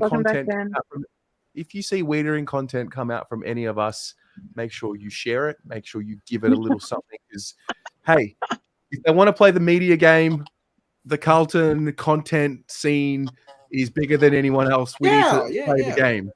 It's almost like that with the Brownlow medal in a sense, sort of thing. It's like that with the Brownlow too. I mean, with the Brownlows, you have to be, you have to accrue votes all year. I think my point is more being around it's the recency. If you have a really strong last month, yeah, your odds of making All Australian just go up, and that's what happened with the league. Yeah, I can give it a little bit of insight to the Brownlow. One of my good friends is actually, and I'll never ever mention their names, but they're actually an AFL umpire. And I'll never mention ever, but they've told me that you're human and you read papers and social media like everyone else. So when you see something like, oh, he's hot, when you're umpiring that game, you're like, okay, I better keep an eye on him. Just naturally, and you can remove your subconscious as much as you want, but when you have got it in your head already that player's doing it. So, for example, the media narrative around Patrick Cripps right now, he could be third or fourth best on ground against GWS. He's going to get votes because the umpires are now triggering him. It's the Chris Judd, then Dane Swan winning it the following year of they. So whilst everyone says, "Oh no, the Brownlow isn't media fed because it's given after every game," but media is released during the week. So the umpires do subconsciously focus on what they've read during the week. And that's been told clearly to me. Okay. Plus, the other thing is, don't let anyone tell you that they don't get the opportunity to see the stats because they are given the stats if they request it. Some don't, some do. Yeah. Okay. Interesting. Sorry to interrupt, but I'm seeing that the decision's incoming. Oh, shit. Hope so. I don't see it. Actually, good or bad? Please be good. It's incoming. It's imminent. Oh shit! Imminent. Are we really going to hit 4 hours? Is this for real? Yeah, it's close. Isn't if it continues on, limit? we always talk about the AFL DVDs and how cool these are. These are always actually very overlooked. These are actually really good ways to watch certain games of the past. Actually, apparently, people don't talk about them. Okay, hang on. They're back. Everyone quiet. This is the tweet. The tweet says they're back. Everyone quiet. Jordan Boyd is still there. The poor soul. Okay. Oh my god! I want to go to bed, but it's imminent. We're almost there. I'm about to update this thing. Surely for Bance, Carlton managed Jordan Boyd with tiredness on Saturday. I was going to say that too. Yes. A few more days left. He'll be fine. It would be He's going to be ironic. tuckered out from He'll this. be fine. Give him a rest. That would be ironic if he gets off and he's rested anyway. All right, we're just waiting. They're back, everyone. Okay, yep, saw that. All right. So what about Cripps? AA captain or what? Sure. He's in the conversation, already, and we're in round 17. He's already in the conversation, so. Sorry, Essendon, but it won't be Zach Merritt. Wait, where did Pommy go? I have no Still idea. Still smoke, I bet. No, he came back for about 5 seconds. He went for another one, I think. Oh, shit. Fair enough. What a wonderful time. Fair enough. 4 hours on a Tuesday. Tuesday. If it comes out. 4 hours on a Tuesday night. It's crazy. It's a double watch along. It's like we've played 2 matches of football already. Almost. Yeah, and there's pretty no much. break, like no halftime business. Yeah. That's the equivalent. It's gone so long that I still have this Carlton versus Collingwood ticket I got back from 3 months ago at this rate. For real, seriously, even if we lost, that's going to be some big money one day once I sell it in like 10 years' time. The longer this goes, It's 50-50 now. Is it better for us? I don't know at this point. Boyd, but it's 50-50, unfortunately, for the overall precedent that they want to set with the decision. So it's good for Boyd that it's taken so long, but it's also how can they use it for their everyone else after him narrative. That's the scare that I've got. Hey, chat. Yeah, I think they're onto it. They've probably already made their decision. They just need to see what comes after that. They probably decided like 4 hours ago, but they're just wondering like what that decision will impact, and that's what's taken like 4 hours. That's what I think. I wonder what. I need to know how many people are deliberating, and if they're like on the phone to the AFL Commission, if they're on the phone to someone else, like really hashing it out, like what is this going to mean? Can Is you this imagine? straightforward? The guy ducked, therefore it's. Bloody Therefore hell, it's in a bloody good preschool man. could figure that It's out. overkill at best for that actual incident. It's the aftermath. Yeah. Can Yeah, you that's imagine off-season 2024, 2025, Boyd and the whole team are watching this somewhere? Updated. It's The updated, whole Terry. thing. I'll let you stand say it. by. I'll let you I was a say it, little Terry. bad. All I don't right, want to look. stand I'm by. scared. Stand by. Lucinda, 1 minute, please. One Yep, moment, I'm please. scared. I don't see the update. Hang on. I don't see the update. Just wait. Just wait. Oh, shit. Just wait. Just wait. Just wait.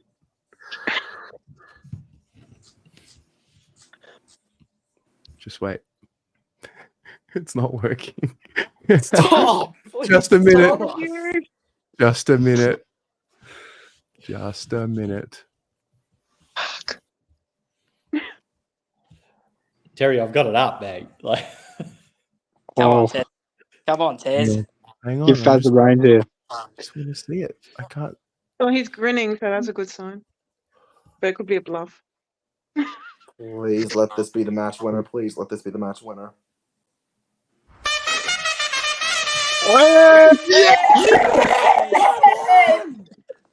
Come on! Uh, Oh, people! Carlton Lawyers are undefeated. He's off. After three, got him! Good timing, Dan. Got him! What happened there? Good old Boyd has come to play! Hooray! Hooray, hooray, hooray! Sack the umpire. Sack the tribunal. Sack everybody. We can do what we want. You biscuit flogs! Okay, Dan, we need a Boyd song if we don't already have one, or an updated one, that's for sure. Yeah, Okay, well, just Harry's got clarity. his own cake song, so we'll have to come up with some play on words for ducking. We'll have to do a duck one. Yeah. Okay, Terry, So- can you Told actually you. say why he got off? I told Yes. you this thing here. This is the goal winner. Mwah, Let's mwah. find out how he got off. Come on. Okay. Jordan Boyd's suspension has been downgraded to a fine, medium impact to low. He is free to play this week. Medium That's- impact to lower. Oh, hallelujah. so they didn't mention Hello. anything about the ducking, which I find very interesting. I think a proper Yeah. statement will come out. Surely they usually do that, right? Or Zeta. Yeah, but they're not going to say the whole method. But could it be cat and mouse? Like they decided that ages ago, but they wanted it to look like it took a seriously long time as a deterrent, so Jordan doesn't No. get punished. No, Nah, they wouldn't fuck around like that. Come on. no. It You think took a they long want to be up time. until 10:30 p.m. deliberating? You never know with the AFL. I'm not even sure if this Like is the done, longest yeah. stream Yeah, that it did. Blue Pro's ever had. No, it's not. But The isn't- longest stream we've ever had is 4 hours and 44 minutes for the Patrick Cripps tribunal appeal. Second one. Yeah, the Bloody second one. oath. The appeal, yeah. Wait, It sorry, I felt forgot. long. Felt like it's gonna last forever. Yeah. Well, all of that for the It result. paid hours off. for- How else can I say other than it paid off well? It Yeah, did. we're manifesting the whole time, even if we were talking about science fiction shows at one point. Tommy? Carlton's lawyers are definitely the best we ever had in this league. I'm telling you right now. O'Farrell does Oh, it don't again. worry, Andy. The people who, diss the lawyers are going to be out in force now, and we Yeah, love it. So who on cares? destroyed. Bring it on. Tommy, what's your thoughts after that? Well, it's interesting. I want to see the statement because I think if the statement clearly says that Mansell's to blame, that opens a new precedent now Yeah. that you've got the ducking. So obviously that puts the onus on him. I think he creates a massive web for the AFL though because there's a lot of contentious bumps that go to tribunal, and now Carlton got off by basically throwing it back in the ball carrier's face. I think that opens up a precedent to get let off. So the AFL are going to have to really look at. It's going to be an interesting time. Like I think eventually questions are going to be asked about the higher ups, because I think the fact we've had 4 hours here says it all. This is like, it's getting worse, isn't it? Let's be honest. So it's going to be interesting how they word this statement, because if there is any form of duck or responsibility to the player, it kind of breaks all the work they've had for 2 years, saying it's the tackler's duty to protect the player. Now they've thrown it back where it should be, the guy with the ball. There's no. I kind of want to wait for the statement. Do you think it'll come tonight, or is it a tomorrow morning job? Crippers came the morning after, didn't it? Yeah, I think it did. Because you know what's going to happen now? You're going to have a load of people say Carlton lawyers, Carlton cheating the system. They're going to have to respond to it. Like last time it was Christiansen went at length of why it went wrong and stuff like that. They'll do that again. I'd like to think that all supporters get behind it, because if their player was in the same situation, you know what they'd be saying. Exactly. And there's still people. Jordan Boyd is eligible for the 2024 Brownlow medal after having his charge downgraded at the AFL Tribunal. Yeah, but there's still people in 2024 saying Cripps shouldn't have got his. You know, like, get a line. I've just thought of the chant. All right, go. Cool.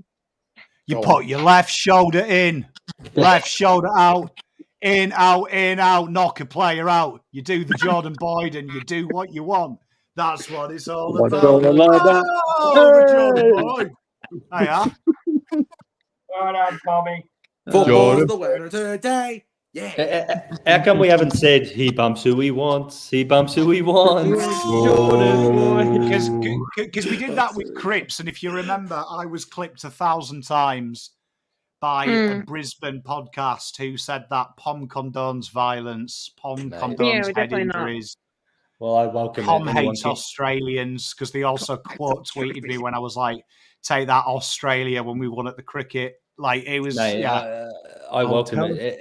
You can clip. Anyone can clip me. Clip me. Go for it. Anyone. I'll tell you what this does. This, you know how they say history repeats itself. So we've seen Kennedy hurt his knee, but not serious. Last year was a bit more serious. So, you know, touch wood, in the clear this time around. Boyd gets suspended, but this time around overturned. Guys, we're winning the flag. Yep, we win. Finish top 4. We make the grand final. That's it. Jordan Boyd is on a bender. We'll go marching in September. Specifically September 30. What were you going to say? Sorry. Oh, I was going to say, like, people are still hung up on if Cripps didn't get off, he wouldn't have the Brownlow, and they'd say he shouldn't have won it, or he shouldn't have it. So, like, literally, like, not like in the last 7 days, like, even on YouTube, they're like, oh yeah, Cripps shouldn't have won it, like Cripps fake Brownlow, whatever. And now they've worded that, so like they're going to be all over that. But I don't really give a shizzle. Like, if it's Cripps again and or Jordan, you know, well, you never know. I don't think two current colleagues can win it. I know that 2 teams can draw. I don't actually think 2 players of the same club can. But regardless, we don't care what they say. Why are people neither do still I, going but I on just about found it? it ironic. It's been 2 years. Shut up. Get over it. Yeah, but Shut up. I know. I was just commenting on the irony that they've phrased it that way, as an almost cryptic "fu," because like people are still saying that Cripps didn't deserve it or shouldn't have got it, and now they're saying, "Screw you! Sorry, it took so long." But you know, guess who's also eligible this time round? And then the same shizzle. Who cares? All right. Let Groundhog Day happen. I've got the reasons. I've got the reasoning. Good. This is it. Here we go. This is how he got off. Okay. Reasons. We find Boyd did commit the reportable offence with which he's charged. Vision clearly captures Boyd making contact to Mansell from front on when Mansell had his head over the ball. Such contact is deemed to be careless unless one of the stated circumstances apply. We do not find that either of the circumstances apply. Boyd was not contesting the ball. He was running at Mansell to bump him in an effort to stop him from disposing of the ball. This is apparent from a careful review of the vision. Boyd did not give evidence before the tribunal. Second, we do not consider that the contact was caused by circumstances outside the control of Boyd, which could not reasonably be foreseen. Mr. Boyd made a decision to run at speed at Mansell to try and bump him. Mansell had possession of the ball, and it was reasonably foreseeable that he may change direction or position in a range of different ways shortly before contact, including crouching down as Mansell did. This is one reason why choosing to bump rather than tackle an opponent is risky. Boyd submitted that Mansell deliberately ducked to get a free quick kick. We do not make that finding on the evidence before us. We now move to impact. The guidelines state that any careless, forceful front-on contact, which was high and that has the potential to cause injury, will usually be graded at a minimum as medium impact, even though the extent of the actual physical impact may be low. If not for Boyd taking several steps immediately before contact to reduce the impact, we would have upheld the medium grading. Vision captures the following. Boyd decelerated as he realized that high contact was about to be made. He significantly reduced the actual impact to Mansell. Pommy's a sicko. Boyd moved his arms in a position to try to cradle Mansell. Boyd used his hands to try to stop Mansell from falling backwards. These actions helped to minimize the actual impact of the contact, which was low. Importantly, they also helped to reduce the potential for injury. For these reasons, we find the impact to be low. Should have been a lawyer. Hey! I find that interesting. They wanted to just give us a little bit of a drive-by at the start and say he's still bumped, he still made the wrong choice, but at the end, we're just going to go with the most obvious of all the situations, and that was it wasn't medium impact. No. Right. They watched this for sure. They definitely watched this. Hey, Carlton, call me. No, but I did that. I did that in real time as well. No prep, man. Imagine what I could do with prep. Give us the resources. Come on. Give us a studio. Give us a studio. Can I come? Tell you what, that is a sign of being the middle brother and being able to cover your big brother and your little brother's ass on a whim. Yeah. On a whim, that, you know what I mean? But what I do find interesting is they've avoided the duck, so they've reworded it, right? Crouch, which is lower body.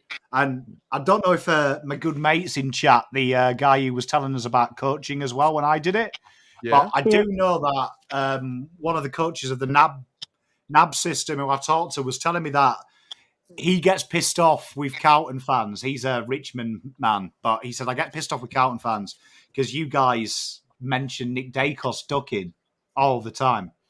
And he was like, but watch Sam Walsh. He was like, watch Sam Walsh. He does the same movement as Nick Dacos. He lowers his body as he picks up the ball in preparation to be light on his feet so he can turn left or turn right. And you see, he always does that spin move, and Nick Dacos does. And he's like, there's a big difference between being light on your feet and ready to burst left or right and actually physically doing that. So I find it funny that they've used that loophole, which stops the ducking free kick, which is the umpires have been drilled on players do lower their center of gravity to burst left and burst right. Because I disagree with this one here. We don't think he was trying to get a free quick kick.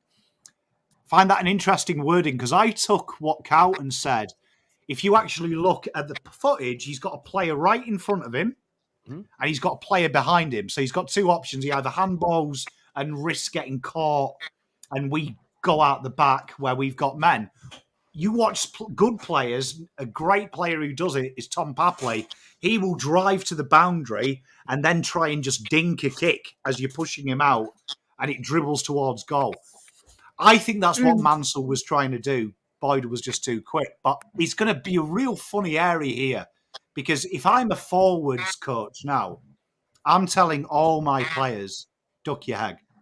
Duck your head into these tackles. Duck your head into these tackles, because two things are going to happen. They're going to lose a player coming up to finals, or we do get the free kick, which this is going to be an interesting. I reckon you're going to see a load of contentious, high free kicks reversed this week. That's my Duck your prediction. head before it's rabbit season. Good call. I'm telling you now, if I was Zach Williams right now, he gets bumps. I'd be turning my body slightly. Let's see if we can negate it the other way. Anyway, guys, I'm heading off. I'm just heading off. So it was a pleasure. Stay positive. Stay positive. Let's do this. Bye. We'll definitely, Love you, I'll Faz, definitely mate. make the I most love of you. it week by Love week, you, mate. Faz. See you, Thanks mate. for Love you, having mate. me. See you, mate. But just continue. Oh, shit, you go first. Yep, go for it, Lucinda.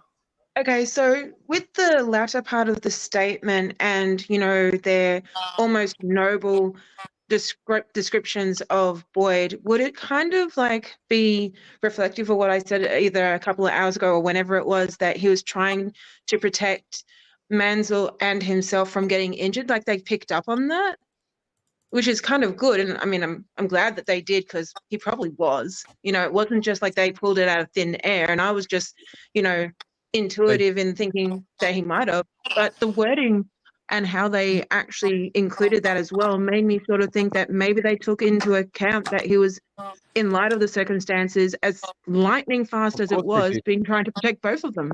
Of course they did. They said here. Yeah, good. He Yeah, decelerated. that's why. He reduced the impact. He moved his arms in a position to cradle Mansell. He used his hands to try and stop Mansell from falling backwards. And these actions helped to minimize the impact from medium to low. I'm just glad they recognised it, Yep. Hey. because I saw that in the footage.